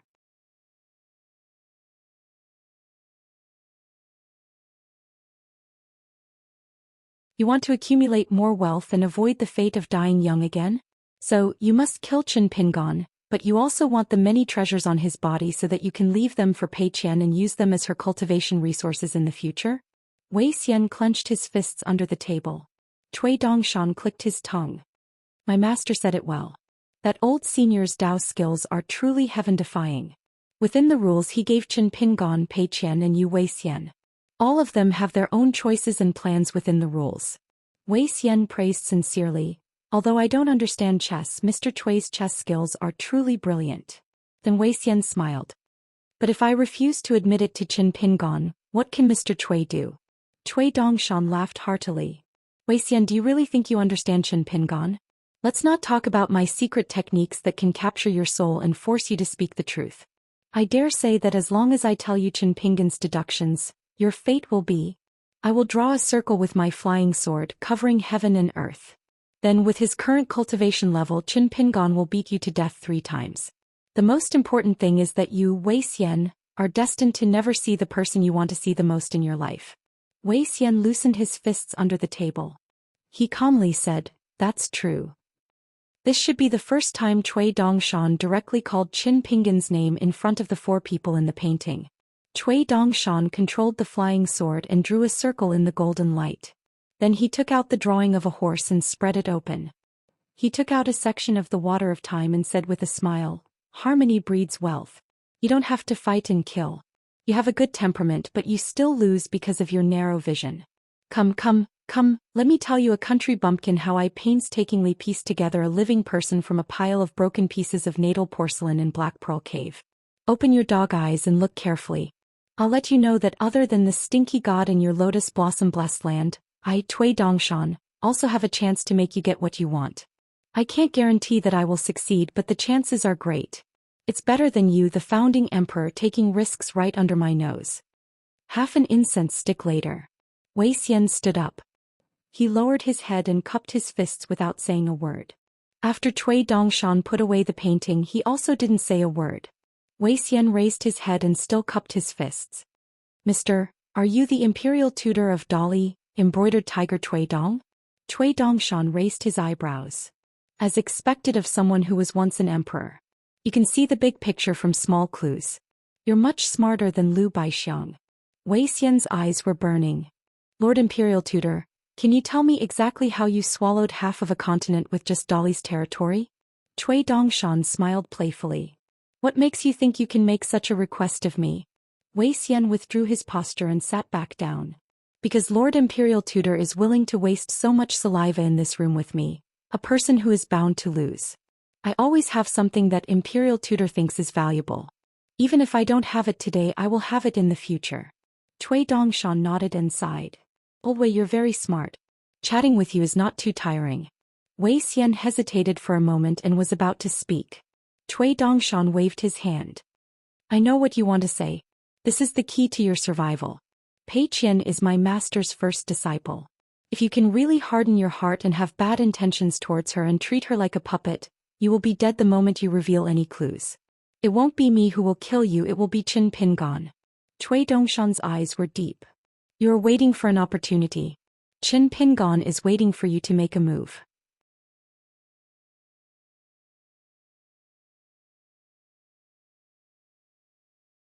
That may or may not be the case. However, the possibility is higher. Wei Xian shook his head. I don't believe that. Cui Dongshan put his hands behind his head and looked up. That's because you don't know. Qin Pingon has competed with many people in terms of mental state. That's why I say that you are narrow-minded. Wei Xian asked, what does Imperial Tutor want? Cui Dongshan sighed. It's hard to say. Let's wait and see. Remember, don't call me Imperial Tutor in the future. Right now, I am half an enemy of mine. Cui Dongshan stood up and with a wave of his sleeves, a map of the Aquarius continent appeared on the ground. It was the map before the Song clan of greatly devoured the Liu dynasty. Cui Dongshan walked to the northernmost point of the continent on the map and with high spirits he laughed and said, since I have nothing to do, let me tell you about my great achievements back then, how I went all the way south and how I turned a continent into a country in the future. After Pei Qian left the house, Qin Pingon was alone. He closed his eyes and rested. He seemed to be tired. He opened his eyes and stood up, walking to the window. Another year of spring was coming to an end. Qin Pingon leaned on the window and smiled as he looked outside. Xianxia Mountain, a newly opened Immortal residence. It was Fairy Kai Xianxia's cultivation residence. The residence was close to a cliff and had a wide field of vision. She dismissed the servants with decent cultivation talent. She sat cross-legged on a praying mat by herself. She held a scroll that she had never shown to anyone. Kai Xianxian was now famous in Xianxia Mountain. She had even become a young talent that was qualified to sit on the same level as the Earth Immortal seniors in the Aquarius continent. Other than her sudden increase in cultivation after she returned from Lizhu Grotto Heaven, there were many secrets that no one knew. For example, she had a close relationship with Fu Nanhua. Kai Jingjian, on the other hand, had gone through a series of ups and downs, especially after the life and death calamity that even the ancestral master of her sect had not told her about. Regardless of whether it was her cultivation or her temperament, Kai Jingjian had undergone a complete transformation. Kai Xianxian would often go down the mountain to travel in the past few years. In the past 2 years she would often go into closed-door cultivation. Kai Xianxian opened the scroll in her hand. It was a green-robed scholar with white hair. She had drawn it herself. In the eyes of others, Kai Xianxian's Taoist heart was becoming firmer and firmer. She lowered her head and her eyelashes trembled slightly. She whispered, Mr. Qi. She slowly put away the scroll and held it in her arms. Her mind wandered thousands of miles. When she came back from the dead and parted with Mr. Qi, he said that he had a favor to ask of her. Of course, Kai Xianxian was willing.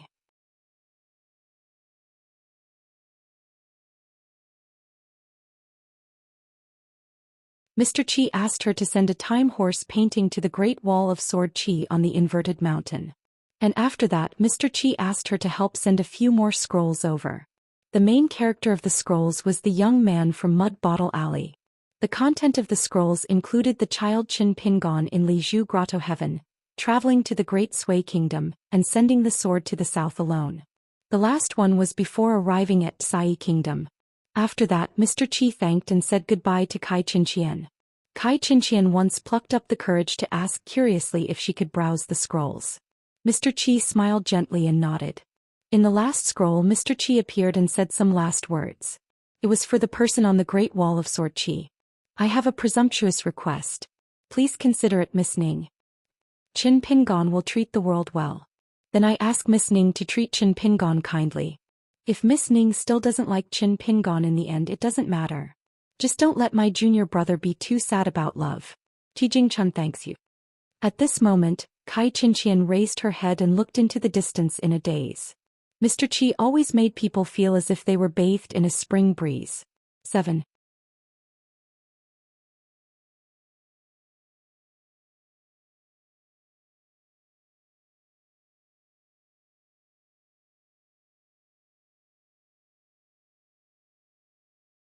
(387). Since they were going to stay in the prefecture capital for a day, Qin Pingon took Pei Qian out to play.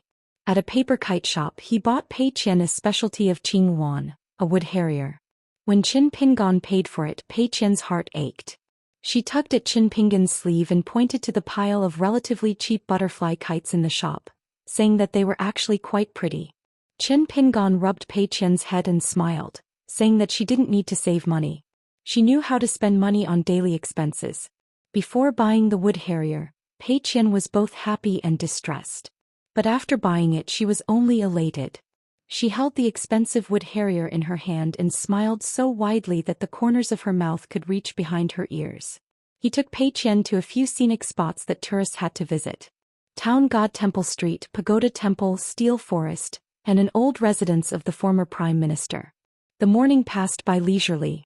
At noon, Qin Pingon took Pei Qian to a small restaurant for lunch. The food was cheap and good, but it was a little spicy. Pei Qian was sweating profusely and her eyes were covered with sweat, but she still ate with flying chopsticks. When there weren't many dishes left on the table, the sweating Pei Qian fiercely wiped her dark face. She suddenly realized that Qin Pingon had already put down his chopsticks and was smiling at her. Pei Qian smiled, feeling a little embarrassed. Her table manners were a little bad. She had to take it easy in the future. Otherwise, she would accidentally embarrass her master when she went out in the world. Returning to the Immortal Inn, Qin Pingon helped her pick an open space in 100 Flowers Park. Pei Qian began to fly the kites. Qin Pingon sat on a long bench in the pavilion, watching the skinny little girl running, the kites flying in the wind, and the little bottle of osmanthus wine that was left in front of him. His state of mind was peaceful.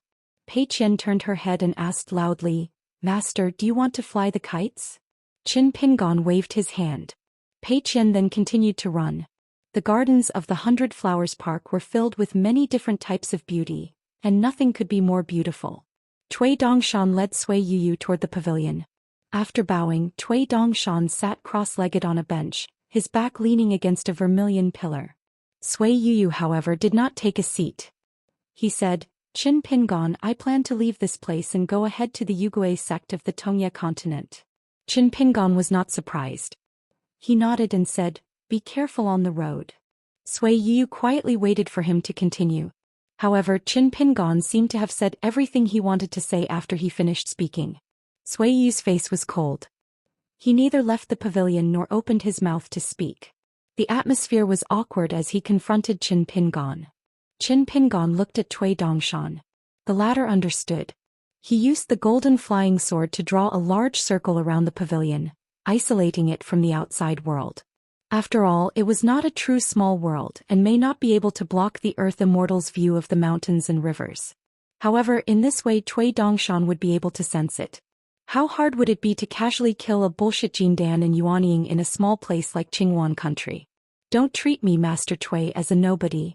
Qin Pingon then said, "Sui Yu, then I will say some facts that spoil the mood. Whether you like to hear them or not, you have to hear them. Firstly, the infatuated sword was lent to you, so you have to return it. Also, that beheading dragon platform, you still have to return it. Secondly, regarding the matter of joining the Great Li dynasty, this is something that you and I have already agreed on and cannot go back on, so before you leave the Aquarius continent, you have to let Cui Dongshan settle it, you cannot just leave."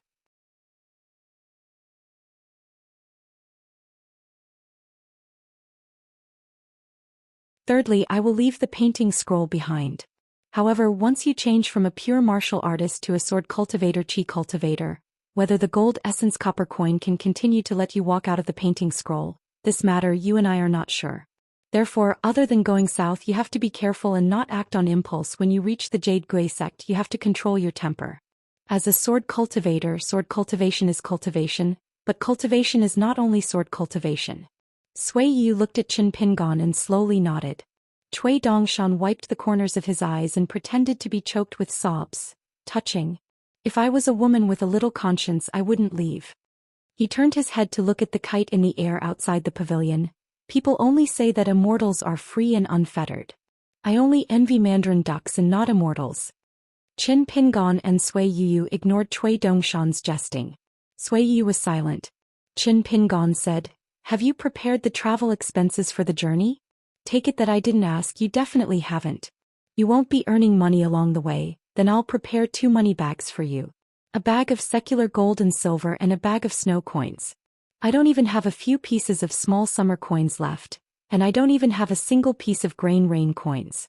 Therefore, when you go south to the Tongye continent, you won't have the chance to be extravagant. You might have to choose the Immortal ferry and the route along the way, and you might have to make a lot of calculations. You can't stay in an expensive room, lest you have to travel on foot halfway." Qin Pingon suddenly changed his mind. "You can make a trip to Old Dragon City first and look for Fan Air. Tell him that I promised you and let him lend you money." Qin Pingon stretched out a palm. "At most 5 pieces of grain rain coins, at most 5 pieces." The corners of Sui Yu's mouth curled up slightly, but he still did not speak. Qin Pingon thought that she was mocking him for being a miser and said unhappily, "There's no room for discussion.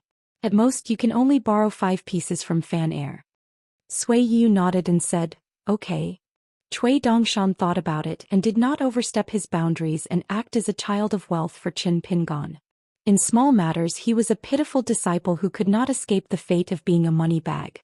It was fine to help his teacher take care of everything, but this kind of big matter that involved life and death, it was better to leave it to his teacher to deal with. However, 2 bags of money still appeared in Cui Dongshan's hand out of thin air, and he threw them to Sui Yu. Then he turned to Qin Pingon and smiled. "Teacher, you can return them to me later." Qin Pingon naturally had no objections. Qin Pingon and Sui Yu actually did not like to drag their feet, so what happened next really had nothing to say.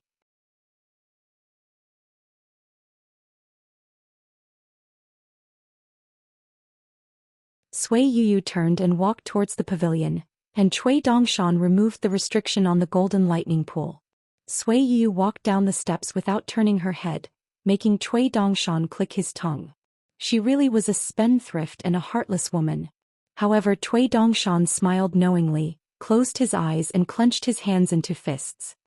He began to count, silently saying 1, and extended a finger. After Sui Yu left the pavilion, she found Pei Qian. Pei Qian quickly put away the kite and chatted with Sui Yu. After nodding and shaking his head, he quickly ran towards the pavilion, panting, "Teacher, Sister Sui wants you to send her off.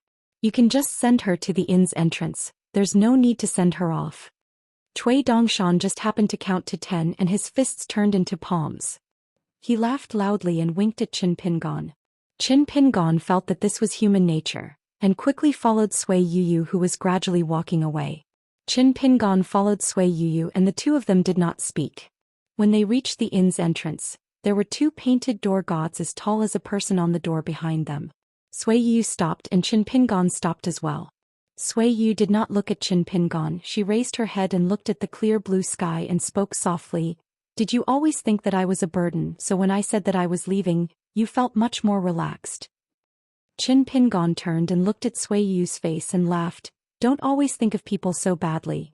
It was undeniable that Sui Yu was an extremely beautiful lady, especially when her expression was not so cold.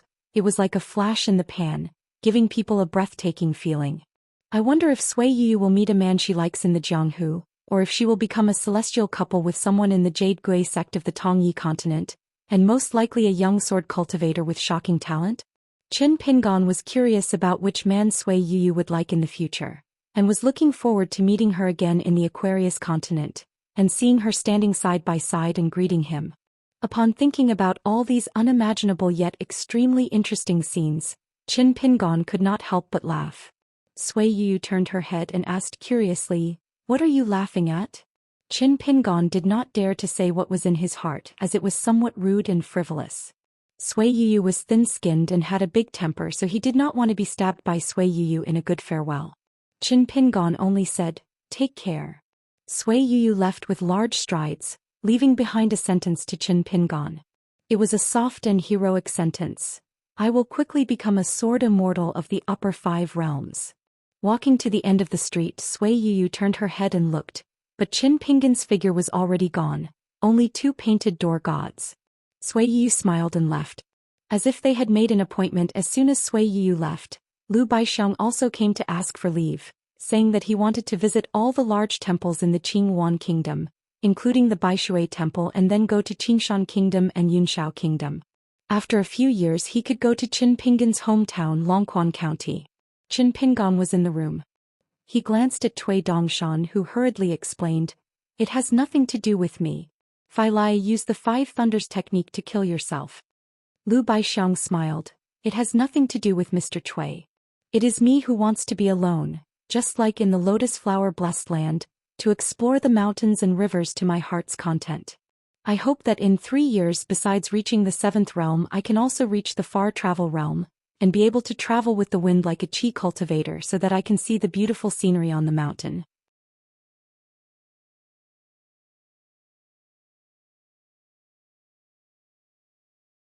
After that, Lu Baixiang will know my place and follow you as a retainer, serving you until one day when I feel like moving, and then I will go out to travel. Qin Pingon had just returned 2 bags of silver and divine money to Cui Dongshan not long ago, and now he had to fork out money again. He laughed angrily. "Say it, how much money do you want to borrow from me for travel expenses?" Lu Baixiang laughed loudly. "I don't need a divine money, just some silver will do." But Qin Pingon still gave 2 bags of money to Lu Baixiang. "A single coin can stump a hero, take this bag of money just in case you need it." Lu Baixiang did not reject politely. After receiving the money, he suddenly mocked himself.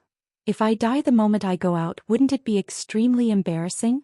Qin Pingon laughed. "You will soon be a 7th realm martial artist, and you are not that impatient. These 2 are enough for you to do whatever you want in the Aquarius continent."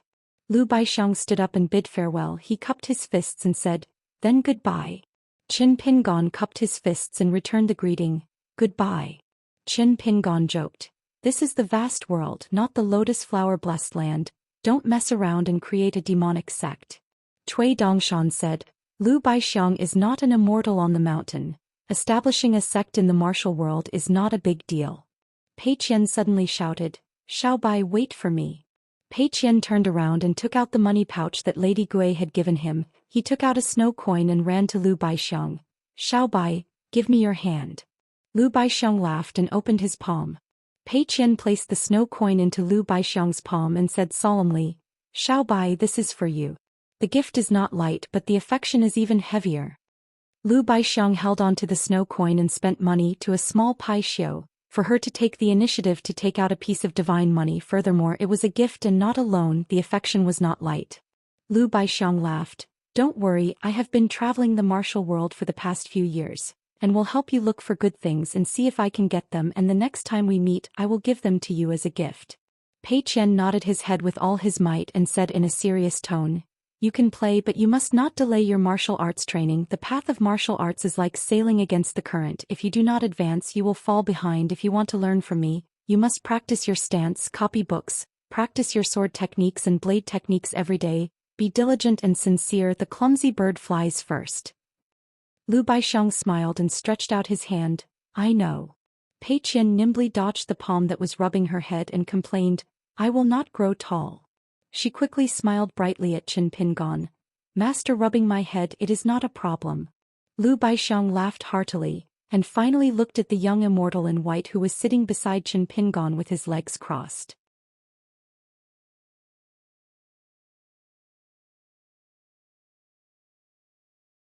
Cui Dongshan raised a hand, making Lu Baixiang swallow his words. "We 2 men do not dawdle and whisper sweet nothings to each other." Lu Baixiang confidently left. The room was silent. Qin Pingon asked, "Do I need to prepare a little more? Is it Zhou Xian or Wei Xian next?" Cui Dongshan pointed at himself. Pei Qian's face was tense and she struggled to hold back her laughter. Cui Dongshan picked up a date, bent his finger and accurately hit Pei Qian's forehead. Pei Qian bent down to catch the date, but this time she did not dare to eat it, for fear that Cui Dongshan would frighten her with the foul atmosphere. She only dared to put it back on the small plate on the table and sat beside Qin Pingon. Qin Pingon asked, "Are you not going to watch the debate between Buddhism and Taoism in Qinghuan?" Cui Dongshan shook his head and revealed the secret. Most people can only watch two groups of people quarrel in the capital, stinky cow noses and old bald donkeys pointing at each other's noses and cursing. The real contest is between the reincarnation of the Buddha in Baishui Temple and the abbot of Baiyun Taoist Temple in Qinghuan. One was once a famous monk with great virtue, and in this life he was also very intelligent. The other is a middle-aged Taoist priest who has no background and only knows how to read and understand all kinds of books.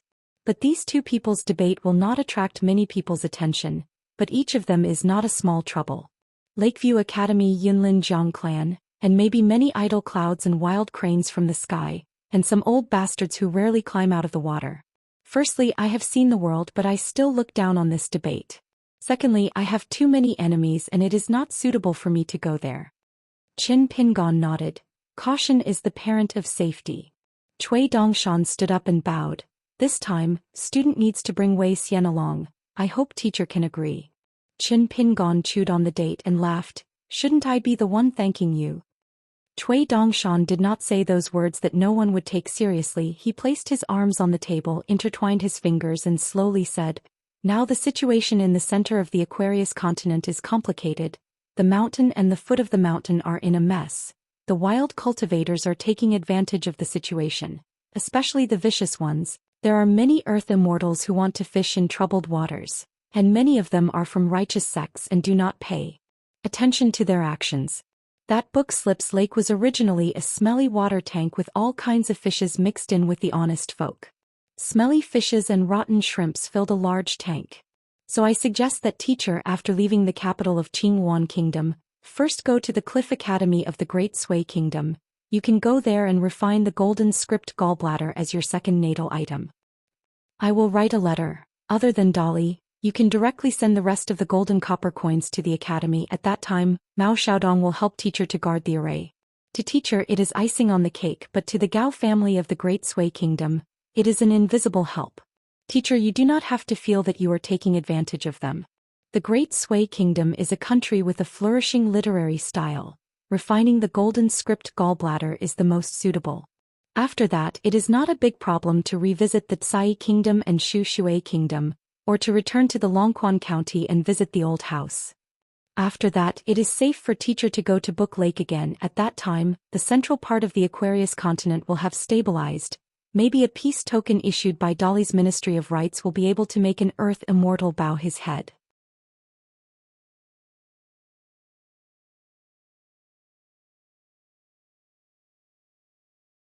Qin Pingon thought for a long time, took off the blade's strengthening gourd and drank a little medicine wine, finally nodded and said, "Okay, after leaving Qinghuan Kingdom, we will roughly follow the route you planned." Cui Dongshan did not hide his relief. "Teacher, don't worry, there is no plot to harm you. Besides, student and teacher, we are now grasshoppers on the same rope, walking the same path. The higher your achievements, even if I, Cui Dongshan, am too lazy to do anything all day, I will still be able to take advantage of your light and be forcefully promoted by you." Qin Pingon hesitated. "How do you deal with that person in the capital now?" Cui Dongshan's head knocked heavily on the table, looking like he wanted to die. Knocking 3 times, he raised his head and said, "Speaking of this, student's heart hurts." Qin Pingon laughed and said, "You asked for it, you can't blame others." Cui Dongshan said with grievance, "But why is that old guy enjoying his life, continuing to be the prestigious Dolly Imperial tutor, while student doesn't even have the nickname of Embroidered Tiger, and every time I go out I have to eat and sleep in the open, hiding my head and tail?" Qin Pingon gloated and said, "You should be content. In addition to the many magic weapons in the near hand, there is also this immortal's shed skin that is better than Du Maoyang's body." Cui Dongshan sighed. Holding his chin with one hand, he raised his head and looked at the sky. "That's true. Luckily I am not very interested in fighting and killing now. As a young man, it is easy to be bored. After leaving the Great Sui Kingdom Academy, it is still okay being with teacher day and night. I enjoy it. In the East Mountain, little treasure bottle does not care to talk to me. You Lu and Xianxia, I feel annoyed. Li Huai and Lin Shi have nothing to talk to. What a miserable and lonely life. Qin Pingon was too lazy to comfort him.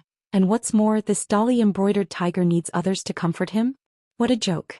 Cui Dongshan straightened his back and said with a smile, Teacher, the 4 people in the picture scroll of Lotus Blossom Blessed Land can be considered to have come to an end for the time being. Let me give you a little review. Just treat it as teaching you a game of chess before we part. Qin Pingon subconsciously sat up straight. Every time he played chess with Cui Dongshan, he was so serious. Please go ahead. Cui Dongshan felt a little funny and a little sad, but these emotions were well hidden and did not show the slightest bit. First, he used the flying sword to draw the thunder pool. That Sui Yu is a silly girl, a dragon kiln porcelain vase, beautiful and beautiful, it will break with a smash. But although she is silly, she is indeed an innate sword embryo. As long as the Jade Gui sect is willing to cultivate her, nascent soul sword cultivator is not a problem. As for whether she can become a female sword immortal of the upper 5 realms, it is not up to her alone, she has to ask whether this world agrees.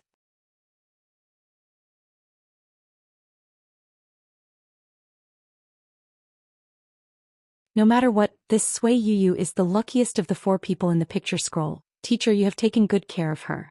After dying 3 times, not only did Sui Yu's state of mind not break, but it became brighter. Qin Pingon had a strange look in his eyes. Cui Dongshan stretched out 2 fingers and said firmly, I swear to the heavens, there is absolutely no double meaning in my words. There is no hidden meaning.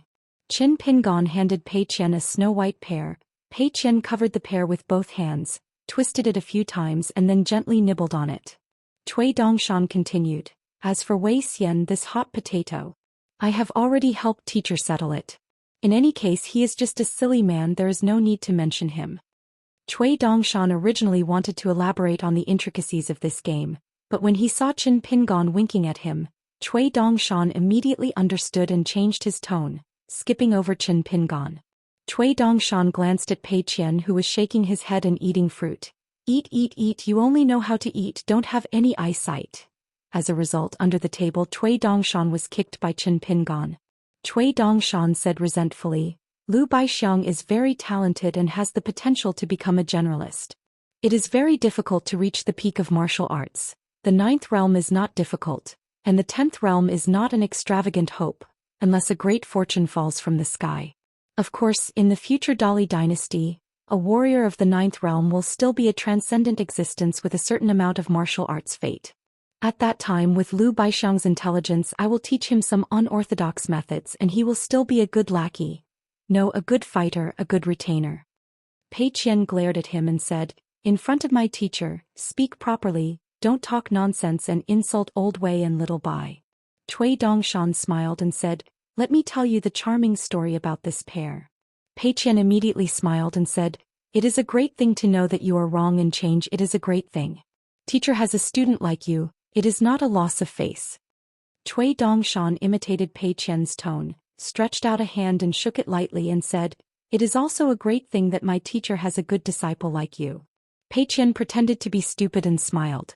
Cui Dongshan's expression changed slightly and he said in a low voice, Only this Zhou Xian, he seems to be the one who does not dwell on insignificant matters, and can live comfortably wherever he is. But this means that he is the one whose heart is the most unstable. Born in the Lotus Blossom Blessed Land, he was once a handsome young master of a rich family, but he ran off to practice martial arts, and he really became the world's #1. He is good at cooking, loves good food and says that he wants to win the hearts of beauties. He is also flexible, so of the 4 people in the painting, Zhou Xian has the highest vision and the highest ambition. Pei Qian nodded vigorously. Of the 4, she was most afraid of that stooped old man. Cui Dongshan suddenly smiled. This kind of guy is actually not stubborn.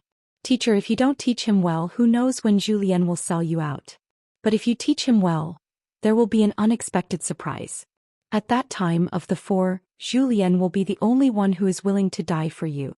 Moreover, he had said that he would die without any hesitation. Even if he only had 1 life left, there was no exception. I can take care of the other 3, but I can't teach Zhou Xian, so only you can do it. Cui Dongshan saw that Qin Pingon was puzzled, so he patiently explained, Sui Yu can't. She is pursuing the way of the sword, which is what she wants most. Lu Baixiang and you seem to have the most compatible temperament, but in fact they are not. This person is almost ruthless.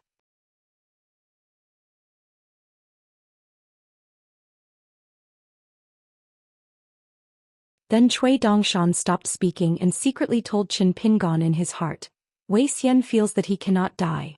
He has not fulfilled his wish and he was born an emperor. Other than the only obsession in his heart, he can kill anyone in the world and buy and sell everything in the world.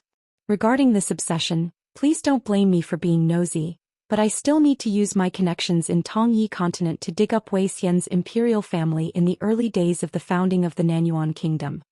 Qin Pingon reminded, when it comes to that old Daoist from the temple, take it easy. Cui Dongshan chuckled. I will definitely be extremely careful around that smelly old Daoist. To be honest, even when I was at the peak of the 12th level of Immortal, I didn't dare to provoke him. Old elementary scholar and him have a rather special relationship. Cui Dongshan was silent for a moment, then stood up and paced back and forth. He rubbed his palms together as if he was teaching Qin Pingon how to play chess, but also as if he was reviewing his literary pulse.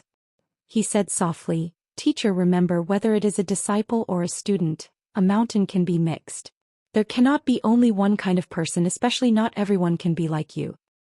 Not everyone can be as kind to others as you, and adhere to the way of a gentleman. Not everyone can only do moral essays and great learning. Not everyone can only use their brains and shout about killing. There must be someone like me who does things against my will, who knows how to take advantage of loopholes in the rules, who can see the general trend clearly and who knows how to go with the flow.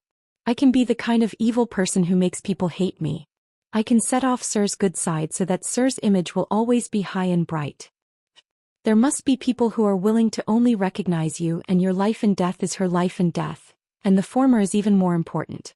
There are people who inherit your knowledge, who are true kindred spirits on the great path of literary fortune, who are good seedlings to support the situation.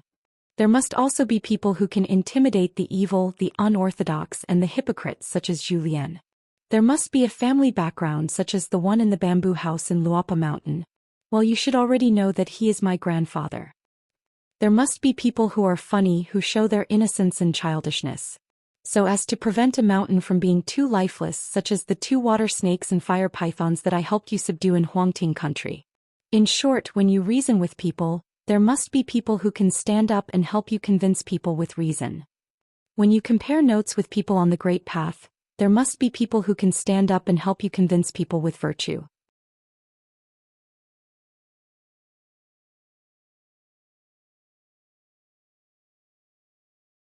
If there are people who fight with their fists when we like to reason and we are forced to fight and pretend to be pitiful when our fists are bigger, then there must be people who can help you beat them until they are convinced. In the end, you will scold them a little and at most give some compensation to the bruised and swollen opponent, giving them a date to eat. Others will not be able to find fault with our mountain's family style, school style, and literary style. Cui Dongshan stood still and said with a smile, I'm just saying, if you are willing to pick 1 or 2, I will be satisfied. Qin Pingon sat up straight and said, I have learned. Cui Dongshan looked at Qin Pingon's bright eyes, and when he bowed he said with a smile, like cutting, like comparing notes, like polishing, like grinding. Pei Qian's head hurt from listening at the side. Cui Dongshan's words suddenly changed 1,000 miles and he said with a smile, there are 2 things in Qingwan's capital. If you have the chance you must try them. One is Buddha jumps over the wall, and the other is the braised food from the old shops in the deep alleys. One is expensive, the other is cheap, but both are delicacies of the world. Qin Pingon smiled, okay. Cui Dongshan said carefully, Sir, I want to have a few private words with Pei Qian about the friendship between fellow disciples, is that okay? Maybe after the chat I will leave with Wei Xian. Sir, you don't need to send me off. After that, only Shi Rou and Zhu Lian will be the retainers. Qin Pingon nodded and turned to look at Pei Qian. She suddenly stood up. Who's afraid of who? Cui Dongshan smiled and walked out of the room, and Pei Qian followed closely behind. When he crossed the threshold, he turned to smile at Qin Pingon and raised his fist to encourage himself. But once they walked into the corridor and could no longer see Qin Pingon, Pei Qian immediately took out the demon-subduing pagoda talisman and stuck it on his forehead, and then followed behind that fellow. When he reached Cui Dongshan's room, he immediately helped Cui Dongshan close the door, and sat at the table with a flattering smile. He reached out to grab a pear. "You're my senior martial brother, I'll help you wipe it. It'll quench your thirst." Cui Dongshan rolled his eyes. "Forget it. Senior martial brother, I'll call you senior martial sister, okay?" Pei Qian hurriedly waved his hand. No, we're from the same sect. We still have to talk about first come first served." Cui Dongshan sneered. "Look at your prospects." Pei Qian nodded vigorously and said like a chicken pecking rice. Right. I'm too young right now, so I won't have much prospects." Cui Dongshan stood up and took out the flowing water horse painting, but did not open it immediately. He asked, "What do you think your master was like when he was young?" Pei Qian was stunned. "I've heard master mention it to me, and I've also heard him chatting with others. It seems that he was quite poor when he was young, and grew up in that Pearl Grotto Heaven's mud bottle alley." Cui Dongshan slowly opened the painting and beckoned, "Then come take a look." On the painting there was the river outside the town and the bridge that was torn down in the end. Cui Dongshan said slowly, "The cultivators of the world bully mountains, not water. This is because the sages of the 100 schools of thought are far more fond of water than mountains. Virtuous like water. Wise people love water. Buddhist alms bowl water. As for the distant truth inside, you'll know it in the future." After that was Qin Pingan's childhood. Flying kites in the Immortal's tomb, there was a tan child squatting alone in the distance, looking enviously at his peers running and flying kites high in the sky. He went to the Yang drugstore to buy medicine, went back to boil it, and stepped on a small stool to cook.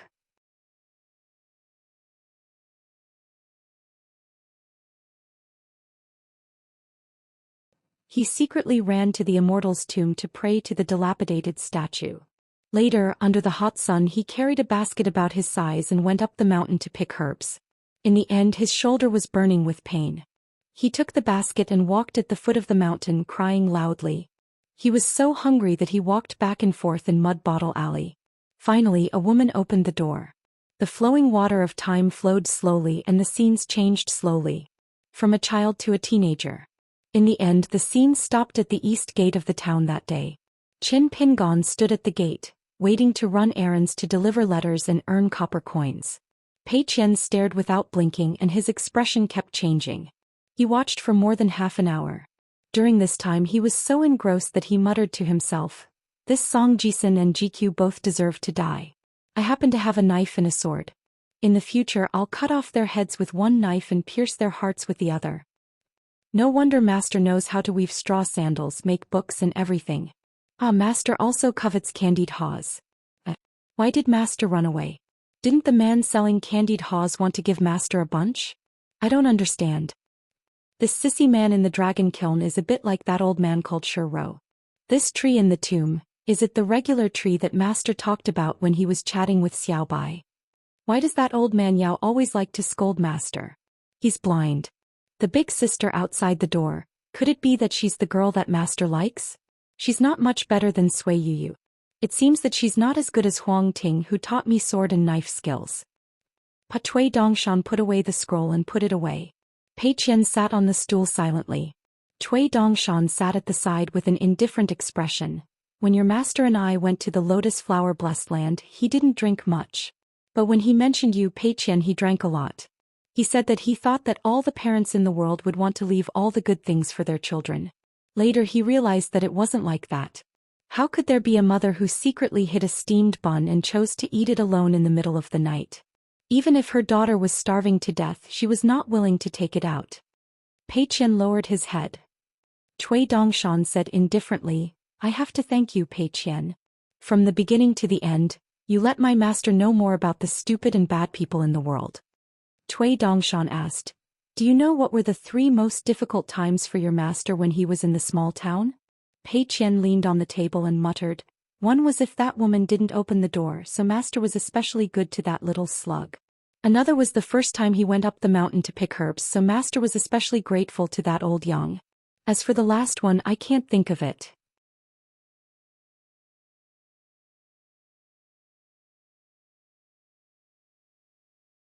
Cui Dongshan was quite satisfied and said with a smile, Of course you, Pei Qian, can't think of it even if you crack your head. It's that stick of candied haws. Pei Qian turned his head and pressed his cheek against the table. He looked at the guy with the mole between his eyebrows with some doubt. Cui Dongshan said softly, if you were there at that time, you, Pei Qian, could eat that stick of candied haws as much as you want. You could kneel on the ground and beg others to let you eat it. You could steal it and snatch it. You could even eat a whole stall of candied haws. But Qin Pingon couldn't eat it. Not even a single one could be eaten. Things in the world, people in the world, people in the world, people in the world. They seem complicated, but as long as you look at the most minute details, you can follow them. Pei Qian suddenly said angrily, call me master. You dare to call master by his name, you're really bold. Be careful or I'll complain to master. Cui Dongshan rolled his eyes and made a gesture of flicking his finger. Pei Qian hurriedly sat up and covered his forehead and his precious talisman with his hands. Cui Dongshan folded his hands in his sleeves and leaned against the table. He looked out the window and said softly, we shouldn't always disappoint master. These words made Pei Qian a little confused. Boys. But soon he was not confused anymore. Pei Qian casually counted with his fingers and realized that he had indeed not made Qin Pingon angry. Cui Dongshan turned his neck and looked at Pei Qian with a smile. The sun and the moon shine in all directions and people have eyes to see everything clearly. Pei Qian, you're very lucky. You're even luckier to have met Qin Pingon. Like, Qin Pingon met Qi Jingchun. Cui Dongshan's eyes were in a trance, but there was a smile on his face. He murmured, I remember when an old scholar, a guy who wasn't very bright, and the Mr. Qi in Qin Pingon's heart, were at the lowest point of our lives. We told our only 3 disciples at that time that if a person could live a peaceful life, having money was not so important. Even drinking water would taste sweet, and chewing a white steamed bun would taste like a roasted chicken leg. At that time, the one surnames was said stupidly that it was quite good to drink water and eat steamed buns for the rest of one's life. The old scholar was so angry that he slammed the table and glared at him. Can you be a little more ambitious? If you don't use these principles to make up for your hunger when you're poor, how can you live your life? There are no idiots in the world who don't want to live a better life. When everyone wants to live a good life and can walk a good path, the world will be able to move forward. Then Qi Jingchun asked, Master, when will we be able to eat food with oil? Master was deflated and couldn't say anything for a long time. In the end, he could only point at me, the idiot of the 2 guys. He smiled and said, that depends on when your big brother's family will send money over. But these words will not be known in the future. All of them will be left in the elementary school in that shabby alley. Later on, the old elementary scholar participated in the debate between the 3 sects twice. His disciples were as numerous as the clouds, attracting the attention of the world. However, the 3 of us didn't want to think about these things often. It seems that after that, the old elementary scholar was busy every day running here and there. He was so busy that he was overwhelmed with work for the so-called common people. He had to run from one school to another, preaching and clearing the doubts of even more idiots. We were the 3 best disciples at the beginning, but as time passed, we all had our own paths. Pei Qian didn't hear it clearly because Cui Dongshan's voice was too soft. Cui Dongshan took a deep breath and rolled up his sleeves like snowflakes.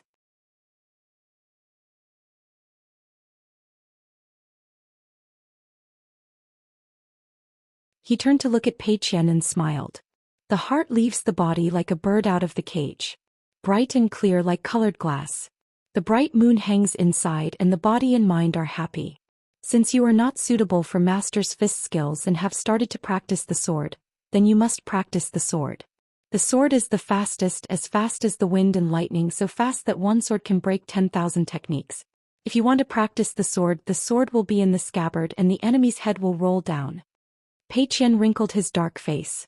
You are not my master. Cui Dongshan smiled. But you are my big sister. Now I will protect you and in the future you will protect me. This is the true friendship between master and disciple. Pei Qian blinked. Don't lie to me. Otherwise I won't be your big sister. Cui Dongshan thought of something and took out a small thing that was folded into a paper crane. Keep it carefully. You are traveling with my master this time. When he is most angry you can take it out and show it to him. But I hope that until I meet him again you will not take it out. Keep it in your sachet. Remember not to open it or you will have to bear the consequences. Pei Qian nodded and carefully put it away in the sachet. Cui Dongshan pointed at the lightning pool flowing with golden light. Don't you have the mountain walking staff? Do you want to learn this skill of mine? Pei Qian said, I don't have much money left. I gave it all to Xiao Bai for traveling expenses. Speaking of which, there was another sad matter. He played 5-piece chess with this fellow in front of him and cheated him out of a total of 7 copper coins. Cui Dongshan waved his sleeve and smiled. Talking about money hurts feelings. You don't need to spend money. Just take it as a reward for helping me. Qin Pingon finally sent Cui Dongshan to the entrance of the inn. Wei Xian and Pei Qian were chatting. Zhou Xian and Shiro were standing behind Qin Pingon. Cui Dongshan smiled at the two of them. You two must take good care of my master. Zhou Xian nodded and smiled. Your master is my master. Of course there is no need to say more. Shiro's mood was complicated. When Cui Dongshan was here she was as scared as a tiger. When Cui Dongshan left she was worried that the road ahead was bleak. Cui Dongshan bowed. The mountains and rivers are far away. Take care, sir. After Cui Dongshan stood up, Qin Pingon suddenly raised his arm and put his fist in front of him. With his back facing Du Mao, he gave him a thumbs up and said in a low voice, Beautifully done. Jing Dafeng and I both want to thank you. Cui Dongshan held back for a long time. This was the first time his flattery was so unsmooth. He could only say awkwardly, Sir is really a kind person. You're tuning in to the Zhou Xian's Legacy YouTube channel. Don't forget to subscribe and join us on this journey to catch the most captivating stories.